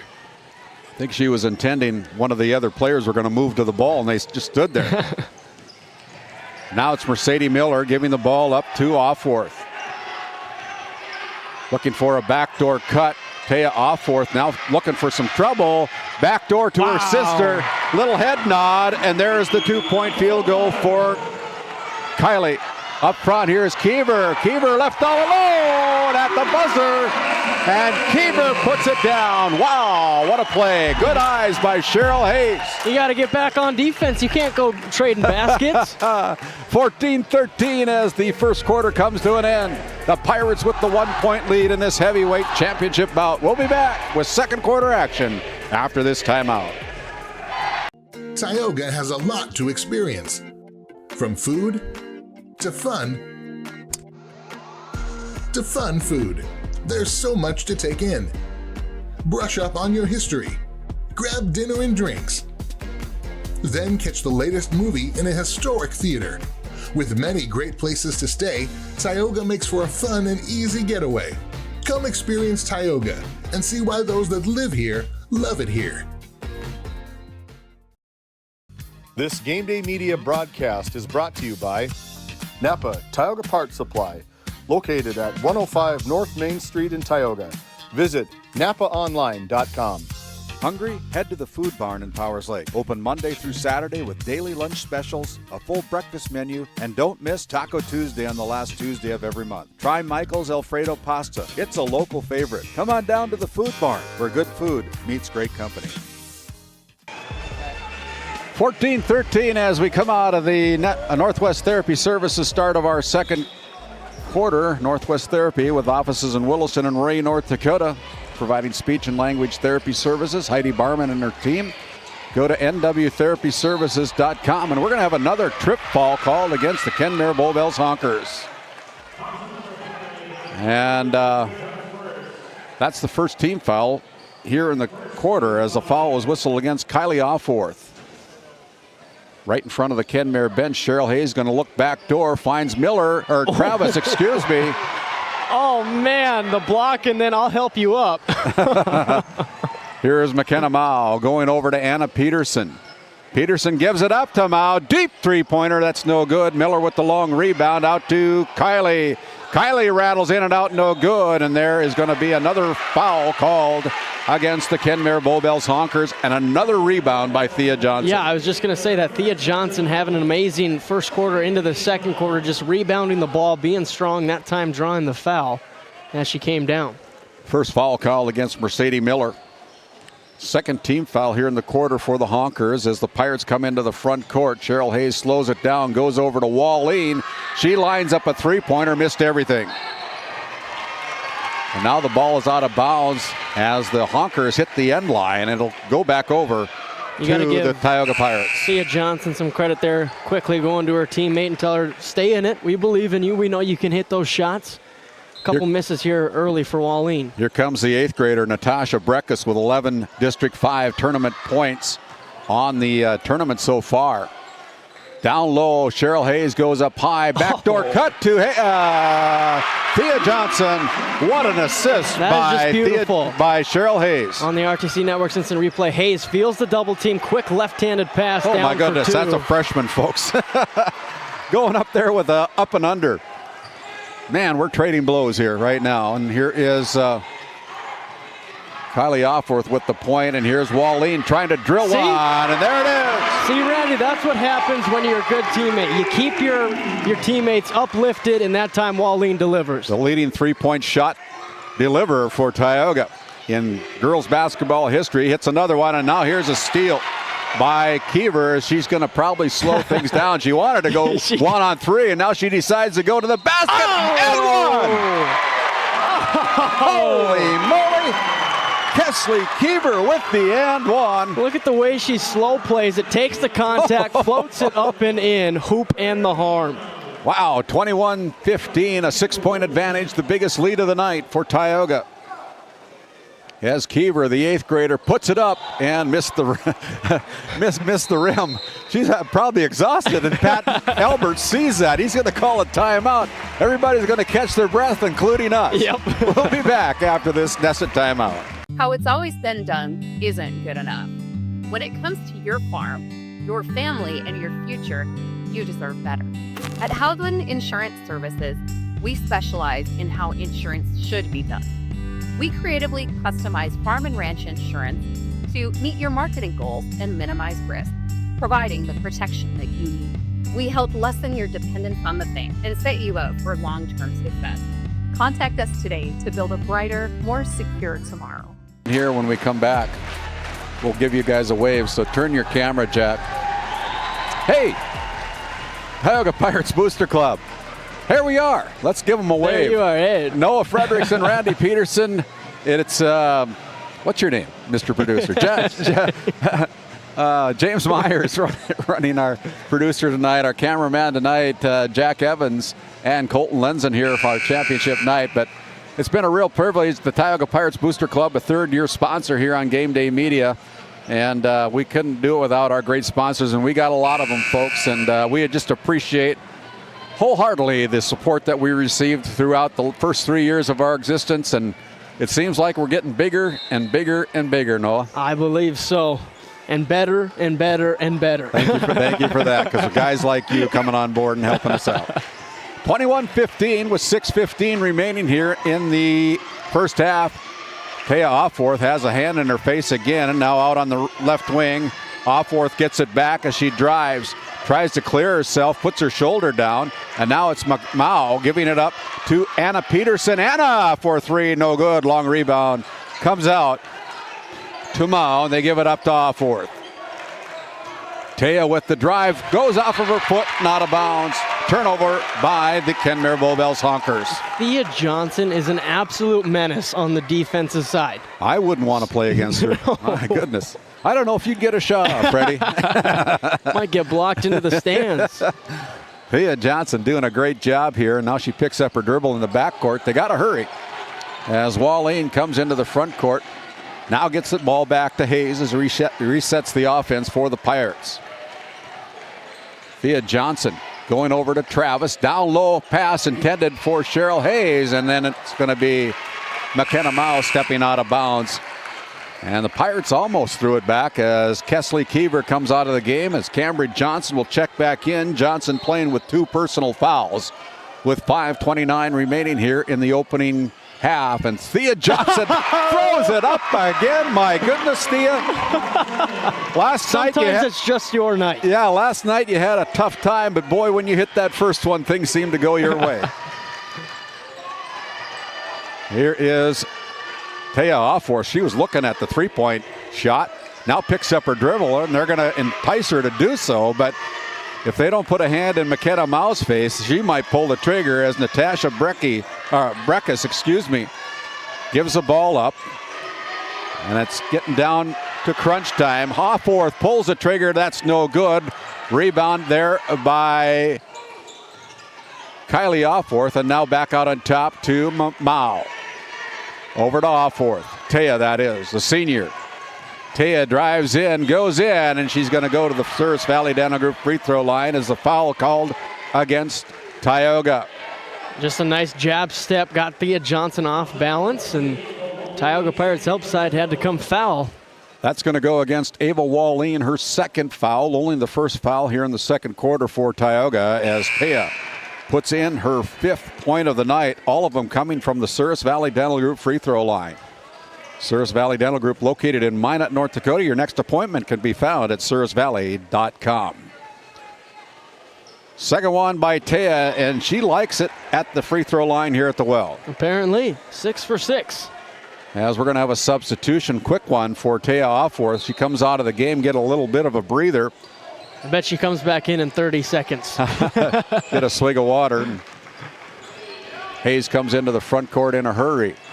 Now it's Cambridge Johnson trying to back down the Honkers as Cheryl Hayes goes up, and no call as the ball pushed back out over to Cambridge Johnson as she attacks and then almost throws it away and does. Nice move by Miller. Up front, here's Anna Peterson running the floor, no good. And then we're going to have a timeout called by Pat Alberts. He saw Ava Wallin in a little bit of trouble down in that corner. That's a good coaching timeout. We'll be back 23-17 with 4:10 to go. You're watching Championship Night here on Game Day Media. Based in Williston, North Dakota, Busy Bees Hot Oil Incorporated is a veteran-owned and managed company. Busy Bees services include water hauling, hot oil services, capstring flushes, and much more. Busy Bees will approach any job, no matter how large or small, with 100% safety and commitment. We pride ourselves on giving back to the community that has given so much to us. Looking for the perfect career? Consider Busy Bees Hot Oil Incorporated. Find them at busybeeshotoilinc.com or give them a call at 701-572-9303 today. As we come out of that Nesset timeout, Nesset located in Tioga, North Dakota. You can talk to them about their custom business packages, now hiring at Nesset. NessetConsulting.com. Hayes looking for somebody, finally finds Thea Johnson. Thea is going to bounce the ball.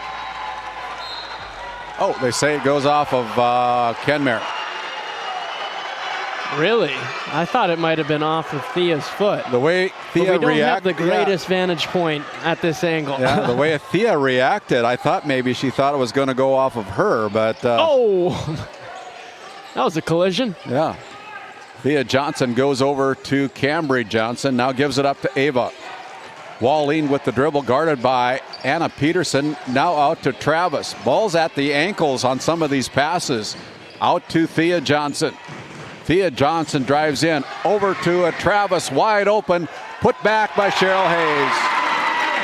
Hayes getting the garbage bucket, her first field goal of the night. Cheryl Hayes is so good at that. Last night we saw her catch an alley-oop and finish with the left hand. Very skilled.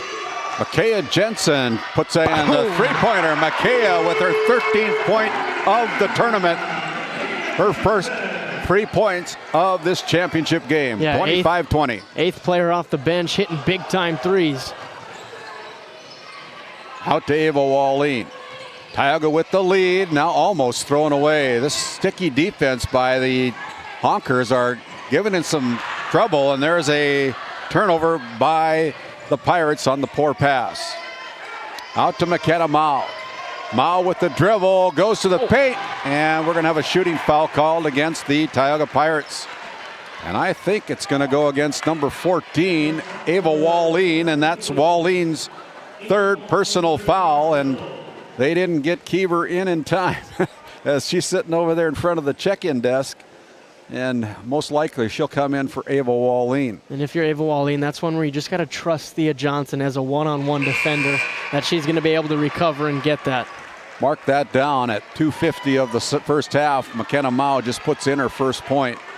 As Keever does come back in, it took a little bit more than 30 seconds for Taya Offworth to check back in, but she's back in for head coach Mike Zimmer.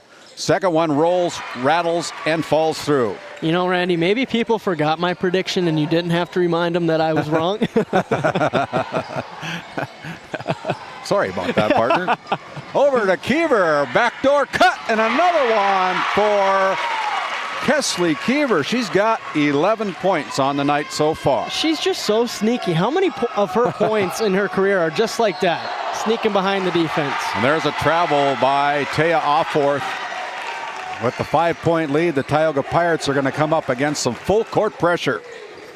Let's see what they can run. Cheryl Hayes was looking for a deep go pattern. Decides against it. Now hitch and go. Now gives it back out to Thea. And Thea missed the bunny. And now here comes Kylie Offworth with a kick out to Mao. Mao thought about the three-pointer. Now Micaiah Jensen. Last time she touched it, she drained one. And here's Taya Offworth. Long rebound is going to go out to Micaiah Jensen. Jensen's going to get fouled on her way to the basket. Look at this move from Jensen here. Gets the offensive rebound, stuck in that corner, dribbles past her 1-2 Euro step, able to draw the foul. Thea Johnson's first personal foul, third team foul called against the Pirates here with 1:56 remaining. Micaiah Jensen, the 5'7" junior, toes the stripe, and the first one is off the iron, no good. Credit to Thea Johnson. She's pretty much involved in every action from the Honkers, and still, that's only her first personal. We had another listener, Ron, out in Las Vegas, watching his former alumni, the Tioga Pirates. Welcome into the broadcast, Ron, and here is a free throw made by Micaiah Jensen. 27-23, the lead is 4 for Tioga. I don't know, with the arm that Hayes has got, I think somebody could go on a go pattern or a post or a flag or whatever you call those things. You used to be a quarterback, right? All the above. All the above. Now down low, not sure where that was intended. And that's another turnover for Tioga, the third of the quarter. Pirates lead by 4, 27-23, and here's Taya Offworth. Let's see if the Honkers can put a run together. Out to Kylie Offworth, inside to Taya. Taya off the glass too hard. Taya gets her own rebound with a kick out to Mao. Picked up there by Thea Johnson. Mao with the reverse layup. That one's no good. Oh, no. And Cheryl Hayes is down. We're going to have an officials timeout as Cheryl Hayes has on the deck. It gives us a chance to thank the Divide County Quarterback Club, established in 1971 with Nate Nelson up there at the Quarterbacks Club in Divide County, the Tioga Pirates Booster Club, supporting the Pirates and the Williams County Firestorm and the Northwest Stars Gymnastics Program. The North Shore Plaza PTO, proud supporter of the North Shore Plaza Wildcat girls team that just competed here in this tournament on the final day. The Williston Clark Longhorn basketball team. The Powers Lake Athletic Booster Club, supporting the Ranchers and the Ray Powers Lake Outlaws up there in Powers Lake, North Dakota. And finally, Faith Baptist Church up in Kenmare, North Dakota. Sunday school at 9:45, worship service at 11 o'clock as the Ray Jays coming on board, established in 1986. And that doesn't look so good. No, that's terrible. For you hate to see that happen. Cheryl Hayes, pretty gimpy as she's helped off the floor by her dad and head coach Pat Alberts as our officials are wiping up some of the moisture on the floor. And we'll see if Cheryl can come back after she twisted her ankle a little bit, or twisted her knee. I'm not sure. I think it was the knee when she was landing, maybe on somebody else's foot. But Yeah. whatever it was, it does not look good. 27-23. Here comes Ava Wallin. As Wallin gets hand checked there by Miller. And it's going to be tied up, and the possession arrow goes to the Kenmare Bowbells Honkers. 4th turnover of the quarter. That was a tussle up. 27-23 with 1:02 to go in the half. In the backcourt, Kylie Offworth comes across. Now on the left wing, they go inside to Taya Offworth, and one. Taya Offworth with the and one. The foul's going to be whistled against Tioga. And that is the 4th foul called against Ava Wallin here in the first half. I didn't think Ava Wallin was even They're going to involved whistle in the it. play. Yeah, maybe they're trying to petition the Well, let's officials look on at who it the again. foul was. Wallin's not even in the play. Yeah. How do you give that to Wallin? And now the officials are getting together to see who that foul might be going to. And That makes a lot more sense. I think they changed it to Kiever. okay. Good job by the referees. Yeah. Okay, Kiever picks up her first personal foul as Taya Offworth completes the 3-point play, and just like that, the Ranchers are within 1. Or the Honkers, excuse me. I was just going to take it as an alumni. Missed shot there by Cambry Johnson. And here come the Honkers again. Almost thrown away as Mao takes advantage and puts down her first field goal. That's great for the Honkers to see her get one to drop. And now we're going to have a foul whistled against Mercedes Miller of the Honkers with 27 seconds to go. Her second personal foul. It looks like they're retaping the leg of the ankle. Looks of like the Cheryl ankle. Hayes. Yep. I would have thought knee. Boy, Pirates kind of lackadaisical in some of these passes. Out to Ava Wallin. They can go for the final shot as Kiever, having a great first half, picks up her dribble, now travels with the basketball. Kind of an unforced turnover for the 8th grader from Tioga with 9.5 seconds to go. The Honkers lead by 1, 28-27. Wow, what a first half this has been for both teams. Get into your offense. You only got 5 seconds. Here's Kylie Offworth bringing it in. Taya for 3, no good as the buzzer sounds. And your first half is in the books. A good one for both teams. A great comeback by the Kenmare Bowbells Honkers after trailing by about 5. Come back to take the lead by 1, 28-27 as we head to the locker room. You're watching Championship Night here on Game Day Media. D&L Paraffin Incorporated is a local family-owned hot oil company that has been in operation since 1981. We work hard to develop good business relationships with the oilfield companies in the Tioga area. While offering services north of Lake Sakakawea, we focus on integrity, hard work, and safety. For all hot oil services, call dispatch at 701-641-3065 or 701-641-6310. And for hiring information, be sure to follow us on Facebook at DL Paraffin. This Game Day Media broadcast is brought to you by... Since 1952, Liberty State Bank of Powers Lake serves Burt County and the surrounding areas with a full suite of financial services. We are committed to being your bank of friendly service. Liberty State Bank, FDIC insured. Tioga Drug and Soda Shop, located at 106 North Main Street in Tioga. Visit tiogadrug.com. Founded in 2019, Northwest Therapy Services, located in Ray and Williston, North Dakota, provides speech therapy in our clinics as well as partnering with local schools and nursing facilities to provide on-site therapeutic services. Our therapists offer language therapy as well as therapy for social, cognitive, communication, swallowing, feeding, and voice disorders. We are dedicated to providing the highest level of quality services. To schedule an appointment, visit nwtherapyservices.com or call 701-568-8255. This Game Day media broadcast is brought to you by TNT Measurements Incorporated, providing oil and gas allocation meter proving, calibrations, and production facility lac provings. To schedule your proving, contact Derek Thompson at 701-421-1351. At St. Luke's Medical Center, we care for our community with compassion and excellence. We are proud to be named one of the top 20 critical access hospitals in the nation. You can count on us today and tomorrow. Call now to schedule your next visit. Skin by Legacy Tioga opened doors February 2024. Skin by Legacy is a branch of the Minot location Legacy Health Clinic. Our goal is to bring big city conveniences to the rural and surrounding communities. We offer a number of aesthetic services and more. Skin by Legacy Tioga is open Tuesdays and Thursdays.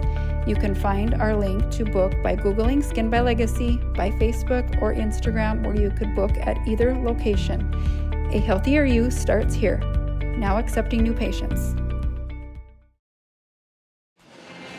As we come back, it's now time for our Faces in the Crowd, brought to you by Skin by Legacy, based out of Tioga, North Dakota.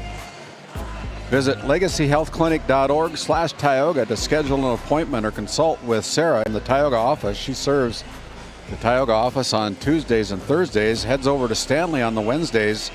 That is Skin by Legacy, as some of the crowd here got the having Pink some Hat fun. Club. Yeah, they're the Pink Hat Club. They got red hats, and now we got pink hats.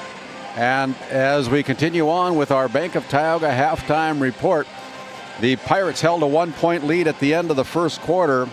It was the Honkers outscoring the Pirates 15-13 in quarter number 2 as they take a 1-point lead to the locker room, 28-27. Welcome into our Bank of Tioga halftime show. The Bank of Tioga, with convenient locations in Tioga and Crosby. Do more with your money at the Bank of Tioga.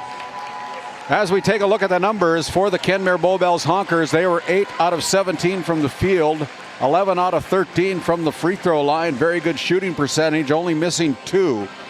11 of their 28 points coming from the Souris Valley Dental Group free throw line. They've knocked down 1 3-pointer tonight, and they've got 7 first half turnovers. The Tioga Pirates on the other side of the scorebook are 12 out of 20 from the field. They've only shot 2 free throws, making 1 of them, but they've knocked down 3 3-pointers from the Tioga Ace Hardware 3-point line, and they have had 8 turnovers in this first half of play. As we take a look at the individual numbers, 5 players getting into the scorebook for the Honkers. Leading the way with 9 points is Taya Offworth, and 7 of those 9 points are coming from the free throw line. 6 points for Kylie Offworth, 5 points for Anna Peterson, and 4 points each for McKenna Mao and Micaiah Jensen, for a total of 28 first half points. Looking at Tioga, they also got 5 players in the book, led by the 8th grade phenom with 11 points. That's Kesley Keever. 7 in the first quarter, 4 in the second quarter to lead the Pirates at the half. 6 points put in by Thea Johnson, 5 points put in by Ava Wallin, as Cheryl Hayes has got 3 points, and she has got a number of assists, but she's also got a bum ankle right now, so we'll see if she can return for the second half. And rounding out the scoring for the Pirates is Mercedes Travis with 2 points. Foul trouble for both teams, as Kenna Offworth has got 2 personal fouls. Kenna Offworth has got 3 personal fouls. Mercedes Miller's got 2 personal fouls. And for the Pirates, it's Ava Wallin with 3 personal fouls and Cambry Johnson with 2 fouls each. And your assessment after the first 16 minutes of play here, Noah? I mean, it feels like a district championship game, and we got a 1-point game at the half. They're delivering, and now the big story, like you mentioned, Cheryl Hayes. We see her walking out from the locker room. She's putting some weight on it, now getting some water, and that's going to be the storyline. Is she able to return? Because we know head coach Mike Zimmer, his halftime adjustments are going to be made. If Cheryl Hayes is out, let's attack where she's not out there, where she usually is. And he's going to try to take advantage of that, so we'll see if she's able to return. And I also want to give a big shout out to Thea Johnson and her defense tonight. There's not many players that can guard positions 1 through 5 as effectively as she does. She's been amazing in that first half, but now if Cheryl Hayes isn't able to get back in there, some more offensive workload is going to be needed. Yeah, we knew that this was going to be a great matchup here tonight for this championship match. These two teams have played very strong district regular season matchup. I know the Kenmare Bowbells Honkers have gone into the Division A ranks to come up with some quality games. And, you know, they've lost a couple of those, but sometimes when you go up a level and you play in those big games, it helps you in the end, doesn't it? 100%. And now I'm thinking back on the regular season meeting between these two teams. Yeah. It was pretty tight at the halftime, and then the Honkers only scored 5 points in the second half. So I'm not sure if that was brought up in the halftime report, but they got to be aggressive in the second half offensively and hopefully put up more than 5 points. We got about 4 minutes to go before we kick it off again here in the second half. Once again, your NCC scoreboard, it's the Kenmare Bowbells Honkers leading by 1 over the Tioga Pirates, 28-27. We'll send it back to the Tioga Medical Center Sports Desk. Trusted healthcare right here at home. To find your provider, schedule an appointment, or pay your bill, visit tiogahealth.org with clinics in Ray and Powers Lake, North Dakota. We'll be back after this timeout. Cattlemen, the Northwest Select Simmental Sale would like to invite you to our annual sale Saturday, March 14th at 1 o'clock p.m. with a free lunch starting at 11 o'clock featuring 80 Simmental and Sim Angus bulls and heifers. If you can't make it, the sale will be broadcast on DV Auction. Juniors all open heifers will be eligible for the Northwest Select Junior Futurity Show this summer. For more information, call Bob Grant at 701-340-8082 or Gary Cease at 701-509-1154. This Game Day Media broadcast is brought to you by Ranchers, circle March 4th on your calendar. Sorensen Ranch of Granora will hold their annual bull sale at the Sydney Livestock Market Center in Sydney, Montana. Your source for composite Simmental bulls that are bred for docility, longevity, and fertility. Find them on Facebook at Sorensen Ranch and DV Auction. The way we live and work has changed, but our service and commitment remain. We're evolving to meet your insurance needs with answers where and when you need them most. Nodak Insurance Company. Give Angie or Candace a call for all your insurance needs. Lindsay Grocery is proud to be your locally owned and operated hometown store in Crosby, North Dakota. From fresh baked goods and crisp produce to our in-house smoked meats, we've got everything you need close to home. Stop in and experience the convenience and the friendly faces of shopping local again. We are open 7 days a week, and we look forward to serving you. That's Lindsay Grocery. Find us on Facebook for specials and updates. Glasso Angus, breeding quality, registered Black Angus cattle since 1973. Durability, docility, dominance. Bred to thrive, built to last. Annual bull sale, 1 p.m., Wildrose Fire Hall, March 26, 2026.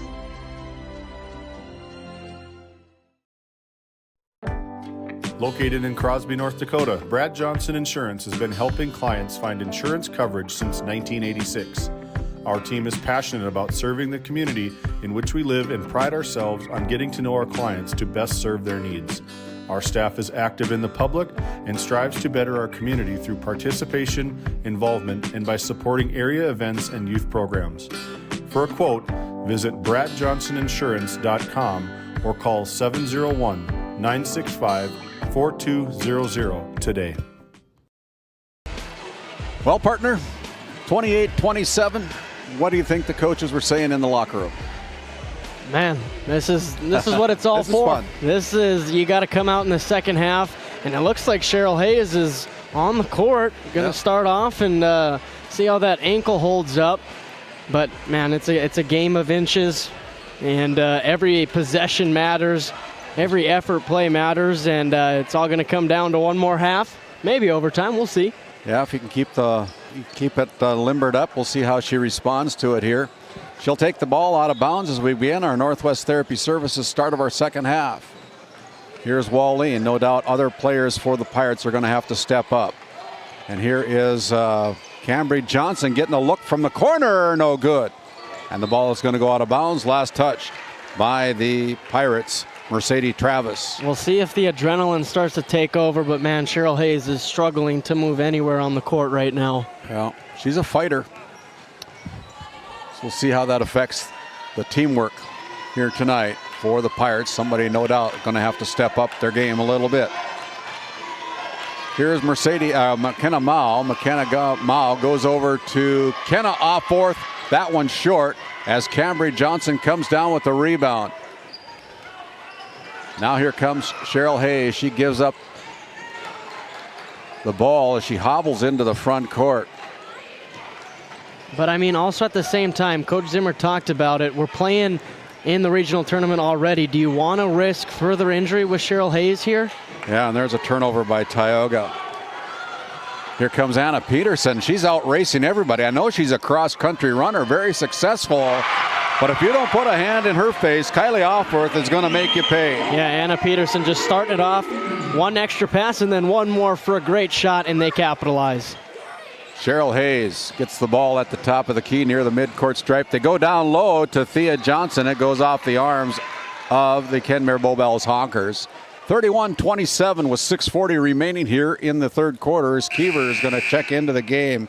And it looks like Hayes is going to hobble off to the bench as she's struggling to walk for sure. She's going to try to keep moving to keep it limbered up, but right now it doesn't look very promising for her. But she's a fighter as they get Kesley Keever wide open on a short mid-range jumper. But the ball goes out of bounds. Last touch by the Honkers. Now it's going to be Thea Johnson putting the ball out to Ava Wallin for three. And Ava Wallin gets another one. Look at that RTC Networks instant replay in the corner, and you got to close out to her left side. She's a lefty. Yeah. That's a wide open shot for her. Here's Anna Peterson now at the top of the key. Drives with a kick out to Mao for three, and there's the answer. Barely even touches the net. What an answer from Mao. Here is Mercedes Travis giving it up to Keever. Now goes back to Travis. Thought about driving to the basket, but Cambry Johnson goes inside to Thea Johnson. Dribbles with the right hand. Little scoop shot. Gets bumped. No call. And here come the Ranchers again. Extra dribble there. Here come the Honkers again. You said Ranchers again. Oh, man alive. I'm sitting next to an ex-Rancher here, and I can't get him out of my mind. There's a steal by the Pirates, and I think Cambry was looking for some help, and it's going to be tied up. And the possession arrow will go over to the Kenmare Bowbells Honkers. Every time you say Ranchers, Jack Evans looks over at me and gives me a big thumbs down. The former Stanley Blue Jay. Coming on board now, a Teton. Coming over to help us. I'll give him a pass for wearing Blue Jays colors when that is Game Day Media's colors. Here's a block by Thea Johnson, and then we're going to have a push out of bounds, and Thea Johnson slow to get off the deck as a foul is going to be whistled against Kylie Offworth. Right now she's thinking, who put that score table right there, right to the back? That's third personal foul as Cheryl Hayes going to check back in, this time for Mercedes Travis. And now in the backcourt, Wallin picked up there by Mao, through her legs, goes left side. Goes along the baseline, gets pushed and bumped and out of bounds as she's driven out of bounds. Another foul called against the Kenmare Bowbells Honkers, and that is the fourth foul called against Kylie Offworth, the 5'6" sophomore. And right away, Mercedes Miller checks back in for her. 34-30, so a little bit of foul trouble coming into play here. These teams are beating each other up. Out on top, it's Keever going down to Hayes. Hayes inside pass to Thea Johnson. Now we're going to have an over the back called against Mercedes Miller. And you can see Coach Zimmer saying, we got to front her. Got to get in front of these bigs. Behind her. So 4 fouls here in the third quarter so far for the Honkers as they get the ball inbounded. Didn't get her feet set. Missed. And now Wallin Got to be careful. She's got 3 fouls herself. Now out to Mao. See if we can neutralize with the fouls. And now there's a steal, a pass up front to Cambry Johnson. And my goodness sakes, we're getting physical here tonight. I told you, a lot of bumps and bruises, and here's another one as Johnson picks it up and just... There's going to be a foul that's going to be whistled. I think it's going to go number Mercedes Miller. That's her 4th personal foul as Pat Alberts, the head coach for the Tioga Pirates, back out on the floor, tending to another player. Good to see Cambry coming up, but she took a little hit on the head as she's going to come out of the game, get a drink of water as Mercedes Travis comes back in for her. The bench sometimes isn't that deep for the Tioga Pirates as compared to the Ranchers. I know that Mike plays a lot more than Tioga does. Yeah, we haven't seen much Kaya Sparks or Playsick, just really a 6-girl rotation here tonight. Here's Thea Johnson with the dribble, gives it up to Cheryl Hayes. Now the 3-man weave to Keever. Out to Wallene. Wallene gives it to Keever. Keever drives the baseline, picks up her dribble. Now out to Hayes. 12 on the shot clock. Here's Mercedes Travis. Deep 3 by Hayes, no good. And the rebound picked up there by Thea Johnson. That's what the Pirates have to do, though. Cheryl Hayes isn't going to be able to create, but can you get her open look? She wasn't able to hit that one, but going forward. 34-32. Here is Offworth, climbs the rim and puts it in for Kenna Offworth, her first 2. Man, Kenna Offworth. 1 step, 2 step, 2 defenders fly by, put it in for 2. Here's Ava Wallene getting bumped, and we're going to have another foul, and right away, that's the second Offworth twin picking up her 4th foul. Both Kylie and Kenna have now got 4 personal fouls for head coach Mike Zimmer. Taya might be a loner Offworth if that continues, both with 4. Kaya Jensen will check in as Ava Wallene, the southpaw, puts in the first one. Wallene now with 9 points on the night for the Pirates. The Pirates still trail by 3, 36-33, as Wallene goes for another one from the Service Valley Dental Group free throw line, and that one is good as well. Credit to the Pirates for staying tight, even with Cheryl Hayes gimping around and trying to fight through it, but they're sticking around, only down 2. Pirates trail by 2, trailed by 1 at the half. Kick out to Mao. Thought about the 3-pointer, step back, now goes to Thea Johnson, and then Thea Johnson is slowed down by Taya Offworth. And I don't know if she's a rodeoer or not. Taya Offworth put a lasso on her, slowed her down. And with that, there's a timeout on the floor. The 4th team foul, only the first foul against Taya Offworth. But we're going to have a short timeout. We'll be back after this 30-second break. Game One powers your team, business, and community with athletic apparel, uniforms, company gear, and event apparel. Featuring screen printing, embroidery, and the brands you trust. Game One, the brand behind your brand. EAPC Architects Engineers is shaping the future of K-12 schools, healthcare, civic spaces, and higher education across North Dakota. Proud to support our athletes and proud to serve our communities. EAPC, designing solutions, impacting communities.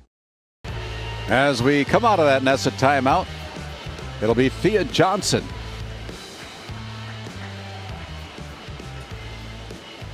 I think that would be the 5th foul. Yeah. Scoreboard's a little wonky there, yeah. Thea misses the first one. Yeah, that is the 5th team foul here in the 3rd quarter, and with 3:36 remaining here on out, the Pirates in the double bonus. Second one by Thea, rolls every part of the rim and gets it to fall. Pirates trail by 1, 36-35, as Micaiah Jensen is checked in. Thea Offworth goes in, gets blocked by Thea Johnson, and it's off of her arms and out of bounds. What have I been saying all night, Randy? Thea Johnson, ability to guard 1 through 5. Huge block there and off of Offworth. That wingspan by Thea Johnson definitely coming into play on that play. 100%. Keever comes into the front court, goes behind her back, now gives it up to Hayes. Hayes seems like she's working a little bit better on that ankle. Now out on top, it's Cambry Johnson. They go inside to Cheryl Hayes, and now here is Thea Johnson as the ball goes out of bounds. Last touch by the Kenmare Bowbells Honkers. I think my body's starting to hurt just watching this. Body's hitting the floor hard. Hayes will trigger the inbounds pass. Out on top, it's Kesley Keever. Keever goes right side to Mercedes Travis. Out on top, Cambry Johnson pulls the trigger from 3. That's no good. Pirates fighting for it, but Mao comes away with the rebound. Here is Jensen Makaya putting it down and one. You got to give Jensen a lot of credit coming into this one off the bench, making big-time plays in each quarter. Yeah, Makaya drilled a three-pointer when she first came into the game in the second quarter. And now she hits the Souris Valley Dental Group free throw line for the and one opportunity for the Honkers, and she converts. Kesley Keever into the front court, gives it up to Cambry Johnson. Now back to Thea. Nice fake from Thea Johnson, had Mal looking all over. Here is Cambry giving it to Keever. Back out to Cheryl Hayes. Now on the left wing, it is Cambry Johnson giving it to Thea, out to Keever. Mercedes Travis for 3, and Mercedes with a three-pointer. Gives some spark to the Pirates. Yeah, wow. 39-38. We're back and forth here. Here is another one put up, and my goodness, how in the world did that go in? A three-pointer by Taya Offworth. Wow. I'm saying she's starting to hit those. Got a little lucky on that one, but 3 points is 3 points. You got to respect the six-footers here. Inside pass to Thea Johnson. Johnson fakes, tries to go baseline, cut off there by Anna Peterson. Now out to Cambry Johnson. Cambry Johnson now, and we're going to have a foul again against Taya Offworth. And now the Pirates go to the double bonus again with 1:34 to go. It'll be Cambry Johnson on the second Taya Offworth personal foul. Johnson toes the stripe, bounces the ball 5, 6, 7 times, and gets the roll here at the well. And according to my books, that's her first point. Well, you're always right, Randy. So. And now Thea Johnson comes from out of bounds, but a great hustle by Thea Johnson. They thought they had the ball coming off the Kenmare Bowbells Honkers, and they thought she got rode out of bounds, but it'll be Honkers basketball after the explanation by our officials to Pat Alberts. The Honkers lead by 3. Here's Makaya Jensen. Breckus, the 8th grader, with the reverse layup. That's no good. Pirates got a breakaway. Up front to to Kesley Keever, and Keever. There it is again. Sneaky, sneaky, sneaky. And now here's McKenna Mao, as McKenna Mao lost the handle on it. Another turnover for the Honkers. So the Pirates with a chance to take the lead as they inbound the ball to Ava Wallin, and Wallin forgot about McKenna Mao. Turnover, Tioga. Mao gets it back. The 3. Now here might be a... Thea Johnson's got to hurry, puts up the shot off the glass for 2. And the Pirates up by 1, sticking with it. 43-42, and now we're going to have a foul in the backcourt against Thea Johnson, her second personal foul. Her third, excuse me. 43-42, only the second team foul. I guess that's what I meant to say, right? Yeah. So I still wasn't wrong. Nope. I told you, you're never wrong. Taya Offworth drives the baseline, puts up the shot. I think that one was blocked by Thea Johnson. Yeah, altered there again by the 6-foot Thea Johnson, and Cheryl Hayes gimping into the front court. Here's Cambry Johnson.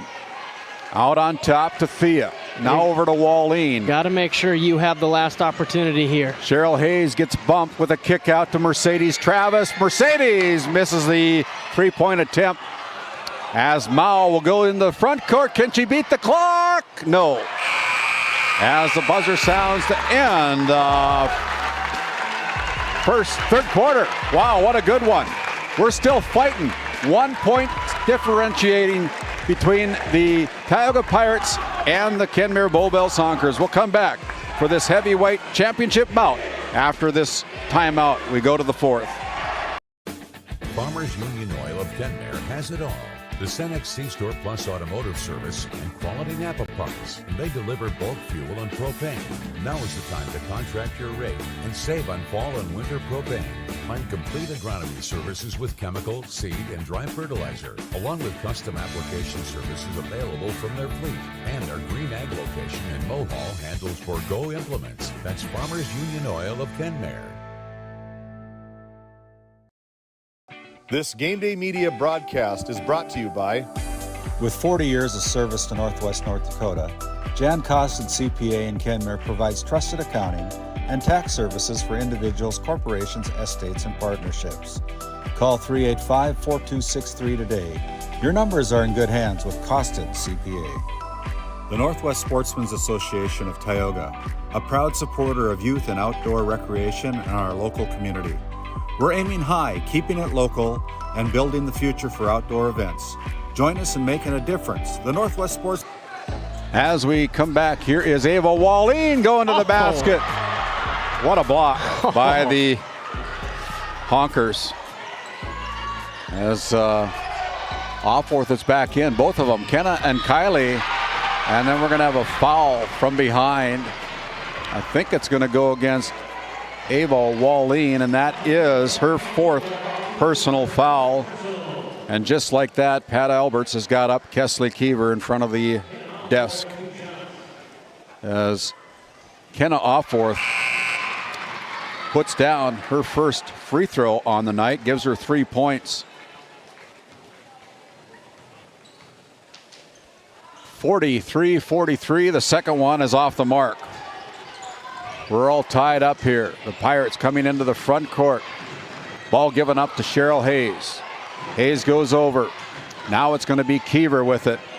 Keever goes right side to Travis. Travis is going to be bumped, and it's a turnover for Tioga. That's just a tough play to make. You're both in the same spot. There's the ball going out of bounds. Last touch by the Honkers. That's another turnover. That's also a tough play to make. The 12th of the night. And we're going to have a full timeout called by head coach Pat Alberts. Just underway here in the fourth quarter.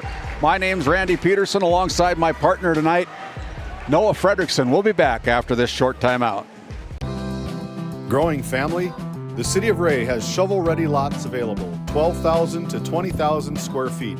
The lots are free of any special assessments. Right on Highway 2, we offer convenient travel and connections, as well as access to our amazing education system.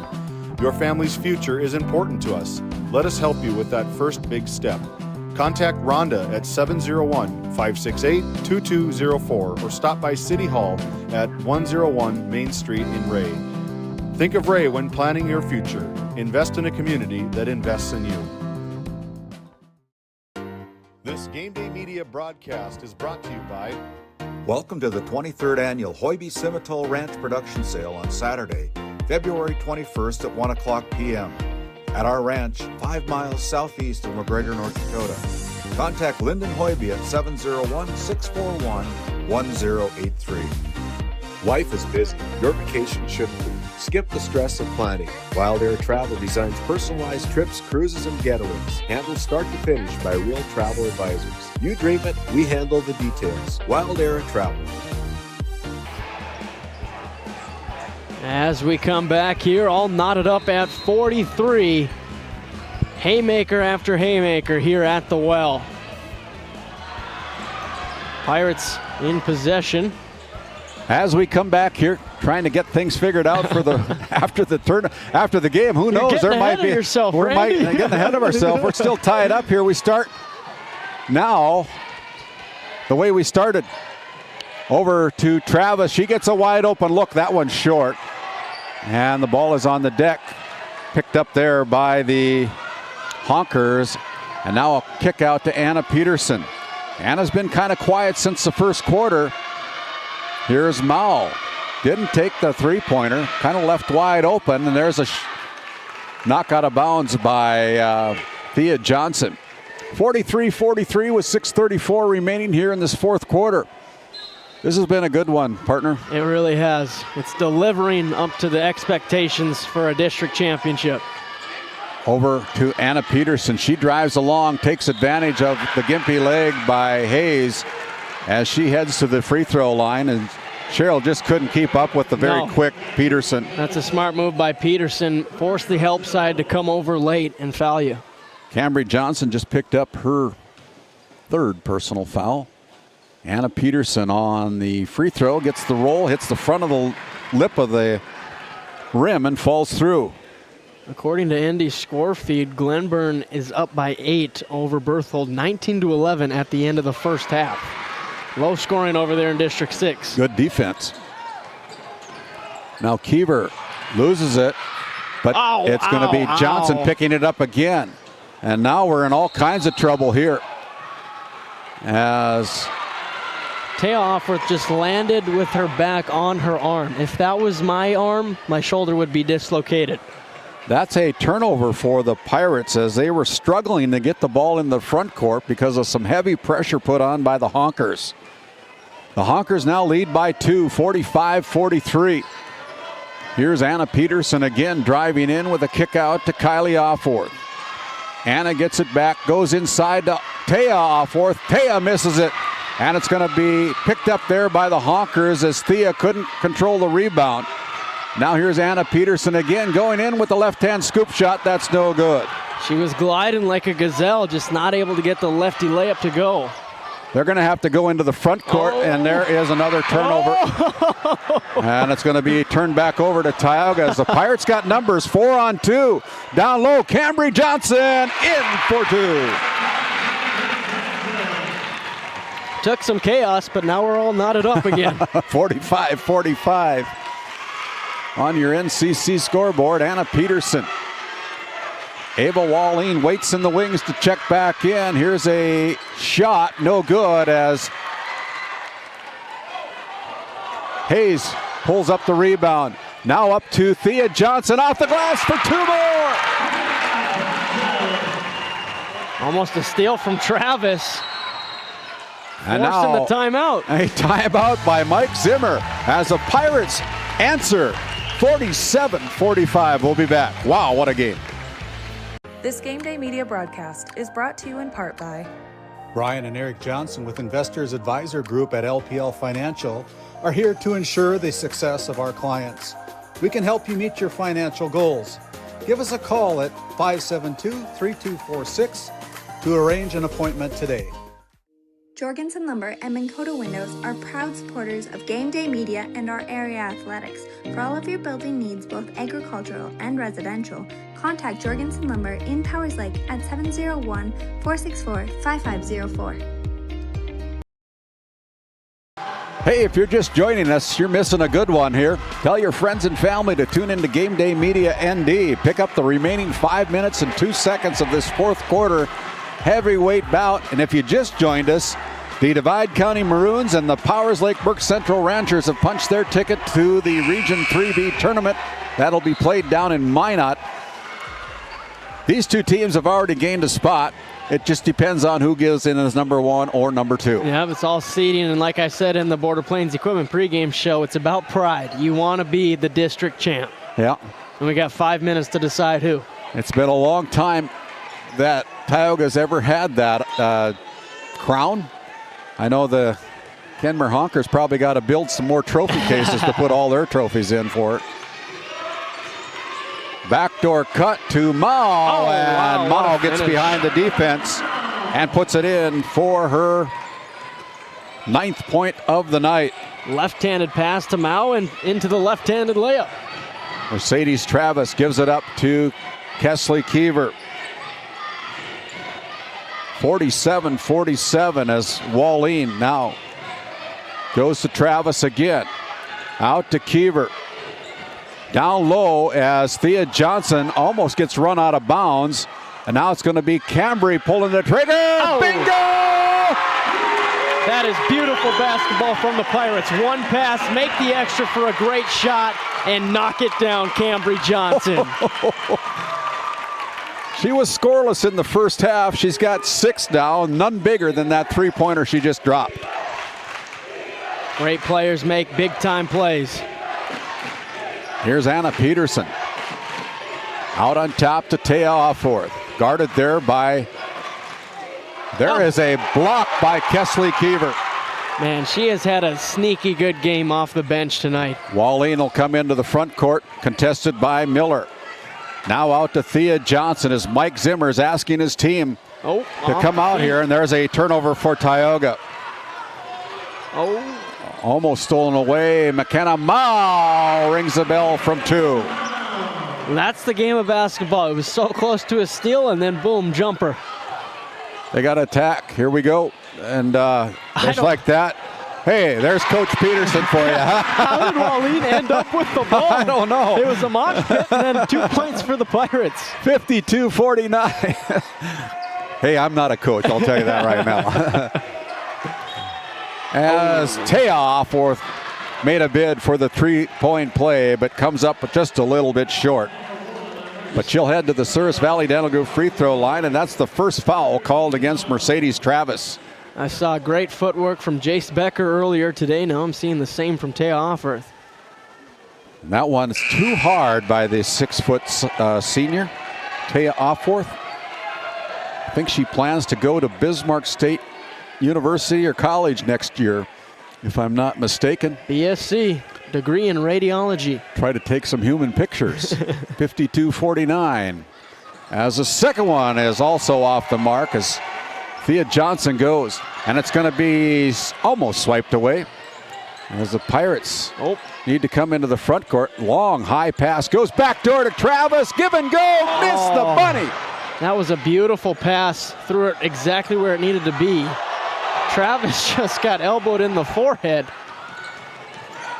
And here is Natasha Breckus out to Jensen.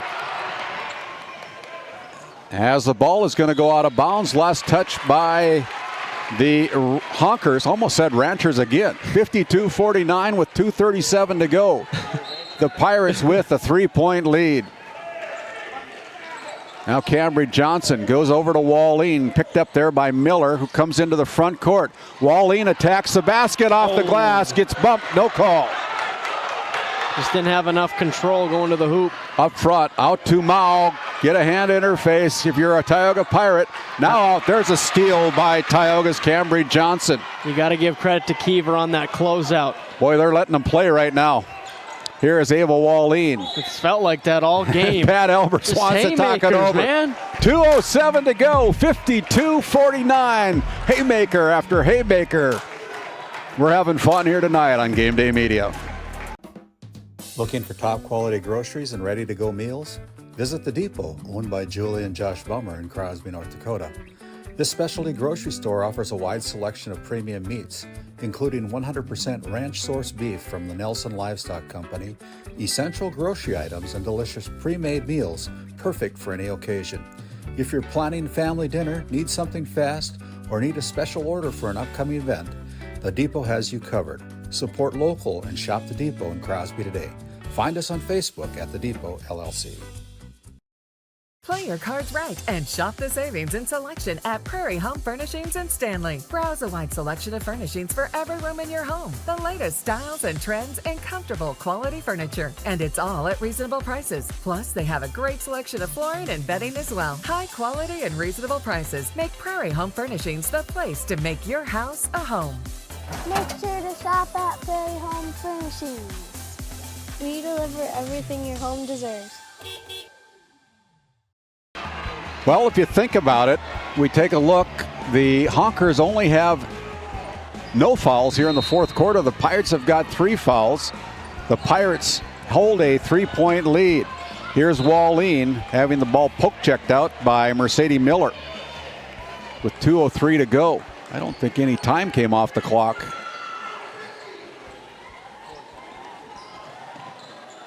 Out to Cambry Johnson. My producer's saying that 3 seconds came off. He's got better eyes than I do. Cambry Johnson now with the basketball with the left-hand dribble, picked up there and poke check by Matea Jensen. McKenna Mao is sitting on the bench right now. Out on top, they got to go. Out to Cambry. Cambry goes in with a little floater from the left elbow, is no good. Big time rebound from Mercedes Miller. Up front, here's Anna Peterson going over to Jensen. Hand in her face, now pulls the trigger from 3, too deep. Rebound by Offworth. Oh. And we're going to have a foul called against the Tioga Pirates. Great job tracking the ball from Offworth to get the rebound and draw the foul on Kiever, which honestly not a bad foul. Offworth was going to have an easy layup. Now she's got to earn it. Last time these two teams met up in Kenmare, the Pirates came away with a 14-point win on January 26th at Al Sherbinski Court. It's a battle right now as the Pirates lead by 3 as Offworth just missed her 3rd free throw in a row. And there's no announcer's jinx on that one at all. Pirates didn't block out as she missed her 4th one. And now they're still fighting for the balls. The Pirates kind of flat-footed. Here is Miller with the 3-pointer. This time the rebound is covered by Cambry Johnson. So that's only the first foul called against the Honkers. And that's going to go against Anna Peterson, her first personal foul. Hayes going to trigger the inbounds pass. They get the ball into Wallene. They got to hurry. Here's Wallene, and Wallene is going to get charged with an offensive foul. And I think Ava Wallene is just fouled out of the game. That arm extension. She leaves the game at the 1:13 mark. 12 points for the senior for Tioga. 52-49, 1:10 to go here in the 4th quarter. Nope. Hot potato. Over to Breckus, the southpaw. No good. Rebound taken down by Travis. Honkers have had a few good looks to tie it up. Now we're going to have another foul call. It's just not going in. Oh, Breckus. But they don't need a 3. That's the thing. Yeah, you got time. But that's the second foul. That foul called against Natasha, the 8th grader. My goodness, as Mercedes Travis sitting on the floor, tying her shoe. And now we're ready to go with 55.8 seconds to go. Hayes inbounds it, gets it back from Johnson behind her back, gives it over to Thea Johnson, now to Kesley Kiever. Out on top, they find Cheryl Hayes. Pirates playing keep away right now, and we're going to have a foul that's going to be whistled. It's going to go against Anna Peters. Number 10, Taya Offworth. Randy, they didn't need to foul. Yeah. You just play the possession out, and there was 20 seconds between shot and game clock. Now there's only 7. They get the ball into Thea Johnson, and I guess it works. I guess it works. They got a 5-on-4. Thea's still down. Now they got 5-on-4 as Miller goes for the shot. No good. The rebound comes away, and it's going to be a travel called against Tioga. Yeah, Cambry Johnson's got it here. Just stay strong, and she fell over. You got to be strong. I think we have a timeout on the floor. We're going to keep it right here, though, instead of going back to our Tioga Medical Center sports desk and our Nesset timeout. It gives you a chance. Wow, if you enjoyed the broadcast here on Game Day Media this week, 12 games, including the District 5 play-in game, there's your opportunity to help us out with some of our costs that we incur. We've got great sponsors, but if you'd want to throw some bucks our way, there's our Venmo code. Feel free to send any donation back to us. If you don't have Venmo, you can always write out a check made payable to Game Day Media. Send it to Box 381 in Tioga, North Dakota, as we take a look at our bracket from this whole tournament. That began on Tuesday with a play-in game, the Ray Jays knocking out the Alexander Comets. And then we've been back and forth here with the Divide County Maroons and the Powers Lake Ranchers punching their ticket to the region, as these two teams are looking for their position at the region tournament, as both teams are in the tournament already. But you also want to know that when the opportunity comes, you can win the big game. Yeah. Because you're going to play in a lot of these into next week. So if you take a look at the team fouls, Tioga's got 5. The Honker, almost said Ranchers again. The Honkers have got 4. It's going to be out of bounds for the Honkers. Pass down low, off the glass, Offorth. Another offensive rebound. Here's Mao going out to Offorth. A hand in her face, throws up the... Oh, my goodness! She got it! And now here's a steal. I don't know what's going on. There's a foul. There is a foul in the backcourt as 3.5 seconds to go. Taya Offorth with one of the biggest three-pointers in her career. And I guess that's only the 4th foul. Boy. Yeah, you couldn't tell with the way, I couldn't remember, but yeah, if this one is 4th. This is the 4th foul, but there's going to be a short timeout here for Pat Alberts, but we're going to keep it right here. Oh boy, we're going to have to catch our breath on this one. Okay, 52-52. Pirates will have it under the basket. They got 3.5 seconds to try to get a shot off. Honkers cannot foul or they will be at the line. Let's say you can't have Cheryl Hayes, but you got to have somebody who can get to max speed on the run to get up the court and hopefully get a 3-point look off, but you only got 3.5 seconds. And remember, Honkers cannot foul. Do you look at going on the fly pattern with Cheryl Hayes playing quarterback? See, I've seen that play happen, but then if she launches it too far out of bounds, no time comes off the clock, and the Honkers would have it under their own basket. That's a risky pass. So I'm interested to see how Coach Alberts plays it. Pat Alberts lines them up 4 across. And they're going to send a man in motion. Here's Travis going down. It's going to be picked off at the buzzer. Oh! My goodness! I don't know. Holy mackerel! They're going to see what it's going to be. No way! What's going to happen here? Let's look at it again. If we look at our...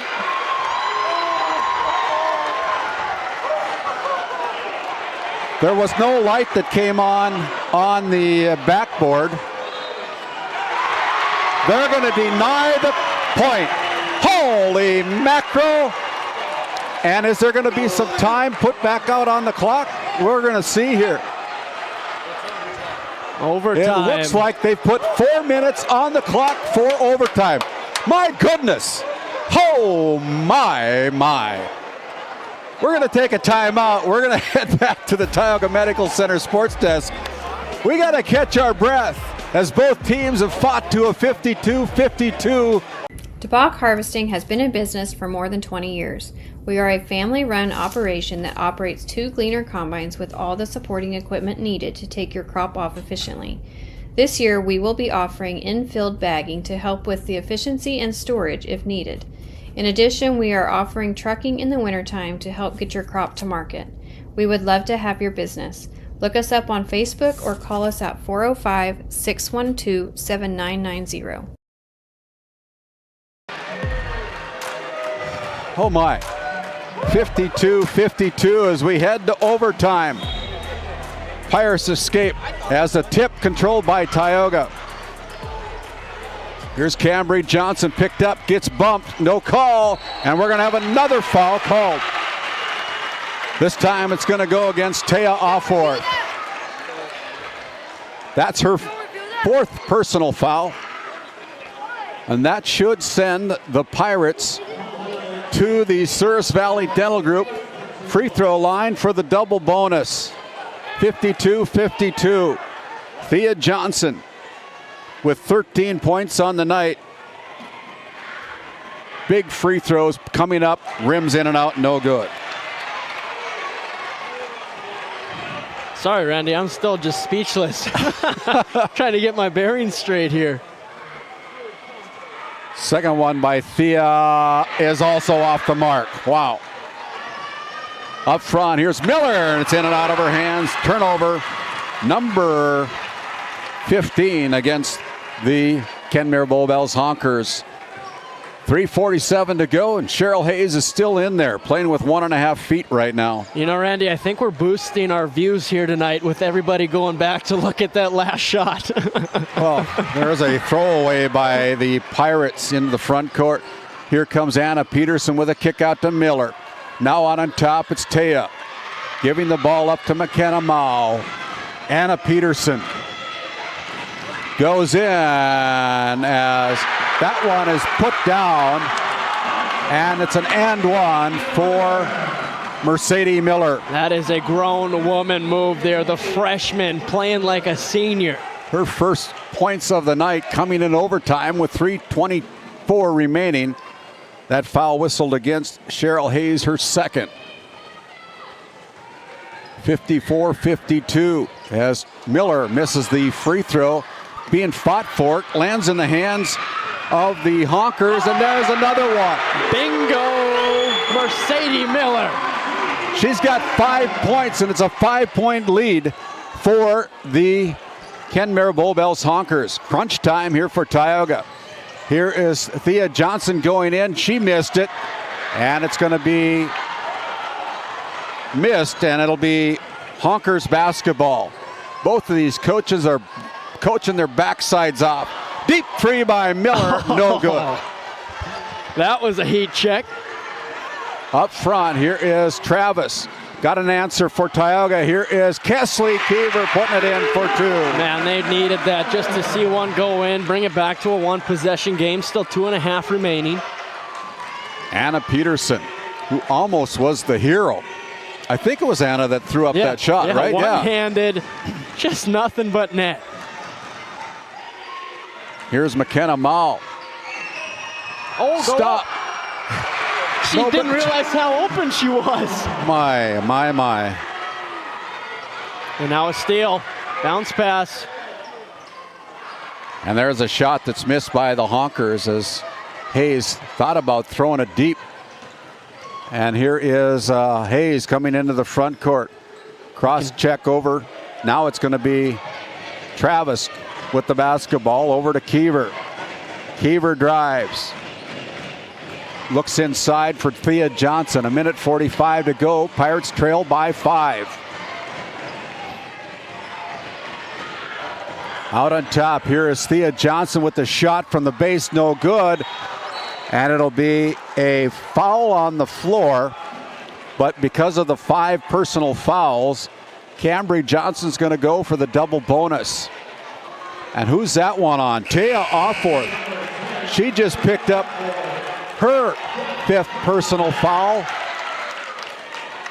And her, now the officials, they put 15-10 on the board, but let's see. Well, I want to say it might have been Mercedes Miller. I clicked the wrong button, Randy. They confirm that it's Taya Offworth. So Offworth's night is done at the 1:33 mark of overtime. She leaves the game with 15 points. Cambry Johnson heads to the Souris Valley Dental Group free throw line to shoot the double bonus. Taya Offworth looks at her crowd and says, "Let's go, get on your feet. It ain't over yet." As another missed free throw by Tioga. That's the 3rd one here in overtime that they've missed. Cambry Johnson with 6 points on the night. Puts that one in. 4-point lead, 59-55 for the Kenmare Bowbells Honkers. Who's going to come away with the hardware? Possession for the Honkers. Anna Peterson now with the dribble, gives it up to Kenna Offworth. Out on top, it's the 8th grader. Guarded by Thea Johnson. Now McKenna Mao drives in, runs into trouble, throws it away. Long pass up front intended for Kesley Keever. She runs it down, goes over to Thea Johnson. Thea maneuvers in and out, no good. Cambry Johnson there, the putback is no good. And another rebound missed by Tioga. 18 seconds between the shot clock and game clock. Down by 2 possessions. Now they get the ball into the youngster, Natasha Breckus. Pat saying foul. Who do you want to foul though? Well, you can't foul there. You gotta. They're going to go with Cheryl Hayes picking up her 3rd foul, and it's going to send Kenna Offworth to the Souris Valley Dental Group charity stripe. That was close. Thea Johnson was fouling off ball, and I think that might count as intentional, but it wasn't called. Got to be careful. So Kenna Offworth rattles in and out, no good. Still a 2-possession game, whether it's 4 points or 5 points. The Pirates have got to have 2 good possessions if they want, and they got to make some stops. As that one gets the roll. Pirates got to go. They got to go quick. They're down by 5. They get the ball in the front court. Here's Travis going backwards. Now Hayes crosses the midcourt stripe. Out to Cambry Johnson. 25 seconds to go. Here's Keever. Someone's got to shoot it. Pressure being put on. Here is Hayes going down low to Johnson. Johnson out of position, gets her own rebound. Ball's on the deck, and it's going to be picked up by the Honkers. And it looks like they might want to run this thing out as the Pirates are backing off. And your final score, the revenge is made. The Kenmare Bowbells Honkers come back in overtime to defeat the Tioga Pirates for the District 5 Championship Trophy. Wow, what a championship game. Wow, yeah, you're right. That's the one word to describe it. Wow, and I have no idea what just happened, Randy. The Kenmare Bowbells Honkers scored 8 points in overtime. The Pirates only 3, and they take home the 5-point win. We're going to take a quick timeout, catch a drink of water, catch a breath. We'll come back with the postseason awards after this timeout. Welcome to Stanley. Our local businesses have the home field advantage, a community where tradition meets progress. Discover the charm of our past and the promise of our future, a winning combination. Support local, shop local, and be a part of something special. Take the home field advantage at visitstanley.org and follow us on Facebook. Be sure to like, subscribe, and share.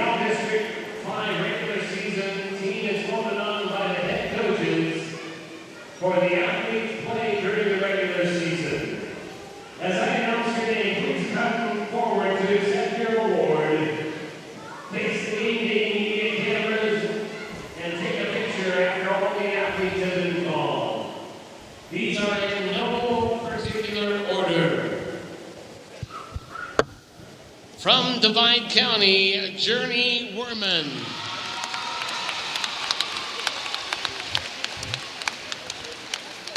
From Kenmare Bowbells, McKenna Mao.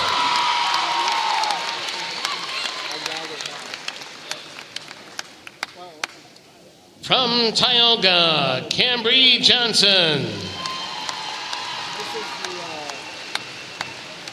From North Shore Plaza, Harper Mortensen. From Partial, Casey Joe Heavy Gun. From Tioga, Cheryl Hayes. From Trenton, Megan Claris. From Tioga, Thea Johnson.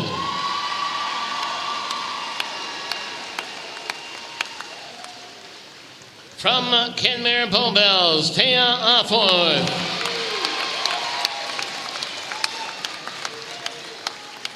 From Ray, Andy Barman. From Divide County, Skylar Worman. From Powers Lake, Burke Central, Eastland Jensen. From Tioga, Ava Walleen. And from Kenmare Bowbells, Anna Peterson. That is your All-District 5 regular season team. Congratulations.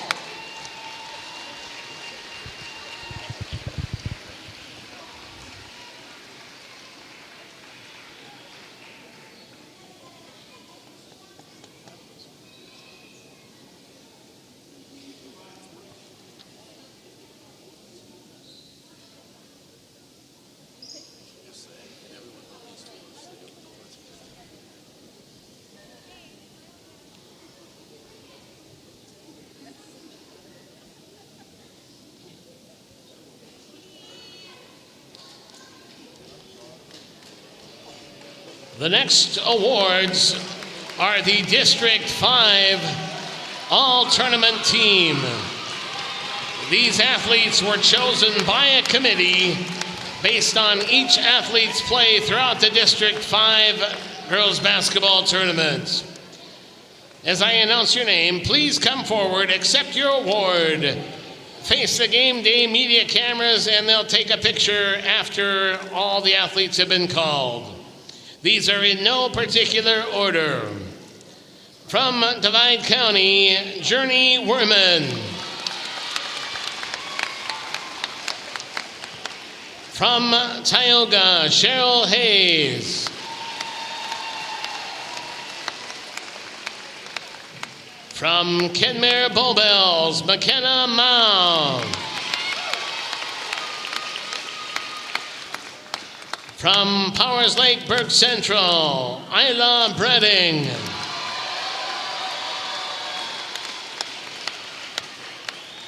From Kenmare Bowbells, Taya Offorth. From North Shore Plaza, Harper Mortensen. From Trenton, Izzy Hippie.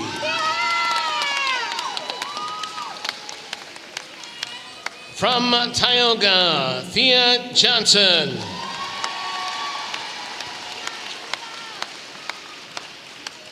From Partial, Casey Joe Heavy Gun. And from Divide County, Skylar Werman. Ladies and gentlemen, that is your District 5 All-Tournament team.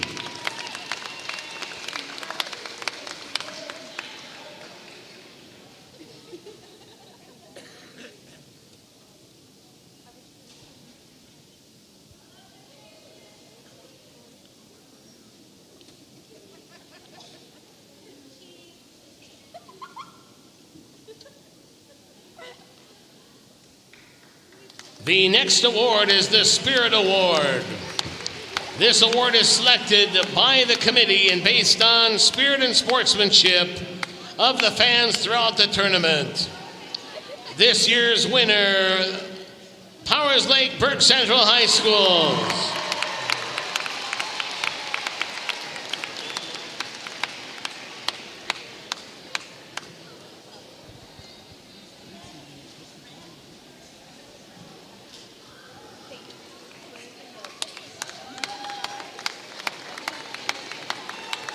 The next award is the District 5 Girls Basketball Outstanding Senior Athlete.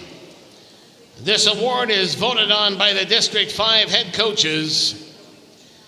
This year, the 2026 District 5 Outstanding Senior Athlete of the Year from Tioga High School, Cheryl Hayes.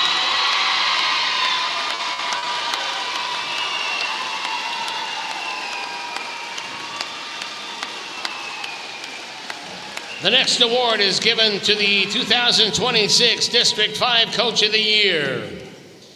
This award is voted on by the District 5 head coaches. The 2026 District 5 Girls Basketball Coach of the Year from Kidmere Bowbells, Mike Zimmer.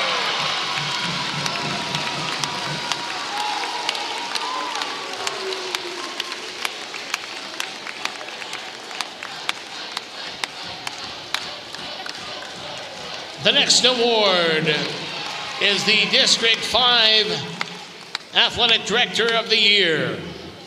This award is voted on by the District 5 Athletic Directors. The District 5 2026 Athletic Director of the Year from Kenmare High School, Casey Kaiser.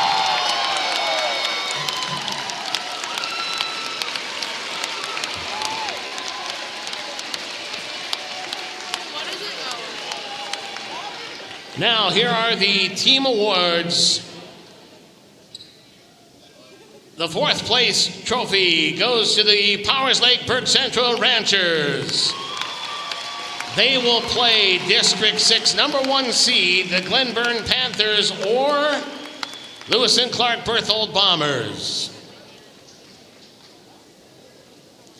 That will be the third game of the evening on Monday, February 23rd. At the Minot Auditorium. The third place award goes to the Divide County Maroons. They will play the number 2 seed, which will be either the Glenburn Panthers or the Berthold Bombers.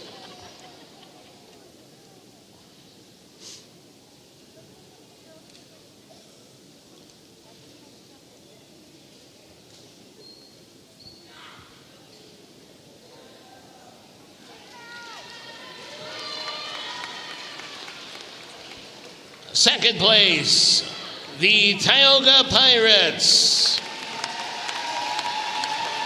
They will play District 6 number 3 seeds, the MLS Mavericks.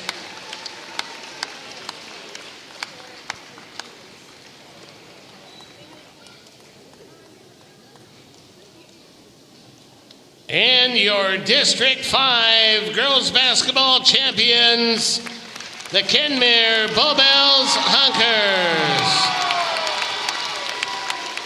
They will play the number 4 seed, the Surrey Mustangs. Again, on behalf of the District 5 Athletic Directors and Williston State College, we thank you for attending and help make this tournament a success for all of our students. Best of luck to all teams advancing to the Region 3 tournament at the Minot Auditorium beginning Monday, February 23rd. Thank you. Well, that recaps our awards ceremony here as the Honkers take another district title back to Kenmare High School. Man, they got a trophy case full of them over there in Kenmare Honkerland. Gonna need an upgrade. Big congratulations to the Kenmare Bowbells Honkers. Mike Zimmer, the leader of the program. Casey Kaiser does a fantastic job. We haven't even mentioned his name at all this tournament. He's been running around. Yeah, He's right around 100,000 steps coming in, spending the night down here.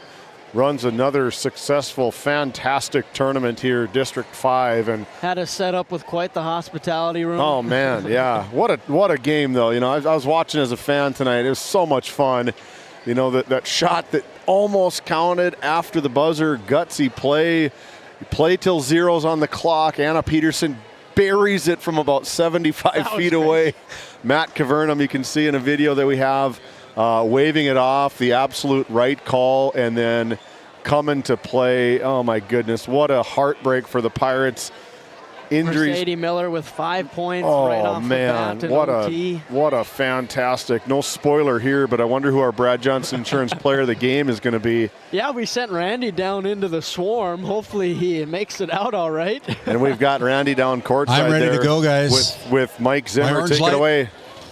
Take it away, Randy. Yeah, Mike Zimmer got a big smile on his face. What a game. That was, yeah. I mean, banked in that three. And then that one back, that was three-quarter court. Yeah. As Kenmare fans said it was good. But, yeah, what a wild game. And yeah, it was a lot of fun. It's too bad Cheryl hurt her ankle. You know, we always want to play the best competition, especially a game like this when we get to play after this anyway. So, but that'll be one for the memory books, that's for sure. You guys got a good carpet up there in Kenmare. You're going to add some more trophy cases up there for another trophy. There you go. Yeah, that's the idea is to try to win. Yep. Yeah, these kind of games are memory makers, and kids will talk about this at their 10-year reunion for sure and say if the shot was good or bad. You never know. I'm sure for Kenmare they're wishing it was good, but boy, Mercedes Miller with 5 big points. Her only points in the game coming in overtime is what we had. Now, I probably missed them. We're unofficial, but you know, I think she's an 8th grader, right? She's a freshman. She's a freshman. Okay, Mercedes. Wow, coming up big in overtime. Yeah, we got some good minutes out of some young girls. We got some foul trouble for a while, and yeah, they did a great job. And what was that shot good?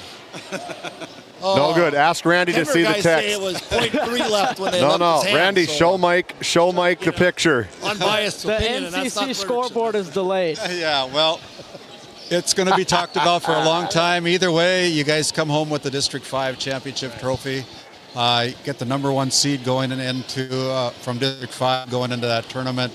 You know, it's going to be a good tournament down there. It's going to be a wild tournament. Glenburn and Berthold, Mulhall are very good. I've never seen Surrey play, but you know they beat our Redeemers, and our Redeemers is a dangerous team. So it's going to be a challenge. Hey, thanks for the time. We'll let you get back celebrating with your team.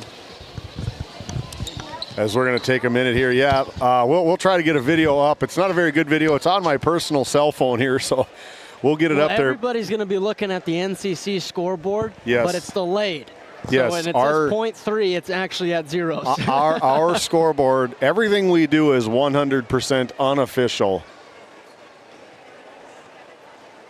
And producer James trying to get in there, but we're seeing it, but nobody else is. But yes, the shot was after the buzzer. Great call, Matt Cavernum. That's such a bang play. They gathered together and got the play right. But at the end of the day, for Kenmare, they won anyway.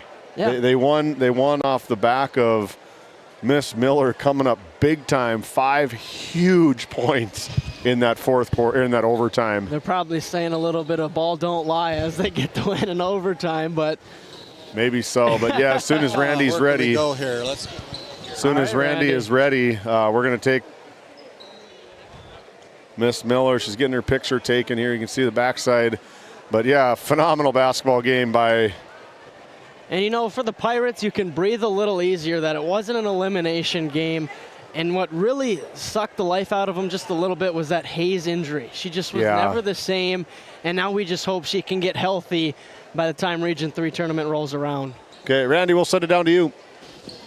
Well, we're busy taking pictures down here with Mercedes Miller, the freshman. Boy, you know, you didn't score until overtime, but boy, 5 points in that overtime. You guys win another district championship, stepping into the shoes that your sister Michelle left for you to wear. But, you know, a very good overtime win here tonight for you guys. Yeah, I was kind of nervous coming into the last second there.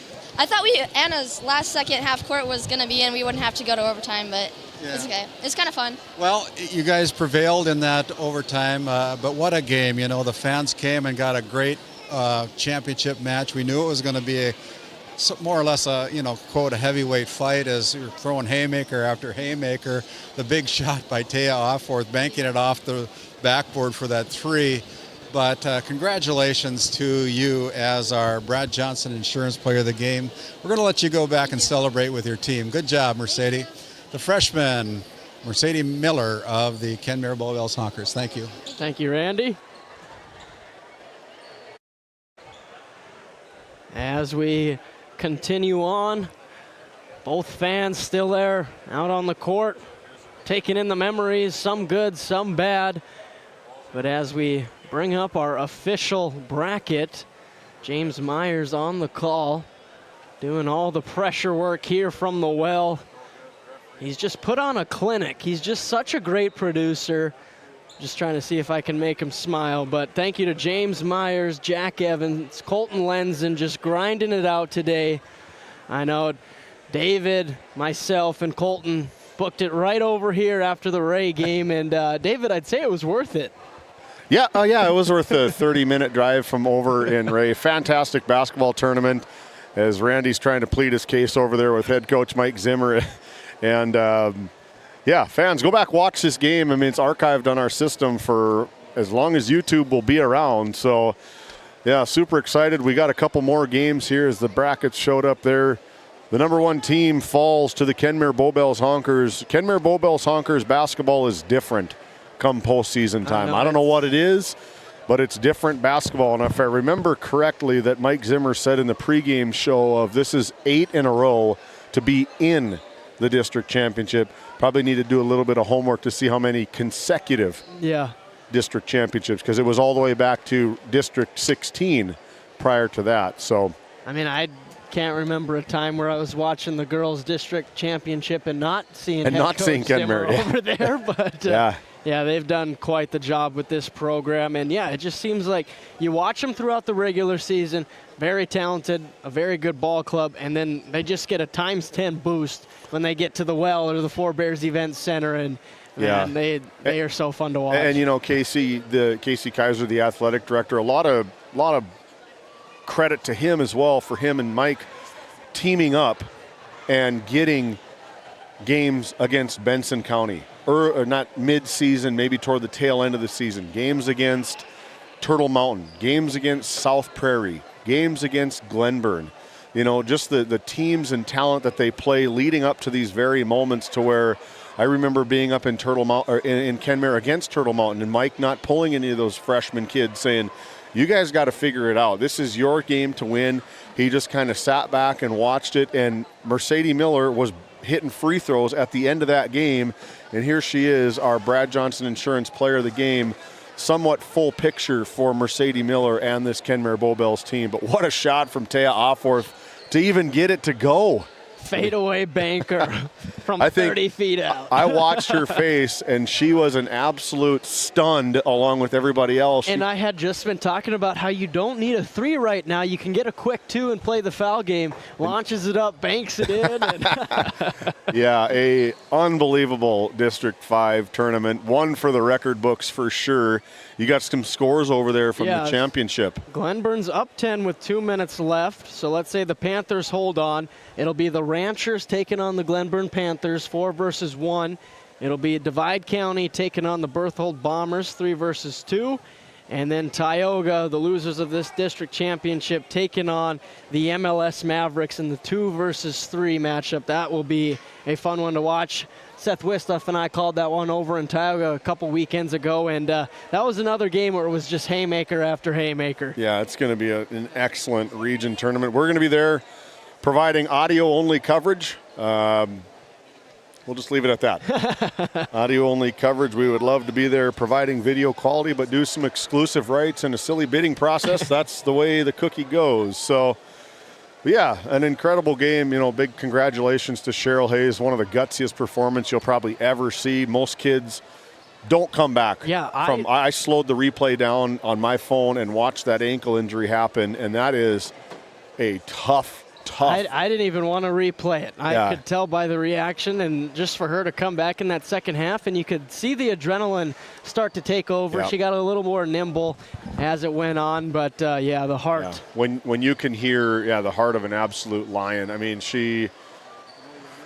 a District 5 player for the ages is Cheryl Hayes. Taya Offworth probably in the running as well. You know, a couple other kids around the district, but Cheryl Hayes, her senior season, which is what the award is based off of, is your senior season. You're starting a fantasy basketball team.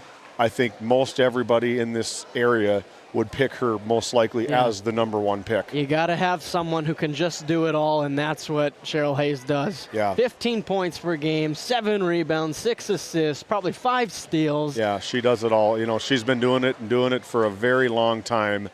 And I don't even, what adjective do you say to describe how good her career has been? I mean, I probably put her right at the very top of the list for the Tioga Lady Pirates basketball program.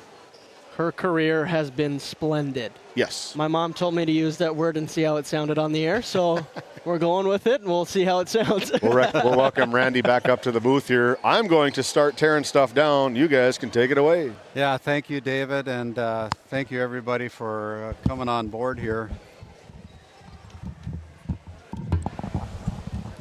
We had a little problem with the mic there, but thank you, everybody, for wow, I think our viewership is going to go up by about 5,000 near the end of that game. See how many views we can get off of that last second shot in regular time there. But, you know, some people are saying that it was good. Some people are saying it wasn't good. Either way, the Kenmare Bullbells Honkers come out with the win. And, you know, congratulations to the Honkers avenging a loss that they had in the regular season. They lost by 14 points to the Pirates.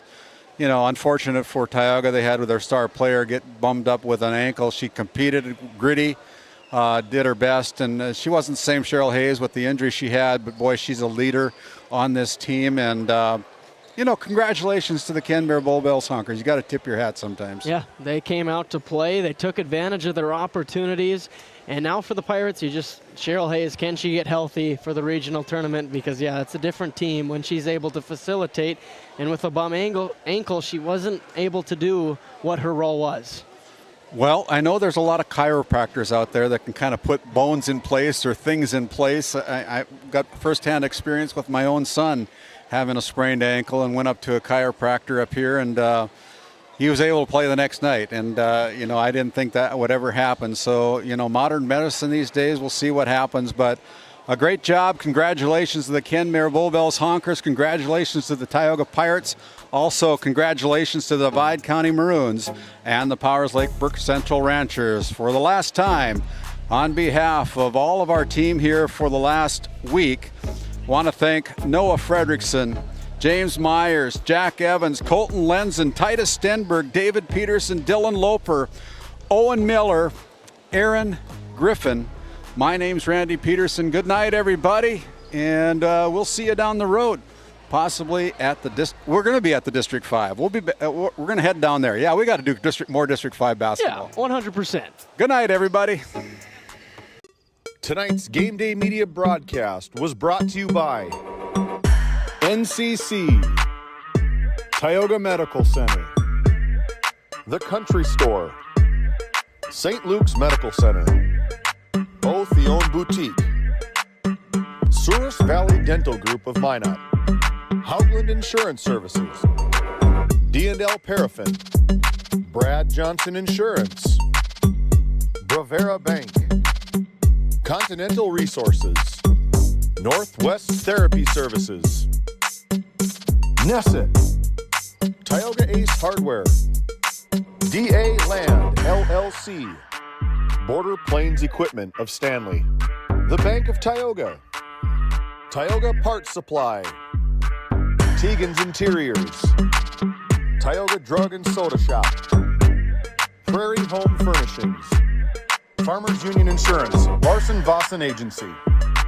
Montreal County Health Center, Brandy Larson Insurance Agency, Kyle Hansen, Financial Advisor, Wham! LLC and Dry Fork Supply, the City of Ray, Lindsay Grocery, Montreal Williams Electric Cooperative, Burke Divide Electric Cooperative, Powers Lake Athletic Booster Club, Faith Baptist Church of Kenmare, Ray Farmers Union Elevator, Gustafson Septic Service Incorporated, Tioga Pirates Booster Club, The Depot LLC, TNT Measurements Incorporated, Patriot Oilfield Service Incorporated, Liberty State Bank of Powers Lake, Busy Bees Hot Oil Incorporated, DeBach Harvesting, The Food Barn, Skin by Legacy,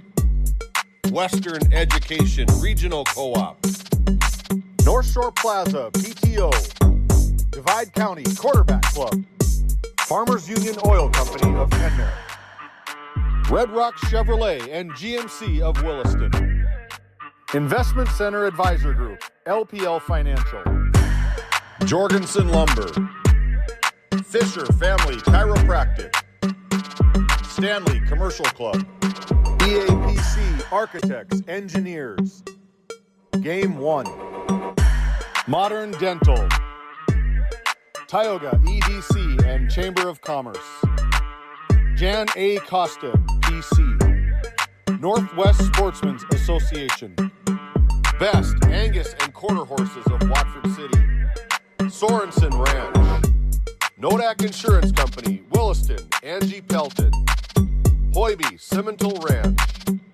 Trenton Indian Service Area, Alexander Public School Foundation, Little Griddle Cafe, Ray J's Booster Club, Wild Era Travel, Northwest North Dakota Select Simmental, RTC Networks, Flag Family Media,